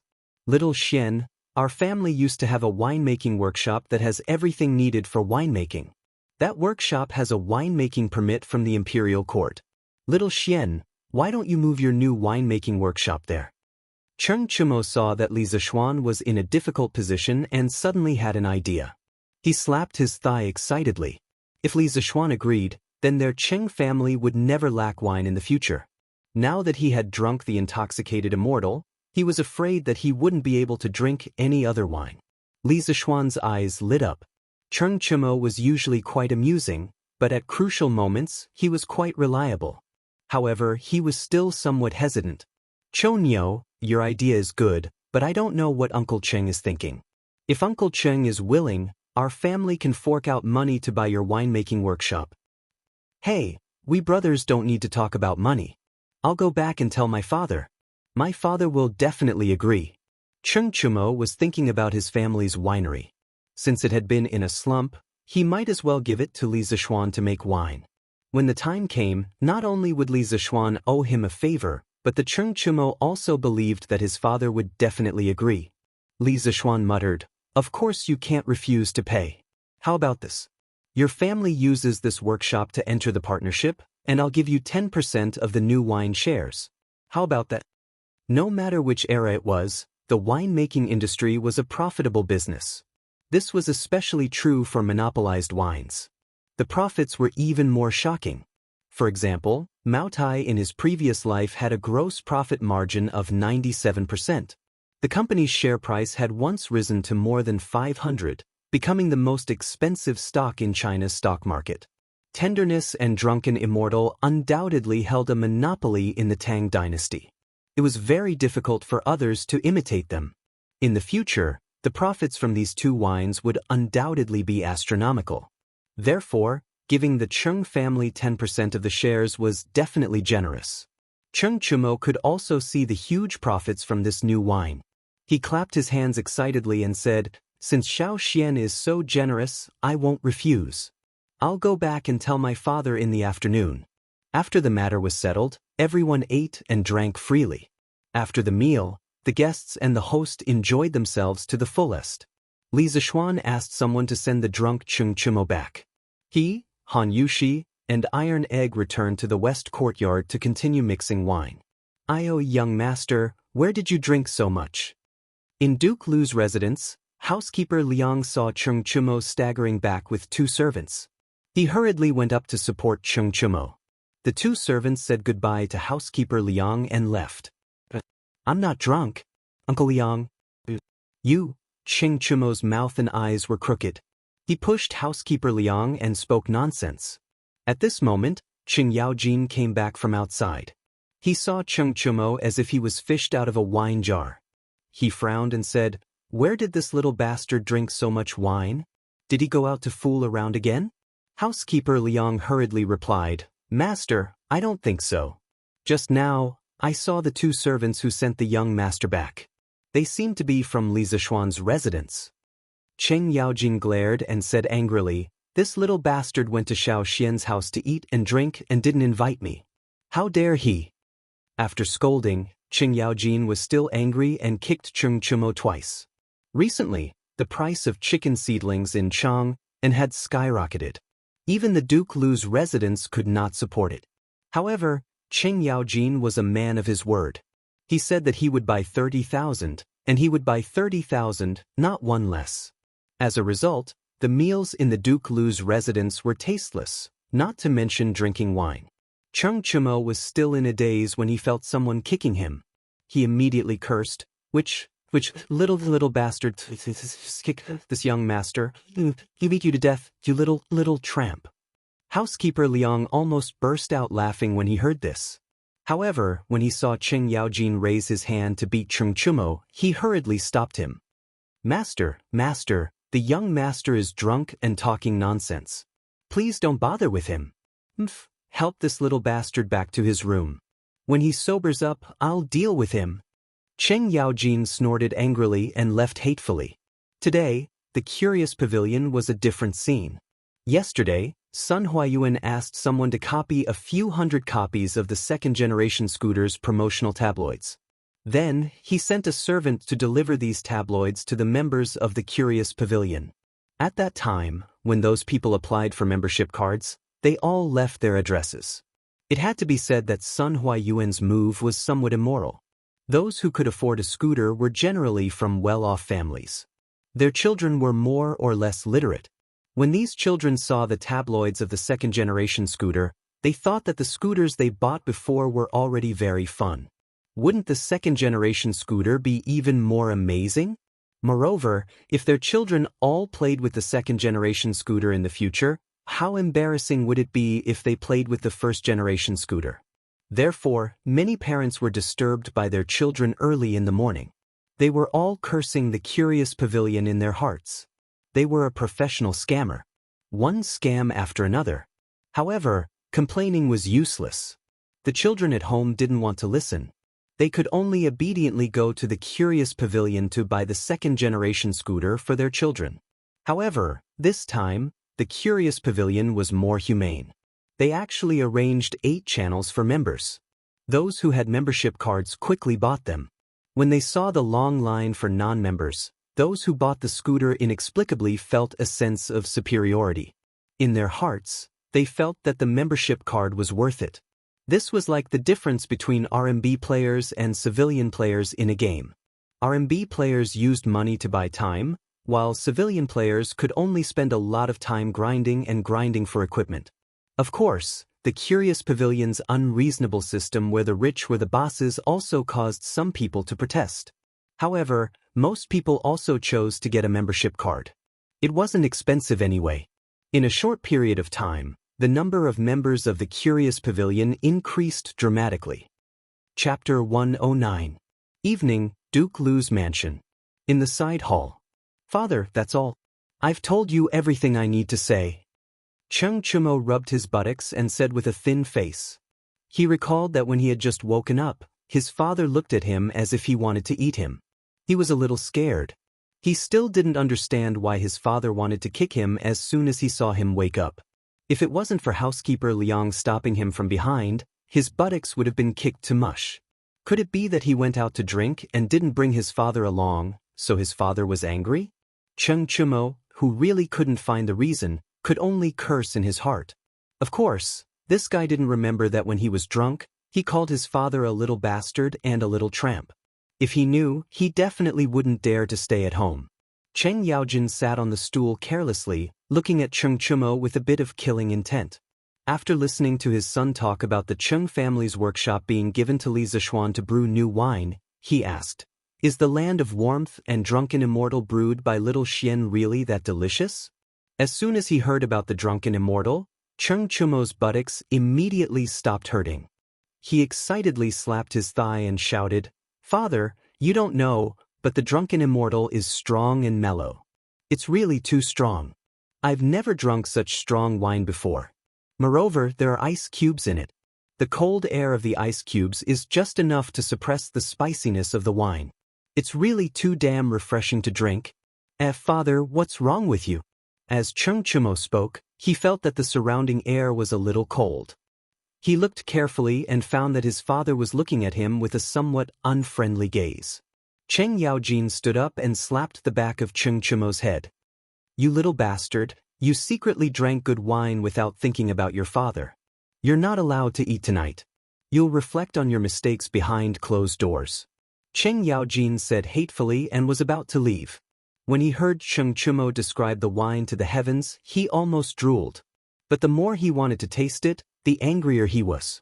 This stupid son of his was too unfilial. Cheng Chumo rubbed the back of his head. He thought to himself that he was stupid, and his father still hit him on the head every day. No wonder none of the sons in the Cheng family were smart. When he saw that Cheng Yaojin was about to leave, he hurriedly asked, "Hey, father, should we take out our family's winery and cooperate with Xiaoxian?" "Nonsense, of course we have to cooperate." Cheng Yaojin, who had just walked out of the door, grumbled.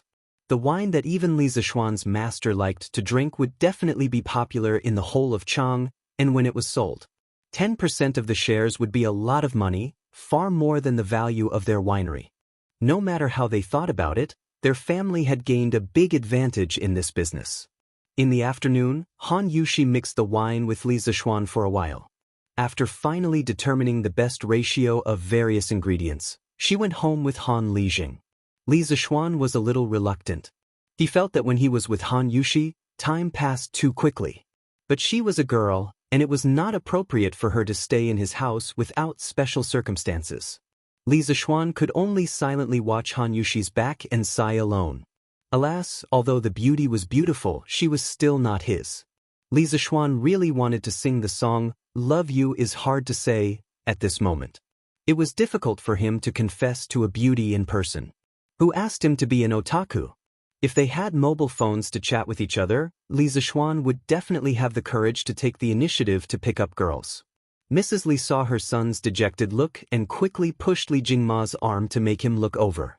Li Jingma asked softly, "Madam, what's wrong with Xian?" Mrs. Li rolled her eyes at him and said softly, "Are you stupid? Can't you see that Xian has grown up and wants to get married?" Li Jingma's jaw dropped when he heard that. After a while, he said in shock, "Madam, you're saying that our son and Han..." "You just realized it now? Shu, lower your voice. Our son's skin is very tender." Mrs. Li was speechless at her husband's EQ. She secretly wondered if her son was so slow in the field of relationships. Could it be that he inherited it from his father? Dad, Mom, what are you guys talking about? Li Zixuan turned around and saw his parents mumbling something to each other. He couldn't help but ask curiously. Ahem, it's nothing. Today's weather is really good. Xian, go to your thing. Li Jingma coughed dryly and pulled Mrs. Li to the east courtyard, leaving behind a confused Li Zixuan. In the east courtyard's living room. Madam, you're saying that Xian has taken a liking to Han Yushi? Li Jingma sat on a stool and asked with a concerned expression. How could it be fake? Only a blockhead like you wouldn't be able to see it. I'm guessing that all the servants in the manor have seen it. Hee hee.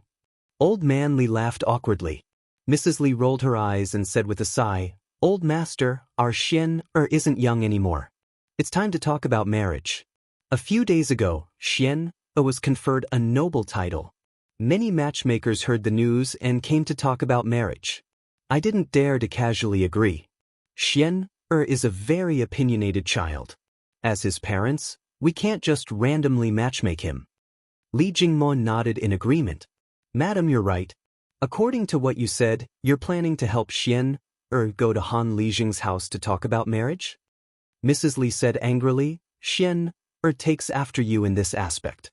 If he continues to dawdle like this, when will we be able to hold a fat grandson? Seeing that other children are already married at this age, how can I not be anxious as a mother? Li Jingma said awkwardly, What does this have to do with me? Mrs. Li said angrily, How is it none of your business? Back then, how long did you make me wait before you married me? If it wasn't for my mother asking someone to remind your father, were you planning to wait until I'm old before marrying me? Li Jingmo immediately felt ashamed and hurriedly interrupted. Ahem, madam, we're talking about Xian. Don't stray from the topic. Let's continue talking about Xian. Mrs. Li snorted in dissatisfaction and continued. So, I'm planning to ask a matchmaker to ask Han Lijing's opinion in a few days. I see that Miss Han doesn't hate our Xian, so this marriage is more or less possible. Li Jingma said hesitantly, Madam, is this Miss Han really suitable for Xian? After all, she's just... Mrs. Li didn't wait for old man Li to finish and slammed the table. Her phoenix eyes were filled with anger. Just what? Just a peasant girl? You've just become a baron's father and you're already having prejudice against family backgrounds? Then one day, will you chase me out of the house and marry a rich family's daughter? Li Jingma's face was covered in sweat. He was flustered and hurriedly said, Madam, your husband definitely didn't mean that. Definitely not. Your husband also thinks that Han Lijing's daughter is quite good. Madam is really wise to let you make all the decisions. That's more like it. Mrs. Li sat down in satisfaction, but the corner of her mouth raised into an almost undetectable smile.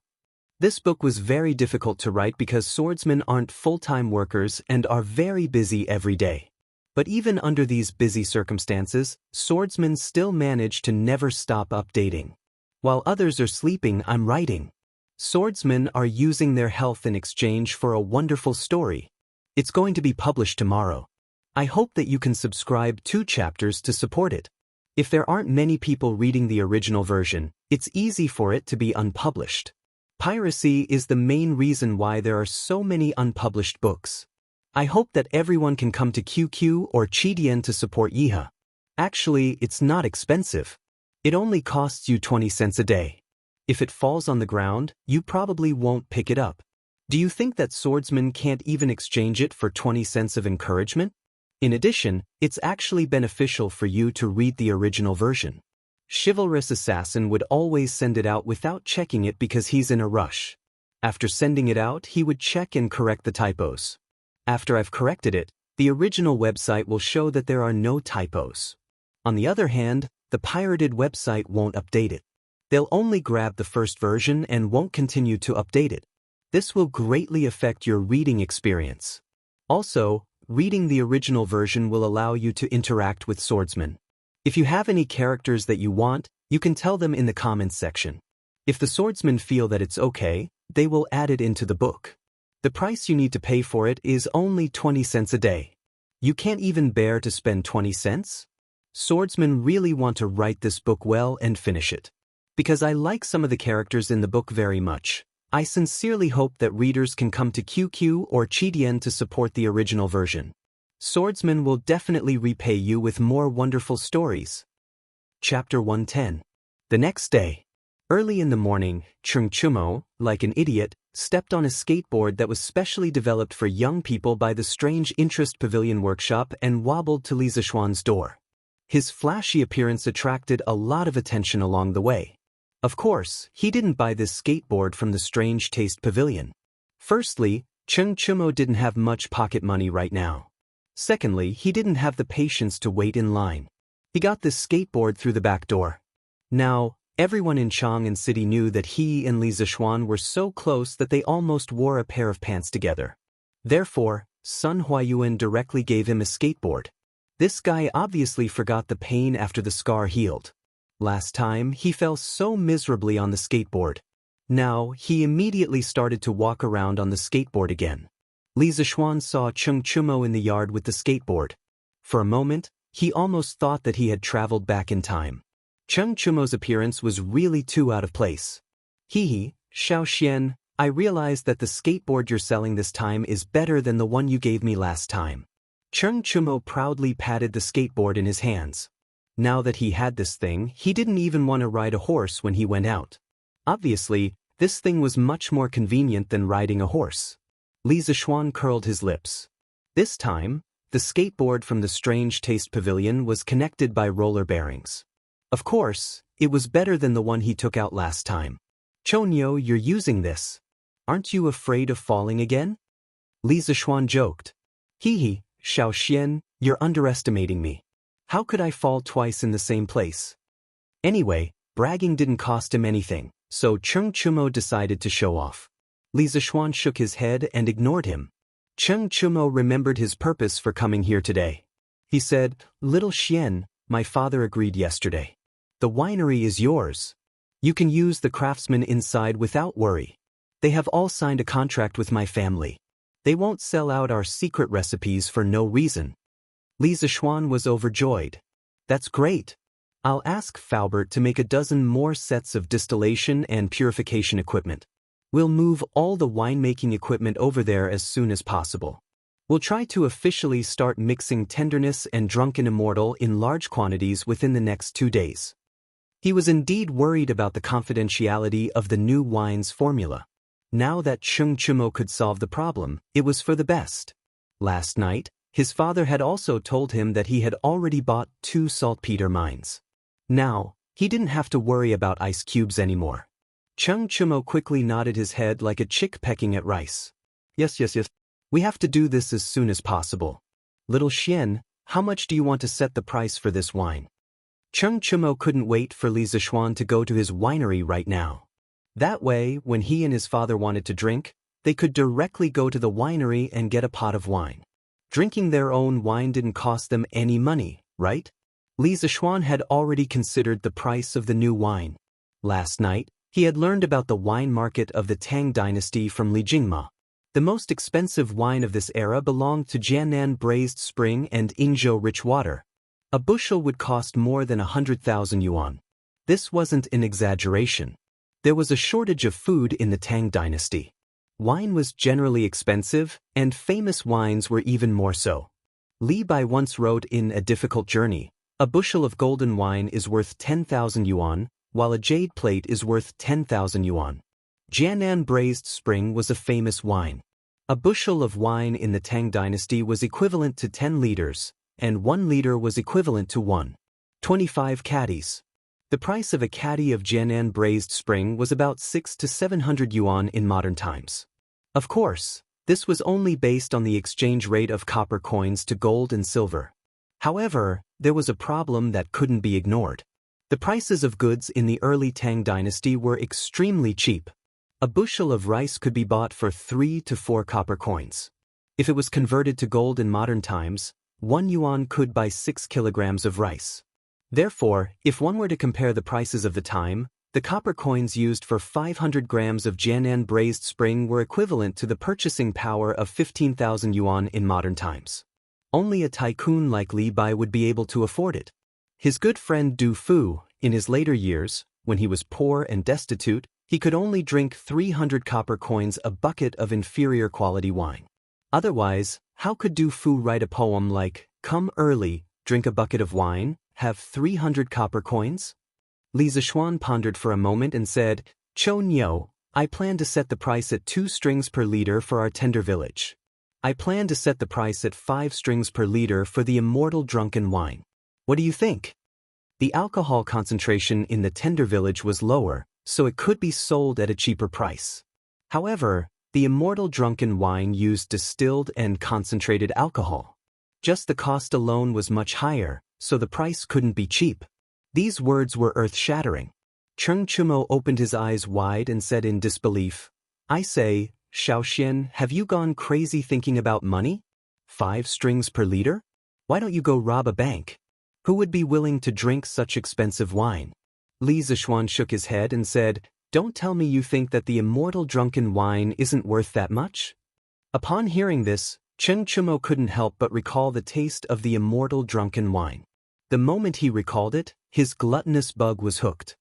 He smacked his lips and said with difficulty, "The taste of the immortal drunken wine is indescribable. I'm afraid that we won't be able to find such a good wine in Tang. However, the price of 5 strings per liter is too high. Ordinary people really can't afford to drink it." Li Zishuan smiled and said, "This wine is not for ordinary people to drink in the first place. Moreover, the wine used in the immortal drunken wine is a famous wine that has been concentrated several times. 3 caddies of Jianan roasted spring is only enough to condense 1 caddy of the raw spirit we need. After mixing in other ingredients, the cost of 1 liter of immortal drunken wine is more than 3 strings of cash. Therefore, the price of 5 strings per liter isn't expensive." After Li Zishuan said this, Cheng Chumo understood. He quickly said, "It seems that it's not expensive. Let's set it at this price." The Qing family also had 10% shares in the winery. The more the immortal drunken wine made, the more money they would get. After agreeing on the price of the new wine with Cheng Chumo, Li Zishuan sent someone to inform Faubert of the workshop to get another 20 sets of distillation equipment. Then he brought Cheng Chumo to the Drunken Immortal Inn. The conditions to launch the new wine were ripe. He needed to inform Manager Lu. Cheng Chumo followed Li Zishuan because he wanted to have a free meal at the Drunken Immortal Inn. "Uncle Lu, why is it so quiet here today?"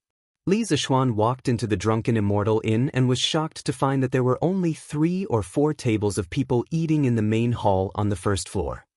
"Sigh, young master, you don't know. Although the Yunxi restaurant launched the nibbling chicken to compete with us in the past, there were still some diners who were willing to stay and eat at our Drunken Immortal Inn. But yesterday, they found an imperial chef and launched many famous imperial dishes. Our already few diners became even fewer. Now, those who are willing to eat here are those who live close to us." Manager Lu frowned and sighed as he poured out his grievances. The Drunken Immortal Inn's performance was not good. He was somewhat ashamed to meet his boss. Li Zishuan patted Manager Lu's shoulder with a smile and comforted, "Uncle Lu, don't worry. I've brought a few new things to the Drunken Immortal Inn. The Drunken Immortal Inn will soon become popular again." Cheng Chumo, this clown, also winked and said, that's right. Shopkeeper Lu, you can rest assured. I, Old Cheng, guarantee that in 2 days, the Drunken Immortal restaurant will be hard to find. Ha!" Apart from Li Zishuan, perhaps no one was more confident than Cheng Chumo in the land of warmth and immortal Drunken Immortal Inn. Chapter 111. Drunken Immortal Restaurant. Cheng Chumo sat alone in the main hall of the first floor, waiting for something in boredom. He was waiting for Li Zishuan. More accurately, he was waiting for Li Zishuan's new dishes. As there were not many customers in Drunken Immortal Restaurant today, Li Zishuan did not plan to go to the private room upstairs. When Li Zishuan told Manager Lu that he had brought a few new things to Drunken Immortal Restaurant, he did not only refer to Gentle Fragrance and Drunken Immortal. He also wanted to teach Wang Eru a few new dishes to compete with Yunxi Restaurant's palace delicacies. Inside the kitchen of Drunken Immortal Restaurant. "Eru, do you have pork here?" Li Zishuan wanted to make some red braised pork first, but he remembered that in the transmigration novels he had read in his previous life, the pigs of the Tang dynasty were not castrated and were extremely smelly. The pigs were seen by the nobles as cheap meat that only the commoners could eat. Lord Zhu, of course we have pork. Wang Eru replied curiously. Li Zishuan was a little surprised. Then go get me 4 pounds of pork belly. This Lord Zhu. A moment later, Wang Eru walked over with a large piece of pork belly. Lord Zhu, do you think this is enough? Li Zishuan nodded and leaned over to smell it curiously. He then frowned and muttered, there's no smell. This doesn't make sense. Wang Eru was dumbfounded. Lord Zhu, what are you talking about? What do you mean? Nothing. Was this pig castrated when it was alive? Li Zishuan changed the topic. Wang Eru laughed foolishly. Hee, Lord Zhu, this is a sow. Li Zishuan was speechless. Then are all the boars sold in the East Market castrated? Li Zishuan held back the words that were about to come out of his mouth and continued to ask. Wang Eru laughed and said, Hee, Lord Zhu, look at what you're saying. Of course, they've all been castrated. If this boar wasn't castrated, how smelly would it be? Li Zishuan slapped his head. Sure enough, the stories in those transmigration novels were all lies. Some authors were simply irresponsible. According to historical records, castrated pigs appeared as early as the Western Zhou dynasty. The Book of Changes, Big Beast Hexagram, had a saying, the teeth of a castrated pig are auspicious. It meant that castrated pigs were no longer aggressive, and their teeth were not to be feared, so it was auspicious. The reason why pork had declined to become a cheap meat was due to specific historical reasons. After the fall of the Western Jin dynasty, a large number of nomads from the north went south. After more than 300 years of war, they first unified the Sui dynasty and then the Tang dynasty. Although the Li clan that founded the Tang dynasty was Han, they had already been heavily Hu. The royal family was like this, and so were the nobles and bureaucrats who could afford meat. The Hu naturally preferred to eat mutton, and pork gradually declined. It wasn't until the Northern Song dynasty when Su Shi invented dongpa pork that pork became popular again. Since pork didn't have that kind of fishy smell, Li Zishuan planned to make a few more famous pork dishes. He had been in the Tang dynasty for so long, but he had never eaten pork before. The Li clan was a wealthy clan, so of course, Mrs. Li wouldn't let her son eat pork. 2 hours later, Li Zishuan looked at the 4 famous pork dishes in front of him: red braised pork, red braised lion's head, dongpa pork, and twice cooked pork. He nodded with satisfaction. The only thing lacking was that the Tang dynasty didn't have vermicelli, so he couldn't make pork stewed with vermicelli. I heard that Yunxi restaurant offered twice the price to poach you. Why didn't you leave? Li Zishuan saw that Wang Eru was tired and sweating, so he asked casually. When Wang Eru heard this, his expression immediately became serious. He was no longer laughing and joking like before. He used his sleeve to wipe the sweat off his face and bowed his fat body seriously. Lord Zhu, although I, Wang Eru, didn't study, I definitely can't do something ungrateful. In the past, I was just an ordinary cook. Lord Zhu, you thought highly of me and taught me how to make gnawing chicken. Later on, shopkeeper Lu also increased my salary by a lot. My wife and children at home all have new clothes to wear. My mother also has meat to eat. All of this was brought to me by Lord Zhu. If I were to do something ungrateful, would I, Wang Eru, still be human? Not only me, but there are so many chefs in Drunken Immortal restaurant. If one of them dares to betray Lord Zhu, I, Wang Eru, will be the first to fight him to the death. Wang Eru became a little emotional as he spoke. Every word he said was powerful and resonant. Li Zishuan was also a little touched by this simple man. He quickly patted Wang Eru on the shoulder to calm his emotions and said, Don't worry about it. You're a good man. Don't worry, you won't suffer if you follow this Lord Zhu. Your family's days will only get better and better. Wang Eru nodded heavily and said, Lord Zhu, understands. Li Zishuan brought a few servants and brought out the 4 pork dishes. Of course, there was also a pot of iced drunken immortal wine. This was something that Cheng Chumo took from his house. According to him, how could there be no good wine in Drunken Immortal restaurant? Little Xian, what meat is this? Why is it so fragrant? Cheng Chumo was like a shameless dog. He used his nose to sniff around the plate. Li Zishuan quickly pushed him away. He was afraid that this idiot's saliva would fall into the plate. If that happened, how could he? This is all pork. Cho Ox, you don't eat pork, right? Ah, this is pork? How can pork be so fragrant? Cheng Chumo said in disbelief. That's right, this is all pork. Our Lord Ju's eldest son definitely wouldn't eat this cheap meat, right? Li Zishuan ridiculed. Cheng Chumo immediately shouted, Bullshit, I don't care what kind of meat this is. This is such fragrant meat. Even if it was rat meat, I would still eat it. F***ck, will this bastard die if he doesn't spoil my appetite when eating? Li Zishuan really wanted to kick him out. Uncle Lu, come and try this meat and this wine. In 2 days, our drunken Immortal restaurant will release this. Li Zishuan called out to shopkeeper Lu. Shopkeeper Lu was already drooling from the side. When he heard this, he immediately thanked him excitedly. Thank you, young master. The three of them sat down. Shopkeeper Lu tactfully poured a cup of wine for Cheng Chumo and himself. He knew that Li Zishuan didn't drink, so he didn't pour it.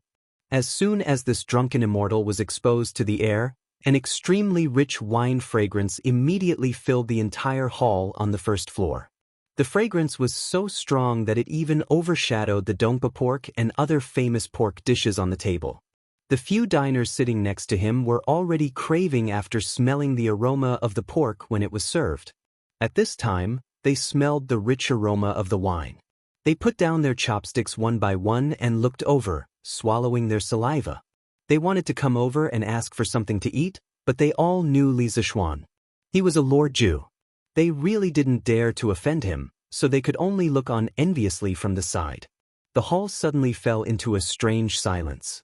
At this time, the sound of the diners swallowing their saliva was particularly ear-piercing. Li Zishuan looked up and saw the desire and fear in the diners' eyes. Only then did he understand.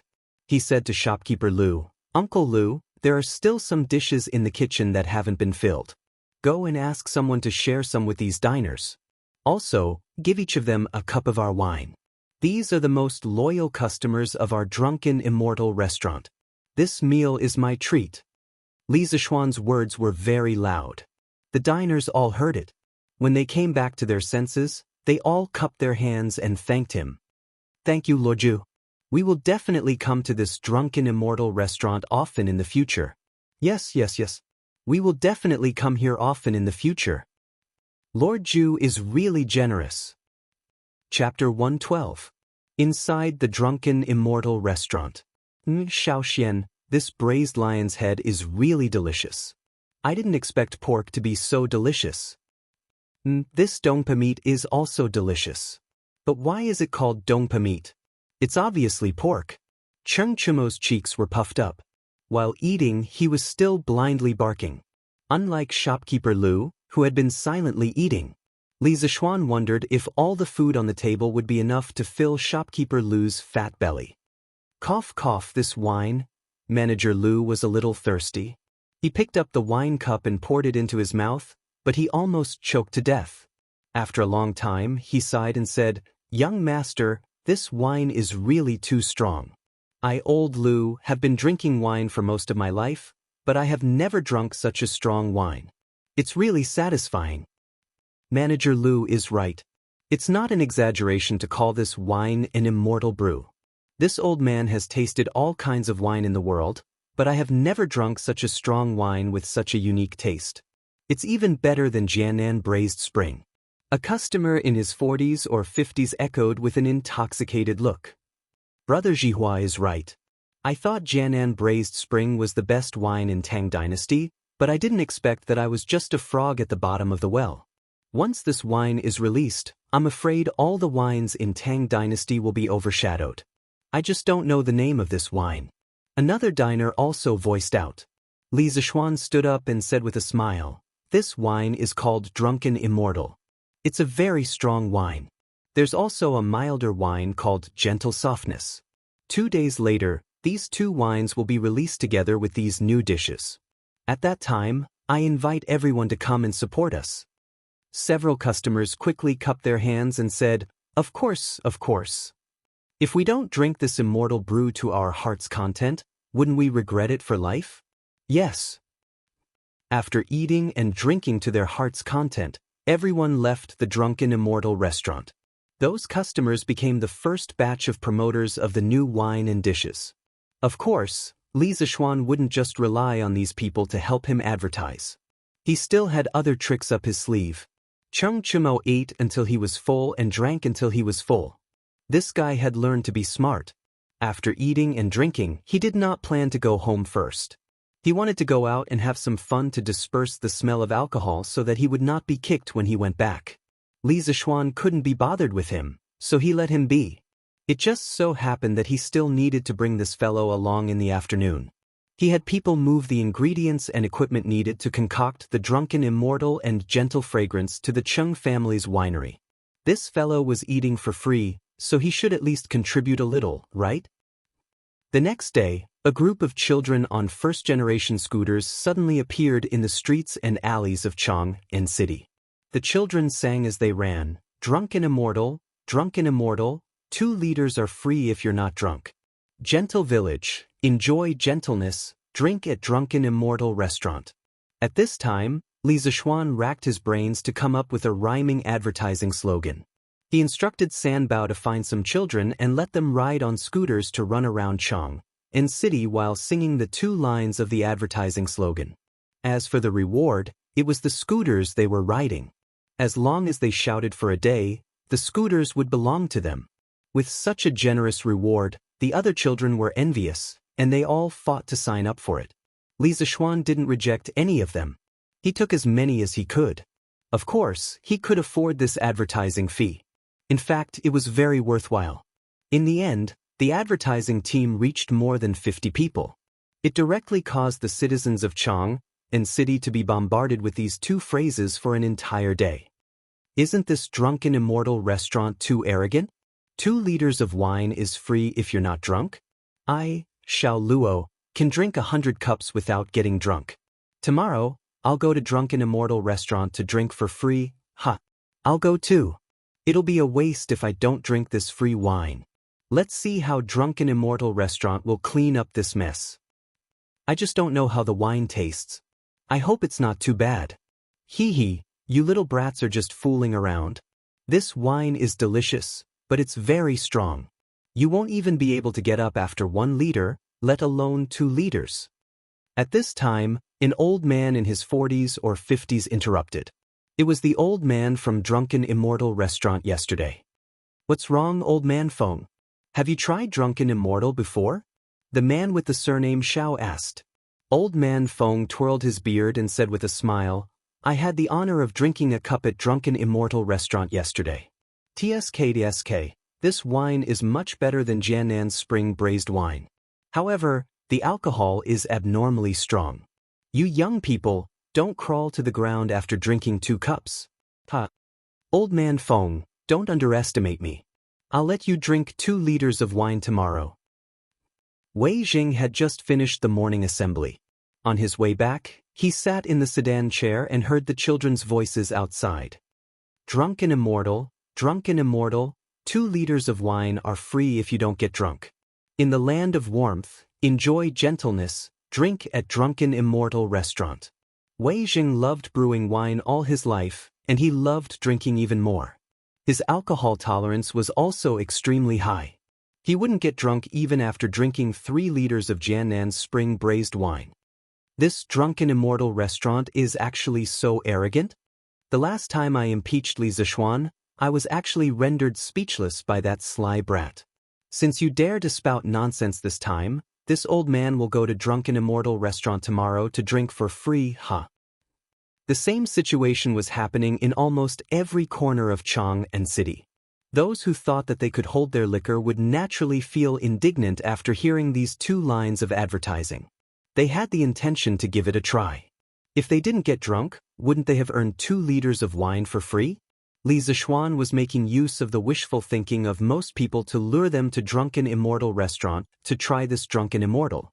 There was a gambler living in everyone's heart. As long as they were lured out by external conditions, they would be like a scourge that couldn't be stopped. you were the one who got someone to release those 2 lines of doggerel in Chang, in City today, right? After dinner, Li Jingma called his son into the study and asked with a smile. Hee, I can't hide anything from father. That's exactly what this child wants. Li Zishuan chuckled. Li Jingma asked doubtfully, then aren't you afraid that someone will really drink 2 liters of wine and not get drunk? Father, we can't rule out such a person, but such people are extremely rare. If he really can't get drunk, what's wrong with giving him 2 liters of wine?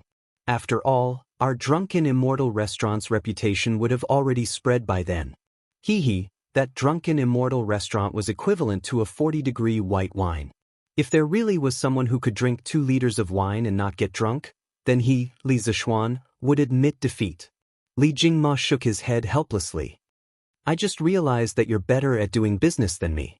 You brat, instead of being a noble, you just have to blindly do these things. Li Zishuan smiled. Father, this is almost the last time I'll help drunken Immortal restaurant. Once the new wine status is established, so will drunken Immortal restaurants. At that time, we'll just have to stay at home and count the money. To tell the truth, Li Zishuan himself didn't want to be so tired. It was all forced by the circumstances. Li Jingma was speechless. Chapter 113. On this day, before the door of drunken Immortal opened, there was already a circle of people outside. Hey, Jiang Weiyun, are you here to drink the free wine? That's right, Brother Xiao. Wouldn't it be great to drink the free wine of drunken Immortal and order 2 portions of their nibbled chicken? That makes sense. Brother, you're so thoughtful. After the crowd was lively for a while, the waiter of drunken Immortal came out to open the door. Shopkeeper Lu also came out. He looked at the crowd in front of him and smiled like a Maitreya Buddha. Dear customers, today the drunken Immortal is releasing new wine and dishes. Anyone who can drink 2 liters of drunken Immortal without getting drunk will be served free of charge. But in order to prevent people from forgetting to pay the bill after getting drunk, all customers will have to pay first before eating. If anyone can drink 2 liters of wine without getting drunk, we'll refund the money to you in full. Great! Everyone cheered loudly. The burly man surnamed Xiao couldn't help but shout. Shopkeeper Lu, open the door quickly. I, old Xiao, am waiting to drink your wine for free, That's right, we want to drink the free wine. These people treated the drunken Immortals event as free wine for them. Shopkeeper Lu laughed in his heart. You'll be crying later. Shopkeeper Lu opened the door, and the diners outside immediately rushed into the restaurant in a single file. Shopkeeper Lu, you're serving a new dish? What's this dongpa meat? What's this braised lion's head? Don't tell me you're selling lion's meat? Shopkeeper Lu was about to explain when he heard someone interrupt. Young man, if you're not buying, let this old man buy first. Waiter, give this old man a portion of braised lion's head, a portion of braised meat, and half a liter of drunken Immortal. The speaker was the old man who talked to Li Zishuan that day. His name was Feng Zhihua, and he was also a rich businessman. That's right, if you're not ordering, let us order first. Another diner who had eaten the new dish and drank the new wine with Feng Zhihua last time chimed in. These people were not lacking in money. They had said that they would come to support, and now they were all here. All right, sir. That's a total of $4,400. Please pay the bill first. The waiter said respectfully. Feng Zhihua pointed at the waiter and said with a smile, You're looking down on this old man. How could this old man get drunk with just half a liter of wine? Despite saying that, Feng Zhihua still took out a golden biscuit and handed it to the waiter. The surrounding people who didn't know what was going on gasped. Someone couldn't help but ask, Waiter, this person only ordered so little and he wants 5 strings of cash? The waiter didn't show the slightest bit of impatience. While receiving the golden biscuit from Feng Zhihua, he politely explained to the rest. Replying to the esteemed guest, our store's God's nectar is 1 liter for 5 strings of bones. Twice cooked pork, braised lion's head in soy sauce, dongpa pork, and braised pork in soy sauce are all priced at the same price. 5 strings of cash per liter? The rest of the people were frightened by the high price, and some of the people who wanted to come to the drunken Immortal restaurant to take a gamble began to retreat. Waiter, just give me a portion of gnawed chicken. However, there were also people who were extremely confident in their drinking capacity. They thought that no matter how expensive the wine was, as long as they didn't get drunk, they would still return the money. Thus, 7 or 8 big men began to shout, "Waiter, give me 2 liters of immortal drunken wine and a portion of gnawed chicken. Waiter, give me 2 liters of immortal drunken wine and 2 portions of gnawed chicken." There were more people who ordered the gnawed chicken than the new dishes. After all, everyone hadn't eaten those new dishes yet. When Fengjua's dishes were served, the rest of the people realized that they were wrong. "Phew, it smells so good. Yeah, what kind of meat is this braised lion's head? Why can't I tell from the outside? Goo goo, I can't stand it anymore.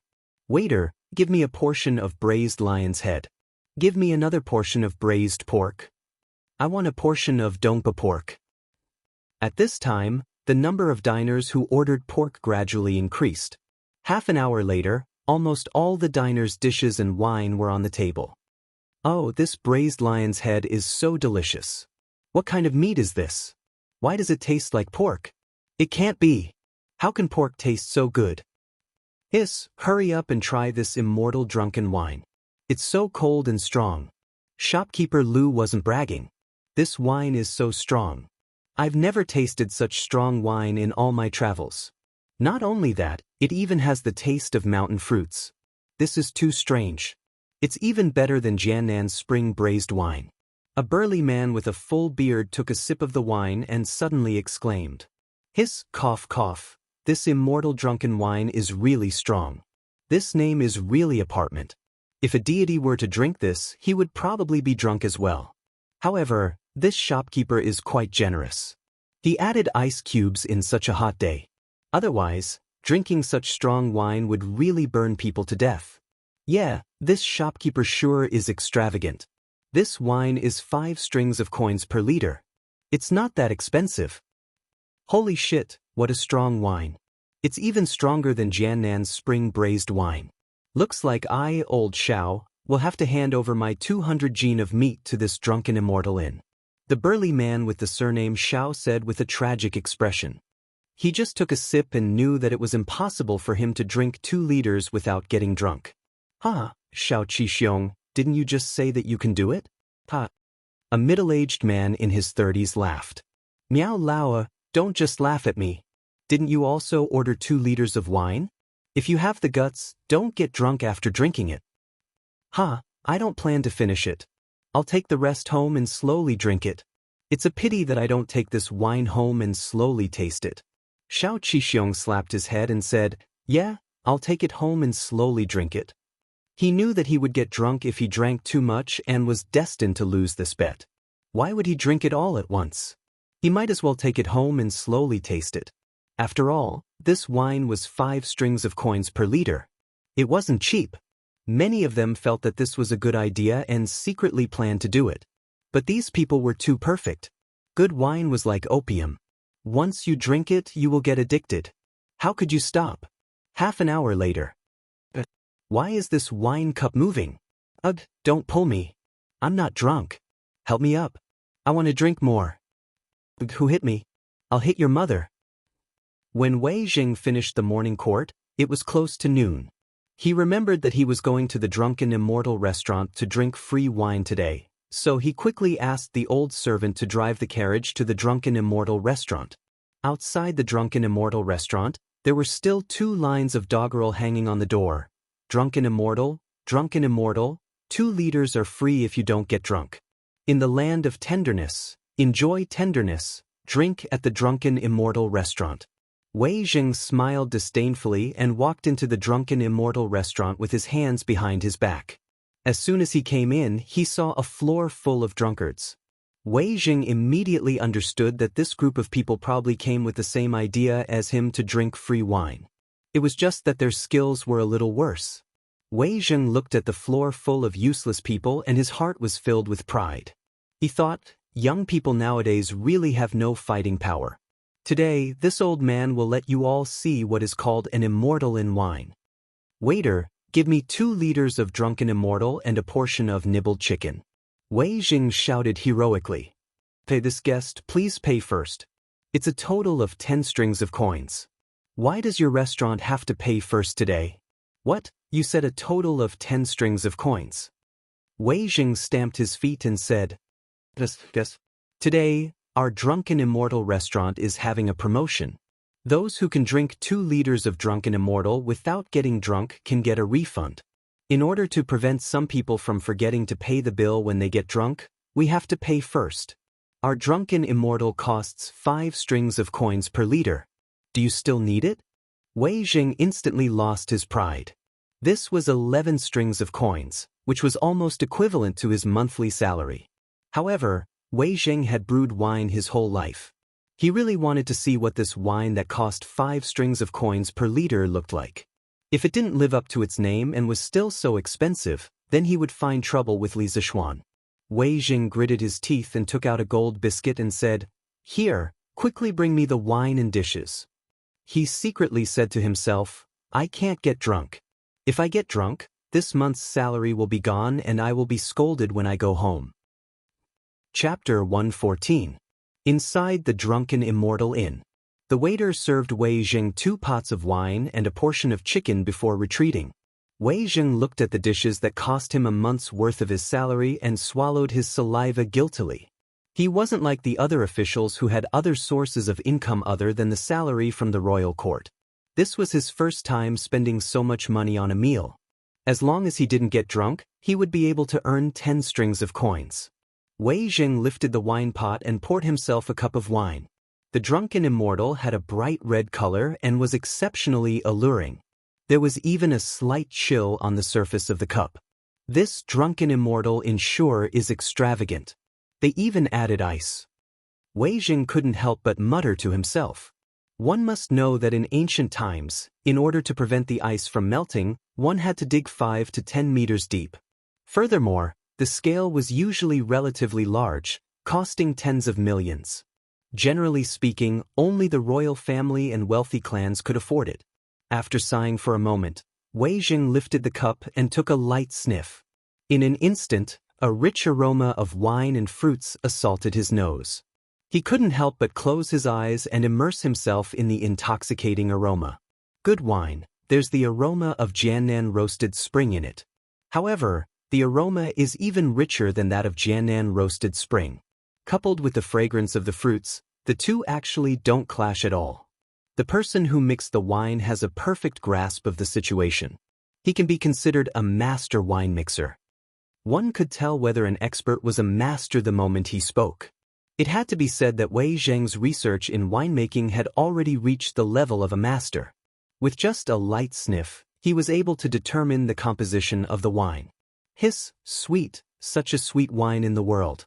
To be able to drink such a divine wine in my lifetime, my life has truly not been in vain.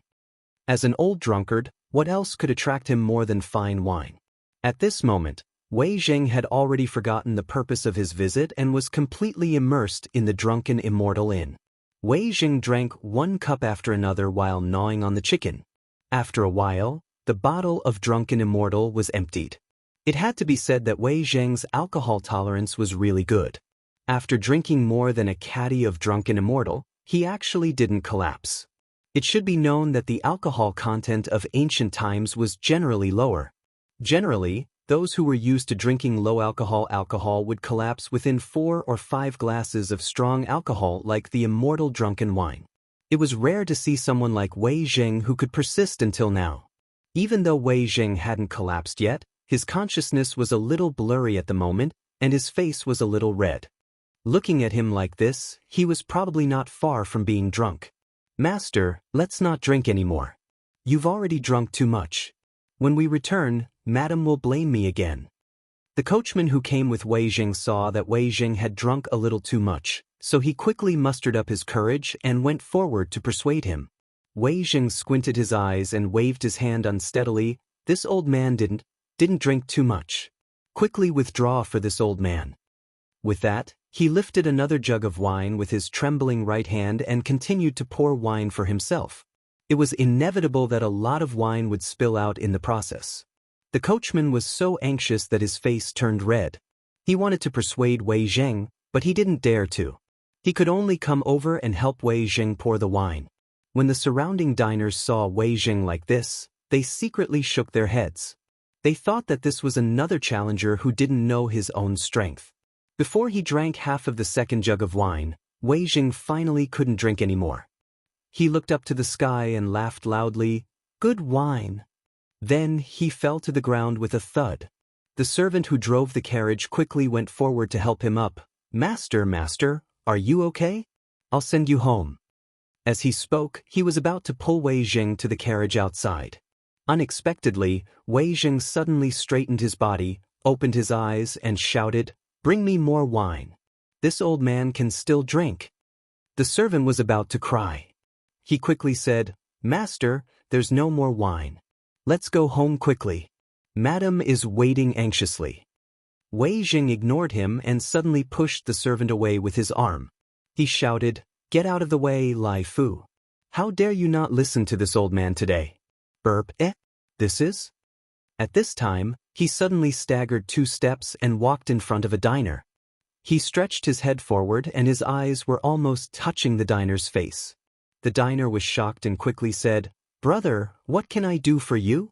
Wei Jing laughed twice and pointed at the diner. "Brother Fong, are you Brother Fong? I remember that I, old Wei, still owe you money." Burp, Lai Fu, quickly go and pay Brother Fong back. The diner quickly waved his hand and said, No, brother, you've got the wrong person. My surname is Wang, not Fong. You don't owe me money." "Who said that? How could I get the wrong person?" Burp, Lai Fu, did you hear that? Quickly bring the money. Wei Jing patted the diner's shoulder and laughed incoherently. Lai Fu anxiously said, "Master, you've really got the wrong person. This is not Fong Xiang." Today, he had already spent 10 yuan in the drunken Immortal restaurant. If Lai Fu took out more money, he would probably be skinned by his wife when he returned. Wei Jing was instantly angry. He grabbed Lai Fu and snatched the money bag at his waist. He took out a handful of money and handed it to the diner, saying, "The servant at home is not sensible. Brother Fong, please don't blame him. Burp, quickly take it." "Brother, I really can't take this money. You've got the wrong person." Wei Jing shouted loudly, "If I tell you to take it, then take it." Burp, if you don't take it, then you don't give me, Wei Xuanqing, face. Burp, am I, Wei Xuanqing, a villain who owes money and doesn't pay it back? As soon as these words came out, everyone was shocked. Wei Xuanqing? This person is actually the left Prime Minister Wei Jing? Yes, I didn't expect left Prime Minister Wei to get drunk. Isn't he known as the person with the highest alcohol tolerance in Great Tang? This left Prime Minister Wei actually likes to give people money when he's drunk? It's really rare, isn't it? It's the first time I've seen someone take the initiative to give money. It would have been better if Wei Jing didn't say it. Once he said it, the diner was even more afraid to take his money. People didn't fight with officials. At this time, if there was money to let Wei Jing leave, the diner would definitely take out 2 big gold pancakes without hesitation. Wei Jing was entangled with the diner for a long time. Finally, he was a little impatient. He directly stuffed the gold pancake into the diner's arms and muttered, "Brother Fong is really not straightforward." Then he proudly went to another diner and asked, "Brother Yu, it's you. Do I still owe you 5 strings of money?" "Lai Fu, quickly give me the money." Lai Fu didn't have 5 strings of money on him. At this moment, he wanted to cry. He really wanted to faint from happiness. He felt that if he continued to be like this, he would definitely be driven crazy by Wei Jing. In the end, shopkeeper Lu couldn't stand it anymore. He called 2 servants to help Lai Fu forcibly carry Wei Jing into the carriage. After this farce, he finally became a laughing stock. He was afraid that when Wei Jing woke up tomorrow, he would find that he was already famous in Cheng. Chapter 115. Imperial Palace, West Court. After the morning court, Li Er went to Empress Zhangxuan's place to have lunch with her. "Your Majesty, this is the chicken I had the royal chef imitate. Try it and see what you think." Zhang Sun gently picked up a piece of chicken for Li Er and said with a faint smile, "Oh, Guanyin is so thoughtful. Let me try it." Li Er picked up his chopsticks in surprise and tasted a piece of chicken. Then he praised, "Oh, not bad, not bad. It's 90% similar to the drunken Immortal restaurant. Guanyin is so thoughtful. If Li Zishuan were here, he would definitely complain about Li Er's casual imitation."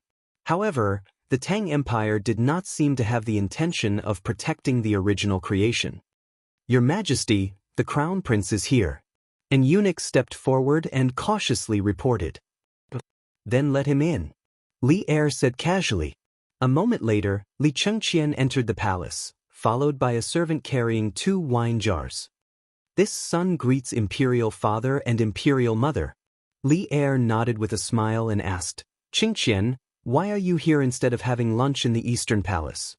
Li Chengqian bowed and said, "Father, I just received 2 types of wine that are popular in Chang. One is warm and mellow, and the other is spicy and sweet. Their flavors are unique in the Tang Empire. I brought them here to show my filial piety to father and mother." Yesterday, when the winery made the first batch of wine, Li Zishuan used ice to seal 4 jars of wine. Today, he had someone send them to Li Qingqian. He had borrowed the name of the Qing family's winery to brew wine, but in the end, it was still a skirmish. If he really wanted to investigate further, it could be considered a violation of the law. Therefore, he gave a few jars of wine to Li Er as a sign of goodwill in advance, lest Li Er continue to hold onto his little tail and refuse to let go. Li Er's interest was piqued by Li Chunqian's extravagant description. He asked curiously, "This is new. There's wine in Chang, and that I haven't tried before? Qingqian, bring it up for your mother and me to see." Li Chengqian took the wine jars from the servant and personally poured a cup of drunken Immortal for Li Er. The bright red liquid flowed down the sides of the cup, and the fragrance of the wine filled the entire palace. Zhang Sun said in shock, "Qingqian, what wine is this? The aroma of the wine is actually so strong?" Although she didn't know how to drink, this was the first time she had seen wine with such a strong fragrance, so she couldn't help but ask. A trace of astonishment flashed through Li Er's eyes, and he also cast an inquiring gaze towards Li Chengqian. Li Chengqian hurriedly replying to Imperial Mother, "This wine is called Drunken Immortal. Using a special method, Jianan braised spring was condensed and mixed with mountain fruit wine according to a certain ratio. The alcohol is extremely strong. When Imperial Father drinks it, please enjoy it slowly." Zhang Sun couldn't help but chuckle and say, "Immortal drunken. The person who named it sure talks big. I wonder if this wine can really make immortals drunk? Your Majesty, please have a taste. This is Chengqian's filial piety." Li Er nodded, picked up the wineglass, and took a sip. He could not help but grin and praise, "Maid Guanyin, I'm afraid that this wine can really intoxicate an immortal. I have never drunk such a strong wine before. It's really delightful." Zhang Sun covered her mouth and laughed, "As long as your Majesty likes it." At this time, Li Chengqian picked up another jar of wine and poured a glass for Zhang Sun. He smiled and said, "Imperial Mother, there's another type of wine here. The alcohol is mild and mellow. It's specially prepared for people who don't know how to drink. Imperial Mother, please have a taste. It won't make you drunk." The wine glasses used in the palace were colored glass cups offered as tribute by foreign countries. After the pink and soft wine was poured into the colored glass cup, it reflected the sunlight like a pink spring. Zhang Sun was somewhat moved just by looking at the beautiful color. She couldn't help but ask, "Just looking at the color of this wine, it's exceptionally enchanting and charming. Qingqian, what wine is this?" Li Qingqian replying to Imperial Mother, "This wine is called gentle and soft wine. It's taken from the meaning of warmth and softness. It's not easy to get drunk." Li Er couldn't help but clap his hands and laugh. "Gentle and soft wine, this name is good. This wine is most suitable for a gentle and refined woman like Maid Guanyin to drink." Zhang Suan's pink face immediately reddened, and she glanced charmingly at Li Er. How could Li Er show off his love in front of his son like this? Li Chengqian was caught off guard and fed a mouthful of dog food by his parents. He hurriedly lowered his head and stood to the side, pretending that he hadn't heard anything. In order to hide her embarrassment, Empress Zhangsun hurriedly raised the wine cup and said, "Since Qingqian says this wine is not intoxicating, then Imperial Mother will try it." Li Qingqian hurriedly bowed and took his leave, saying, "Imperial Father, Imperial Mother, please take your time. I will leave first." He was afraid that if he stayed, Li Er would drink too much and hear something he shouldn't hear. This drunken immortal wine made people drunk very quickly. Li Er was also a bit embarrassed. Hearing this, he waved his hand and said, "Go." Li Qingqian felt like he had been pardoned. He hurriedly bowed and left. 15 minutes later, in the main hall. "Oh, good wine. This reminds me of the wedding night with Maid Guanyin. So many years have passed. Maid Guanyin, you are still as beautiful as before, but I have grown old." Li Er was clearly drunk. At this moment, he grabbed Zhang Suan's hand and said emotionally, "Your Majesty, you are in the prime of your life. How can you say you are old? You have drunk too much. I will help you to rest." Zhang Sun was a bit embarrassed by the first half of Li Er's words. She hurriedly dismissed the palace maids and eunuchs in the hall and supported Li Er, comforting him gently. Li Er waved his hand stubbornly and leaned on Zhang Sun. He closed his eyes and recalled, "No, I wasn't drunk. Sai, it was still the best back then.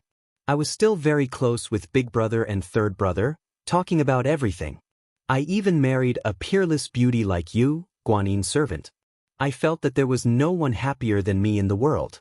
At that time, there were no endless memorials to read, and there were no brothers fighting against each other. Although I am the emperor now, I am not happy. Maid Guanin, do you know? Every night in my dreams, I would wake up from my dreams in fright at the sight of big brother and third brother's bloody skulls and angry eyes. Is this heaven's punishment for killing my brothers and imprisoning my father? Do you want me to never have peace for the rest of my life? Maid Guanin, did I really do something wrong?" The iron-blooded emperor of a generation had a line of tears at the corner of his eyes. Empress Zhangsun held Li Er in her arms with heartache. She knew that although Li Er had won in the Xuanwu Gate incident in the end, the fact that he had killed his brothers and imprisoned his father was a pain that he could never get over. Li Er was just using the effects of alcohol to vent the pain that had been suppressed in his heart for a long time. "Erlang, this is not your fault. It is not your fault. If you did not fight back then, our family would have suffered the same tragedy. No matter what happens, I and the Chungqin Green Sparrow will stand by Erlang's side." Zhang Sun gently stroked Li Er's face as she spoke softly. Li Er finally calmed down. A moment later, his breathing gradually evened out. Zhang Sun thought that he had fallen asleep and stood up to call the palace maids to carry Li Er to the bed. Who knew that as soon as Zhang Sun stood up, Li Er pressed her down forcefully. He rested his head in her arms and smelled her soft fragrance. Li Er used the effects of alcohol to start misbehaving. "Erlangdo, it is still daytime." "Oh, what are you afraid of?" "No, Erlang, you should go rest." "Hey, I can also rest with Maid Guanin." 50,000 words omitted here. Please fill in the blanks yourself. The number of words in the novel will automatically increase by 50,000. Fortunately, Li Chengqian was smart enough to leave first. Otherwise, if he stayed here, it would not be as simple as being fed dog food. He would probably have to watch a live spring gong that he should not have seen. Li Zishuan had sent Li Er tenderness and immortal drunken wine with the intention of pleasing him. He did not expect things to develop like this. Did this count as doing bad things with good intentions? Chapter 116. The next day at 5 o'clock. Zhang Sun Palace. "Your Majesty, I should help you dress and wash up. It's almost time for morning court." Zhang Suan's hair was messy and her cheeks were pink. She propped herself up and looked at Li Er as she spoke softly. Li Er happily stretched his waist and legs, then took Zhang Sun in his arms and sighed with emotion. "I haven't slept so deeply in a long time. I didn't expect the aftereffects of the drunken immortal to be so strong. I've been sleeping from yesterday afternoon until today. I really want to just lie here and not get up." Zhang Sun lay on Li Er's body and laughed. "Your Majesty, don't joke. Get up quickly, or else Wei Wuxian will admonish you again." Li Er rubbed his head and said with a headache, "Even if I didn't go late today, I'm afraid I'll still be scolded by Wei Xuanqing. I haven't read yesterday's memorial yet. Zhang Sun laughed lightly. Your Majesty has been working hard on state affairs and resting for half a day. I'm sure Wei Xuanqing won't say anything, right? Li Er sneered. Guanyin maid, you think too highly of that old fellow. He wants nothing more than for me to spend all 24 hours a day busy with state affairs. That's right. Where did Xingqian get the drunken immortal and the land of warmth from yesterday? He thought to himself that the names of these two wines were really good. When immortals get drunk, they can't help but lie down in the land of warmth. If Li Zishuan knew what Li Er was thinking, he would definitely spit out a mouthful of blood. That wasn't his original intention. Zhang Sun replied, Your Majesty, after you fell asleep yesterday, I sent someone to inquire. It said that Li Zishuan borrowed Duke Lu's winery to make this wine.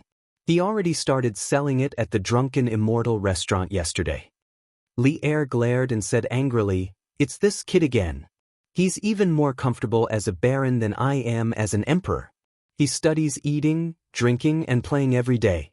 I have to find something for him to do. Otherwise, wouldn't it be a waste of his talent? Zhang Sun covered her mouth and laughed. Hearing Your Majesty say this, I also feel that I should arrange something for this child to do. I see that Chengqian, Chang'e, and Qingke all have a good relationship with Li Zishuan. Why don't we have him come to the palace every day to accompany Qingke and the others to school? Li Er thought for a moment, then shook his head in the end.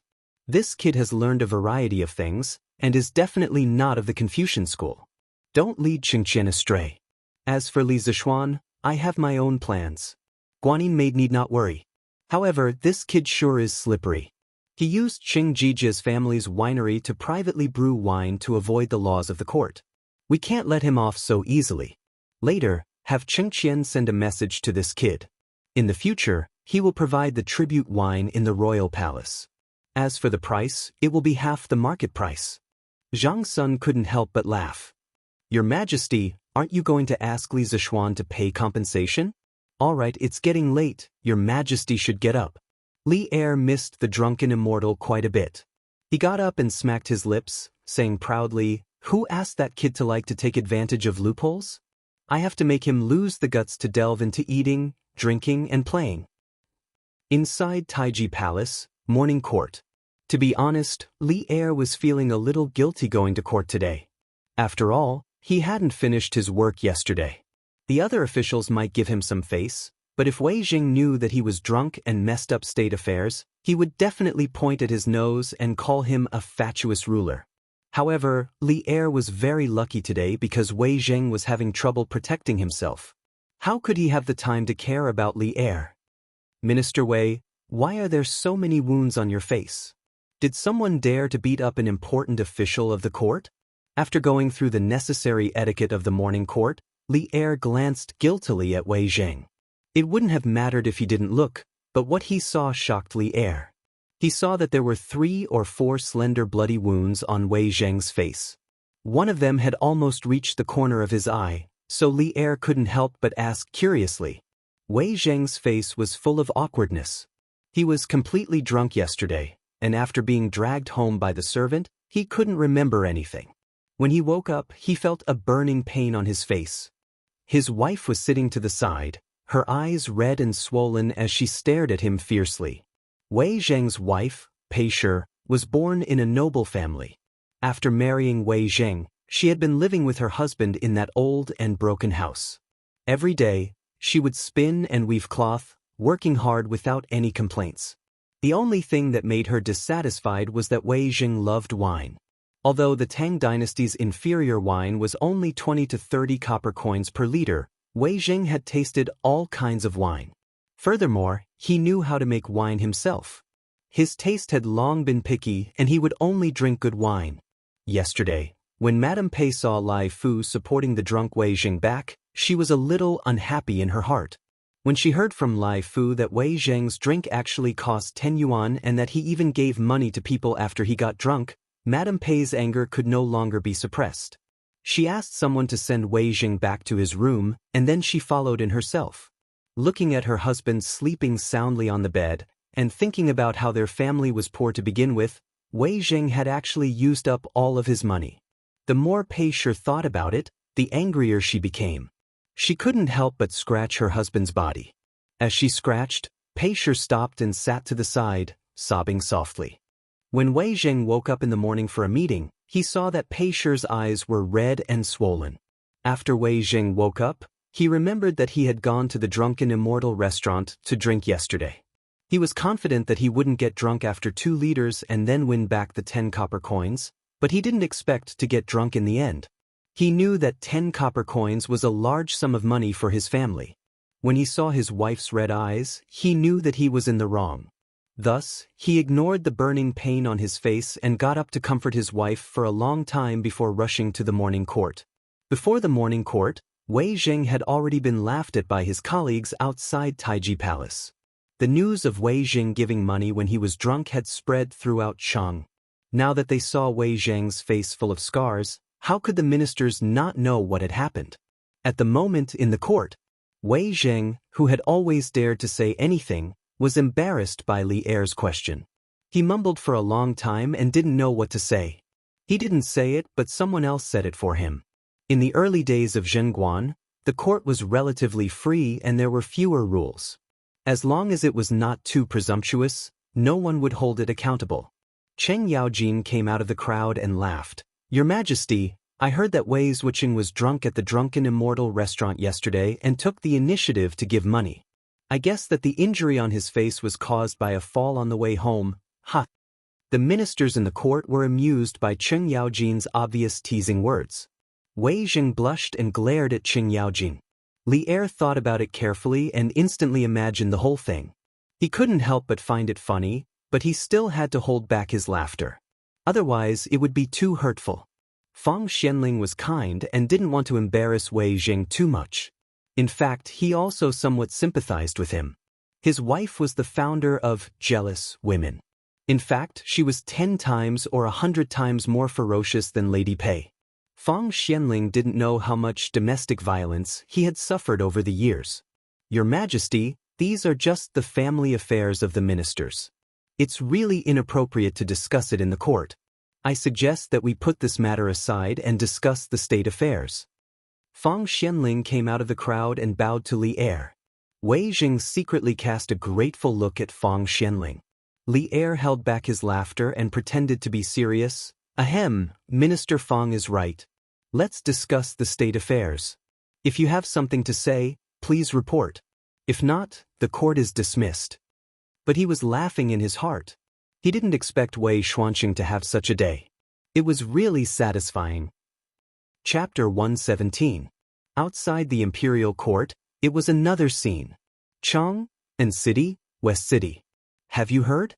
Yesterday, the drunken Immortal restaurant sold Immortal drunken wine. They said they would refund you if you didn't get drunk after 2 liters. "I have. What happened after that? Did the drunken Immortal restaurant lose a lot of money yesterday?" "Nonsense. It is said that the people who went to challenge the drunken Immortal restaurant yesterday were all defeated. Most of them got drunk before they finished 1 liter. One of them drank the most, but he only drank 1.5 liters before he couldn't hold on anymore." "This wine is so strong? Then who drank the most?" It was Wei Xuanqing, the minister of the imperial court." Isn't Wei Xuanqing the master brewer of our imperial court? How could he get drunk?" "Hey, that's nothing. What's more interesting is that Wei Xuanqing held someone's hand after he got drunk and insisted on giving him money." "Hey, that's right, that's the man. Hey man, you're here today too?" "Yes, the drunken Immortal restaurant's Immortal drunken wine is really an immortal brew. The braised pork and braised meatballs are also rare delicacies in the world. I couldn't forget them after tasting them yesterday. Later, I heard that the drunken Immortal restaurant also has a kind of wine called Gentle Village, which is specially brewed for people who can't drink. So I brought my wife here today to try it." This man was the middle-aged man whom Wei Zheng mistook for Fang Xianling yesterday and insisted on giving him money. You couple are really affectionate. But man, is the drunken Immortal restaurant's Immortal drunken wine really that good?"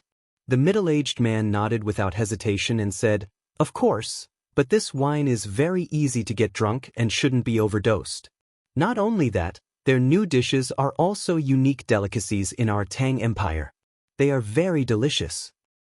Now that you mention it, I'm a little greedy. I have to go in and try it today. Hey, man, why didn't you take the money that Wei Xuanxing gave you yesterday? Another young man next to him teased. The middle-aged man, ha! The surrounding crowd suddenly burst into laughter. Young master, the new wine and dishes are too popular. After deducting the cost, just the new wine and dishes alone made a profit of more than 400 strings of coins yesterday. It's really amazing. Within a private room in the Immortal Indulgence Inn, manager Lu reported to Li Zixuan with extreme excitement. Now that the drunken Immortal restaurant had come back from the dead and made a shocking reversal, apart from Li Zixuan, the most excited person was manager Lu. Li Zixuan nodded his head calmly. The drunken Immortal and the pork dishes were just released yesterday. Not many people knew about them yet. The profits would definitely get bigger and bigger later on. He casually agreed and said, that's good. Uncle Lu, from now on, the affairs of the drunken Immortal Inn will depend on you to manage. I will no longer interfere in the affairs of the drunken Immortal Inn. Today, he brought Lan to try the new dishes. The little girl was eating until her mouth was full of oil and had no time to pay attention to him. When manager Lu heard that Li Zixuan didn't intend to interfere in the affairs of the drunken Immortal Inn, he was shocked. He had indeed become dependent on Li Zixuan. Whenever there was a problem in the drunken Immortal Inn, the first person he thought of was Li Zixuan. Young master, why is this? Li Zixuan did have his reasons for doing this. First, he had other things to do. How could he stay in the drunken Immortal Inn every day? Second, he found that manager Lu and Wang Eru had become dependent on him. When they encountered problems, they didn't want to solve it themselves. Instead, they wanted him to help them. How could this be? A qualified leader would never do everything personally. Uncle Lu, I still have other things to do. In the future, you should encourage Eru and the others to invent new dishes. You can't just sit there and do nothing. If the drunken Immortal Inn wants to develop healthily, it must constantly innovate. You can't just rely on me. Li Zixuan said solemnly. When manager Lu heard this, he knew that Li Zixuan had made up his mind. He also felt that Li Zixuan's words were reasonable. It was indeed a bit outrageous for a lord to spend all his time in a restaurant researching food and drink. Young master is right. Don't worry, young master. Old Lu, will definitely take good care of the drunken Immortal Inn according to your wishes. Li Zixuan nodded slightly and continued eating with Lan. Azure Dragon Ward. Within the courtyard of the mansion. TSK, this drunken Immortal truly lives up to its reputation. It looks like we'll have to hurry up and discuss cooperation with Li Zixuan. The white-clothed young master held a cup of wine and carefully savored the taste. Young master, the drunken Immortal Inn's new wine and dishes are now hard to come by. I'm afraid that the second young master won't be able to sit still at House Yunxi any longer. The white-clothed young master couldn't help but smile. He said, yes, I'm afraid my second younger brother is in a hurry right now. We'll go meet this Li Zixuan tomorrow. It'll be best if we can cooperate. Lu Yun couldn't help but ask, young master, both the scooter and the drunken Immortal are extremely popular in Chang and right now. Why would Li Zixuan be willing to cooperate with us?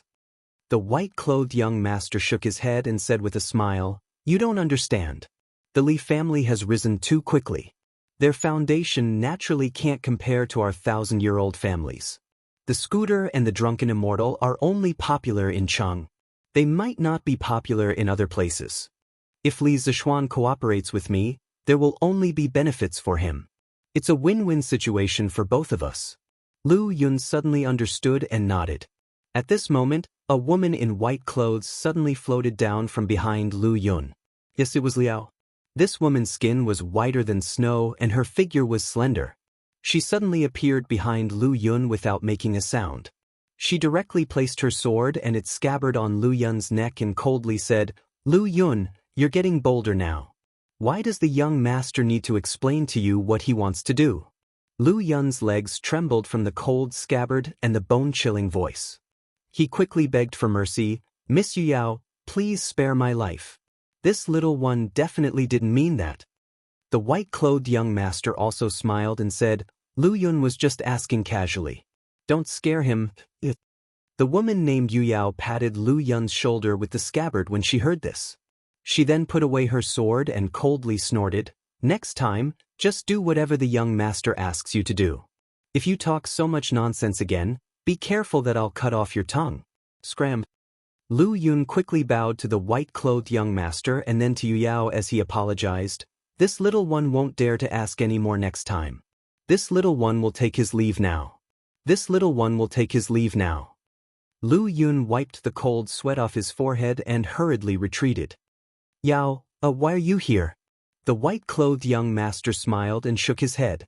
When he saw that Lu Yun had already retreated, he asked. Yu Yao hurriedly replied respectfully. Replying to the young master, Yu Yao received news a few days ago that the second young master has recently recruited a group of Jianghu experts. Yu Yao is afraid that the second young master will harm the young master in this trial, so Yu Yao specially came to protect the young master's safety. The white-clothed young master smiled indifferently and said, Yao, you're overthinking things. Although my second brother and I have our conflicts, it's far from the point of fighting each other. He probably has other uses for the Jianghu experts. You should return to the clan. Otherwise, the elders will blame you for leaving your post without permission. Yu Yao frowned and firmly shook her head. The second young master's current intentions are unclear. Yu Yao won't let the young master take the risk alone. Yu Yao will follow the young master wherever he goes and will never leave. After saying that, she directly went to the white-clothed young master's side and stood there like a sword without moving. Her delicate and pretty face was filled with determination and stubbornness. The white-clothed young master raised his head and looked at her. He knew that he couldn't persuade her anymore, so he stood up and gently stroked Yu Yao's beautiful face. He smiled helplessly and said, It's been so many years, why are you still so stubborn? Since you insist on following me, then follow me. I'll send a letter to my father later and tell him that I've transferred you over to do some errands. Yu Yao looked at the white-clothed young master's hand that was inches away from her, and a faint blush flashed across her cold face. When she heard that the young master had finally agreed to let her follow him, a smile finally appeared on her face. She said, Thank you, young master. Her voice carried a trace of joy and was clearly not as cold as before. The white-clothed young master shook his head and smiled. This young master really doesn't know what to do with you. Since that's the case, Yao, you can stay here. Tomorrow, you can come with me to meet that Li Zishuan. Yu Yao softly agreed and asked, If the young master wants to cooperate with that Li Zishuan, Yu Yao can just go and capture him. Why bother the young master to personally make a trip? If that Li Zishuan dares to not agree to cooperate, I'll kill him. The white-clothed young master unhappily flicked Yu Yao's forehead and said, Why do you only know how to fight and kill? This is Chang. In the future, don't mess around without my orders. Moreover, this matter can only be cooperated. Don't let your emotions affect your decisions. Yes, young master. Yu Yao rubbed her forehead and whispered in agreement. Chapter 118. In the afternoon, when Li Zishuan and Lan returned home, Wang Zhong told him something strange. Young master, a chicken seedling merchant came to the Eastern market today. He wants to sell 80,000 chicken seedlings in one go, but his price is a little high. One chicken seedling costs 120 copper coins. This old servant thought about it and bought all 80,000 chicken seedlings. This way, the 150,000 chicken seedlings that young master wants to buy will all be gathered. The moment Li Zishuan entered the house, Wang Zhong came over and carefully reported to him. Li Zishuan let Lan go find Iron Egg, Xiao He, and the others to play. Then he pondered for a moment and asked, Uncle Wang, what is the background of this merchant? Why does he have so many chicken seedlings? Wang Zhong replied, This old servant has also inquired about this. It is said that they transported a batch of chicken seedlings from the south through the Grand Canal. Li Zishuan nodded thoughtfully. Being able to solve the chicken seedling problem in one go could also be considered as solving a problem in his heart. Thus he said, All right, then buy it. That merchant probably wants to resell the chicken seedlings from the south to make a fortune. Chang An's chicken seedlings might be even more expensive in the future. Uncle Wang, quickly send these chicken seedlings to Plum Village and the Han Village. Instruct them to take good care of them. Yes, young master. This old servant will arrange it immediately. Wang Zhong heaved a sigh of relief. After all, spending so much money in one go had put a lot of pressure on him. Yunshi Pavilion. Young master, the 80,000 chicken seedlings from the south have all been bought by the Li family. This trip, excluding the cost of the journey, we can probably make a profit of 5,000 strings of cash. The young master in a green robe stood by the window and nodded. Yes, although 5,000 strings of cash is not a lot, it is better than nothing. Xiaoying, put your focus on Yunshi Pavilion. If Yunshi Pavilion is managed well, it is not impossible to make a profit of 1,000 strings of cash in a day. This young master has heard that the drunken Immortal restaurant has released new wine and new dishes these past 2 days. Our customers are already showing signs of leaving. Quickly think of a way to make Xia Xingyuan imitate their new dishes. Xiaoying. This middle-aged man was actually the shopkeeper of Yunshi restaurant, Xiaoying. Xiaoying hurriedly replied respectfully, yes, young master. This subordinate will do it immediately. The next morning, the sky was still bright. Li family's west courtyard. Kunlun is vast and majestic. I think of its purity.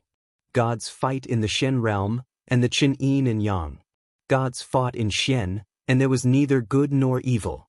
The dragon is born in the middle, and its head and tail believe in each other. When a dragon emerges from the middle, one can see its creation. Nihility is the cause of great loss of life. Whether it was empty or not, he couldn't accept it. When the sun is in the sky, it makes use of its time to make decisions. When the sun is high in the sky, it should be at its highest position. It is better to be enlightened in the west than to have the moon in its quaint state. When the moon is thin, the base begins to retreat. Qiu Qiu, Huaqi, Shui Baozhen. Prophecy, Chieftain's bag, Renqin is also there. Yellow is not yellow, overturning autumn is everlasting. Huang is not Huang, it is lacking in virtue. The spiritual energy was inverted. When the spirit is turned upside down, time will not subdue it. Iron Egg held a book and sat cross-legged on the ground, reading word by word. After a while, he raised his head and asked Li Zishuan, who was sitting on a bench next to him and yawning. Master, Iron Egg knows all these words, but Iron Egg doesn't know what they mean? Li Zishuan yawned gloomily. This stupid disciple, he couldn't even understand this. This guy didn't realize that if he hadn't merged with his predecessor's memories, he wouldn't have been able to understand these scriptures either. That's right, Iron Egg was holding the first 5 volumes of the Taishin Sutra. Li Zishuan had copied them last night. After all, Iron Egg's original intention of becoming a disciple was to learn martial arts. It wouldn't be right if he didn't teach him martial arts. Moreover, this child was still young and had a good foundation. It was the best time to lay his foundation. The reason why he chose to practice martial arts in the early morning, according to his predecessor's memories, was mainly because the early morning was when nature intersected with heaven and earth. When the sun rose, people would feel more nourished by the energy of the universe. For people who practiced martial arts at this time, the effect would be very obvious and they would get twice the result with half the effort. Well, spiritual master Ling Su had explained it this way before. Anyway, Li Zishuan was an atheist who had received higher education and didn't really believe in this kind of nonsense. But he didn't have any experience in teaching disciples. He could only copy everything according to his memory. Iron Egg, you should be like me. Sit cross-legged and guard your origin. Imagine that Kunlun is the sky, majestic is the earth, and seclusion is the hidden meaning. The sky is engulfed in the earth, and the earth is in the center. At this time, the gods are fighting in the heavens, and the yin and yang are fighting. The upper 9 is the extreme, and the upper 9 is the heaven. The lower 9 is the metal and the soul. How can the soul ascend to the heaven? The upper and lower are in conflict, so it is called the opposite of qi. Li Zishuan explained the true meaning of the first volume of the Supreme Mystery Sutra to Iron Egg. Then he waited for Iron Egg to slowly comprehend it. The first volume of the Supreme Mystery Sutra focused on drawing qi, but it was different from other inner force mantras. It drew the primordial qi of chaos. Compared to ordinary true qi, it was a level higher in quality. As long as Iron Egg could completely comprehend the first volume, he would successfully draw qi into his body. From an ordinary person, he would step into the ranks of martial artists. His body would also be twice as strong as his peers. Li Zishuan waited for a long time, but Iron Egg didn't open his eyes. So, he asked anxiously, "How is it? Iron Egg? Do you have a feeling that there are a few tadpole-like qi running around in your body?" The feeling of drawing qi into the body through the Supreme Mystery Sutra was that there were a few tadpole-like true qi running around in the meridians. As one's power deepened, there would be more and more of these tadpole-like true qi. In his memory, spiritual master Ling Su once said that when the Supreme Mystery Sutra was practiced to the 10th level, the tadpole-like true qi would become a giant frog. The 100 acupoints would become one, and one's inner force would grow and multiply endlessly. Unfortunately, it seemed that no one had been able to practice it. Iron Egg heard this and opened his eyes. With a sad face, he said, "Master, Iron Egg didn't feel anything." Well, he was still too impatient. If drawing qi was so easy, then wouldn't the world be filled with martial arts masters? Iron Egg, from now on, you will wake up every morning at Maoshi, around 5 in the morning. Meditate for an hour, stand still for an hour, then run 10 laps around our house. Only then can you eat. After eating, you will go with Lon, or listen to the teacher's lecture. Do you understand? Ah! Iron Egg was immediately dumbfounded. Meditating and standing still was fine, but running 10 laps around the Li Mansion was a bit difficult. The Li Mansion occupied a large area.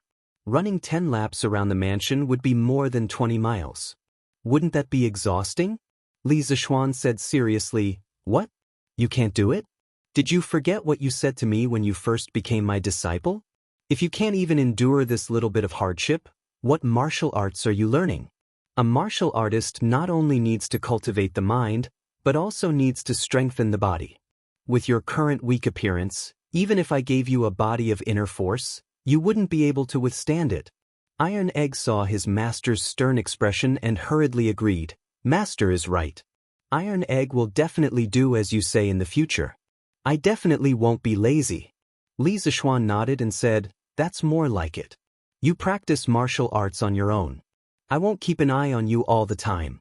But if I find out that you're lazy, then our relationship as master and disciple will come to an end. Do you understand?" Iron Egg heard this and his body trembled. He had enough of the days of being weak. He didn't want to be weak again. He clenched his teeth, clenched his fists, and said in a clear voice, "Master, don't worry. Iron Egg definitely won't be lazy." Li Zishuan nodded with satisfaction. As a master, of course, he couldn't always be amiable. There was a reason why a strict master would produce a fine disciple since ancient times. "Well, Iron Egg, after you practice martial arts in the morning and listen to my lessons in the afternoon, if I have time, I'll teach you another skill. You have to learn it well. In times of peace, no matter how good your martial arts are, you're just a boorish man. You might not even be able to eat and wear. I have high hopes for you. I hope you won't only be obsessed with martial arts. If you learn my skill well, you'll be even better than a Wuxia master." Li Zishuan could also see that Iron Egg was obsessed with martial arts and was not interested in cultural studies. That was why he advised him. The Tang Empire still had more than 100 years of prosperity. You're just a boorish man who doesn't know anything about martial arts. You probably won't even be able to eat and wear when the time comes, unless you become a bandit. Of course, if Iron Egg really became a bandit, Li Zishuan would be so angry that he would punish him. "Master, is there really such a powerful skill?" Iron Egg was indeed a little averse to learning before. He just wanted to learn martial arts well so that he and his sister would not be bullied. At this time, when he heard his master say that there was a skill that was even better than a Wuxia master, Iron Egg suddenly felt a little incredulous. Li Zishuan smiled and said, "Of course. I call this skill engineering. The previous scooters, roller bearings, and curved plows were all made with this skill. If this skill is studied deeply, An ordinary person can lift a 10,000-kilogram boulder by himself. Anyone can even fly above the ninth heaven. Don't you think this skill is amazing? Iron Egg's eyes widened. He was deeply shocked by the scene described by Li Zishuan. At this time, he quickly nodded and praised, "Amazing, of course it's amazing." Li Zishuan laughed and said, "Then you have to learn it well. Don't embarrass me in the future. You practice first. I'm going back to sleep." After that, Li Zishuan actually walked to the room. Iron Egg hurriedly said respectfully behind him, "Goodbye, master." Li Zishuan waved his hand and laughed. He thought to himself, it's fun to be someone's master and teach his disciple when he has nothing to do. Iron Egg sat down cross-legged again, but wondered in his heart, why is master so lazy every day, but his skill is so good? Chapter 119. Li Zishuan went to sleep, but Iron Egg was still sweating outside. He was only a 7-year-old child. It was difficult for him to run such a long distance, not to mention that he had to stand for an hour before running. Iron Egg's legs were weak by the 5th lap. At this time, he was relying on his strong willpower to move his legs. "Brother Iron Egg, what are you doing running here and there?" After Lan Er woke up, she wanted to find Iron Egg, but she was told by the servants that Iron Egg was outside running around the Li mansion. So she went out to guard the door. When Iron Egg ran over, she asked curiously. Iron Egg was panting and his face was pale. He was really tired and didn't want to talk at all. But thinking that Lan Er usually took care of him, he simply explained, "Master, let me run." As he spoke, he slowed down his pace. After that, he continued to grit his teeth and continued to speed up. "Hey, don't run. Rest for a while." Lan Er also saw that Iron Egg's face was not right. She quickly chased after him and shouted. Bruiser shook his head, but he didn't stop. He didn't dare to speak, and he didn't dare to stop to rest. He knew that if he let out this breath, he wouldn't be able to run anymore. Lan Er followed him for a while and slowly began to feel tired. She saw that Tai Dan kept running with his head down and completely ignored her. The little girl stopped and angrily stomped her feet. She tenderly snorted and turned around to return to the courtyard, no longer caring about Tai Dan. After Li Zishuan got out of bed and washed up, he went to the front yard and saw Bruiser slumped on a stool. Bruiser's face was pale, and his entire body was drenched. He was holding a big bowl of water and drinking it. Lan Er and his mother were sitting beside him. "Brother, what did Iron Egg do wrong? Why do you have to punish him like this? Brother, don't let Iron Egg run anymore, okay?" When Lan Er saw Li Zishuan enter, she hurriedly went forward and pulled her brother's arm, acting coquettishly.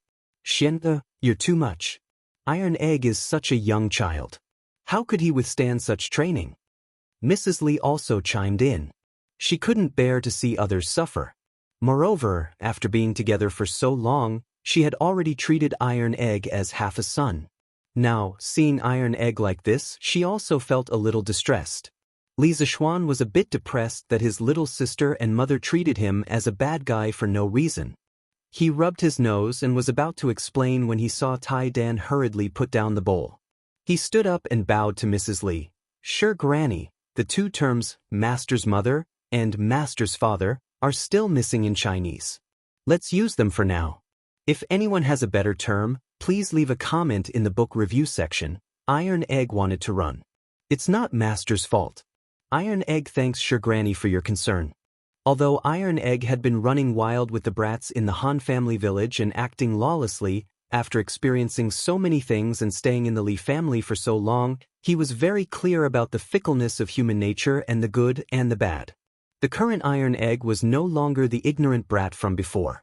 To the elders who truly cared for him, he respected and appreciated them from the bottom of his heart. Li Zishuan rubbed Lan Er's head and continued Iron Egg's words. "Mother, Iron Egg is learning martial arts. How can he not endure hardships? As the saying goes, a sword's edge is sharpened, and plum blossom's fragrance comes from the bitter cold. When I was practicing martial arts with Master, I was also like this. A sword's edge is sharpened, and plum blossom's fragrance comes from the bitter cold?" Madame Li murmured twice. Her eyes lit up and she said in surprise, "Xianxia, you can compose poems?" Madame Li was considered a lady of a respectable family when she was young. Naturally, she was educated. She could also tell that these 2 lines were of high quality, which was why she was so shocked. Ahem, I heard this from my master. I didn't do it. Li Zishuan quickly waved his hands awkwardly. He was only an engineering student and only remembered a few poems. If he was regarded as a talented poet, what if he couldn't compose a poem when others asked him to? Madame Li looked at her son suspiciously. She said a few words of concern to Iron Egg and then turned to leave. 1 gets 1, 1 2 gets 2, 1 3 gets 3. In the afternoon, Li Zishuan found a room in the west courtyard and used it as a classroom to teach Iron Egg Elementary School mathematics. Lan also listened from the side. In his previous life, it was always others who taught him. Now, it was his turn to teach others. This feeling was quite refreshing, even though it was only 2 children who were listening to him. There was no blackboard or chalk. Li Zishuan was still not used to it. He could only use the 2 elementary school mathematics books that he copied in the morning and gave each of them one by one. Of course, this book only contained the most basic knowledge of addition, subtraction, multiplication, and division. In fact, as early as the spring and autumn period and the warring states period, there was a multiplication table called the Jiu-Jiugu. The original Jiu-Jiugu started with 9981 and ended with 22 is 4. There were a total of 36 lines. However, in order to let Iron Egg better understand other mathematical knowledge in the future, Li Zishuan let him learn the modern multiplication table and Arabic numerals. Master, what are these words? Why do we need to use these words to count? This is the Arabic language. It is much more convenient to count with them in practical calculations. Once you get used to it, you will understand its benefits. Oh! At this moment, Xiaohe's voice came from outside the door. Young master, there is a white-clothed gentleman surnamed Wang outside the residence. He said that he wants to discuss a big business with you. Li Zishuan was puzzled. Why would someone want to discuss business with him? However, now was not the time to think so much. He said to Lan and Iron Egg, you 2 memorize the multiplication table here and learn Arabic numerals. I will check it when I come back. Lan replied with a pout. She was still angry at Li Zishuan for what happened in the morning. Yes, master. Iron Egg was more obedient. Li Zishuan nodded and pushed open the door. As he walked out, he asked Xiaohe, what business does that person want to discuss with me? Xiaohe said angrily, young master, that person did not say.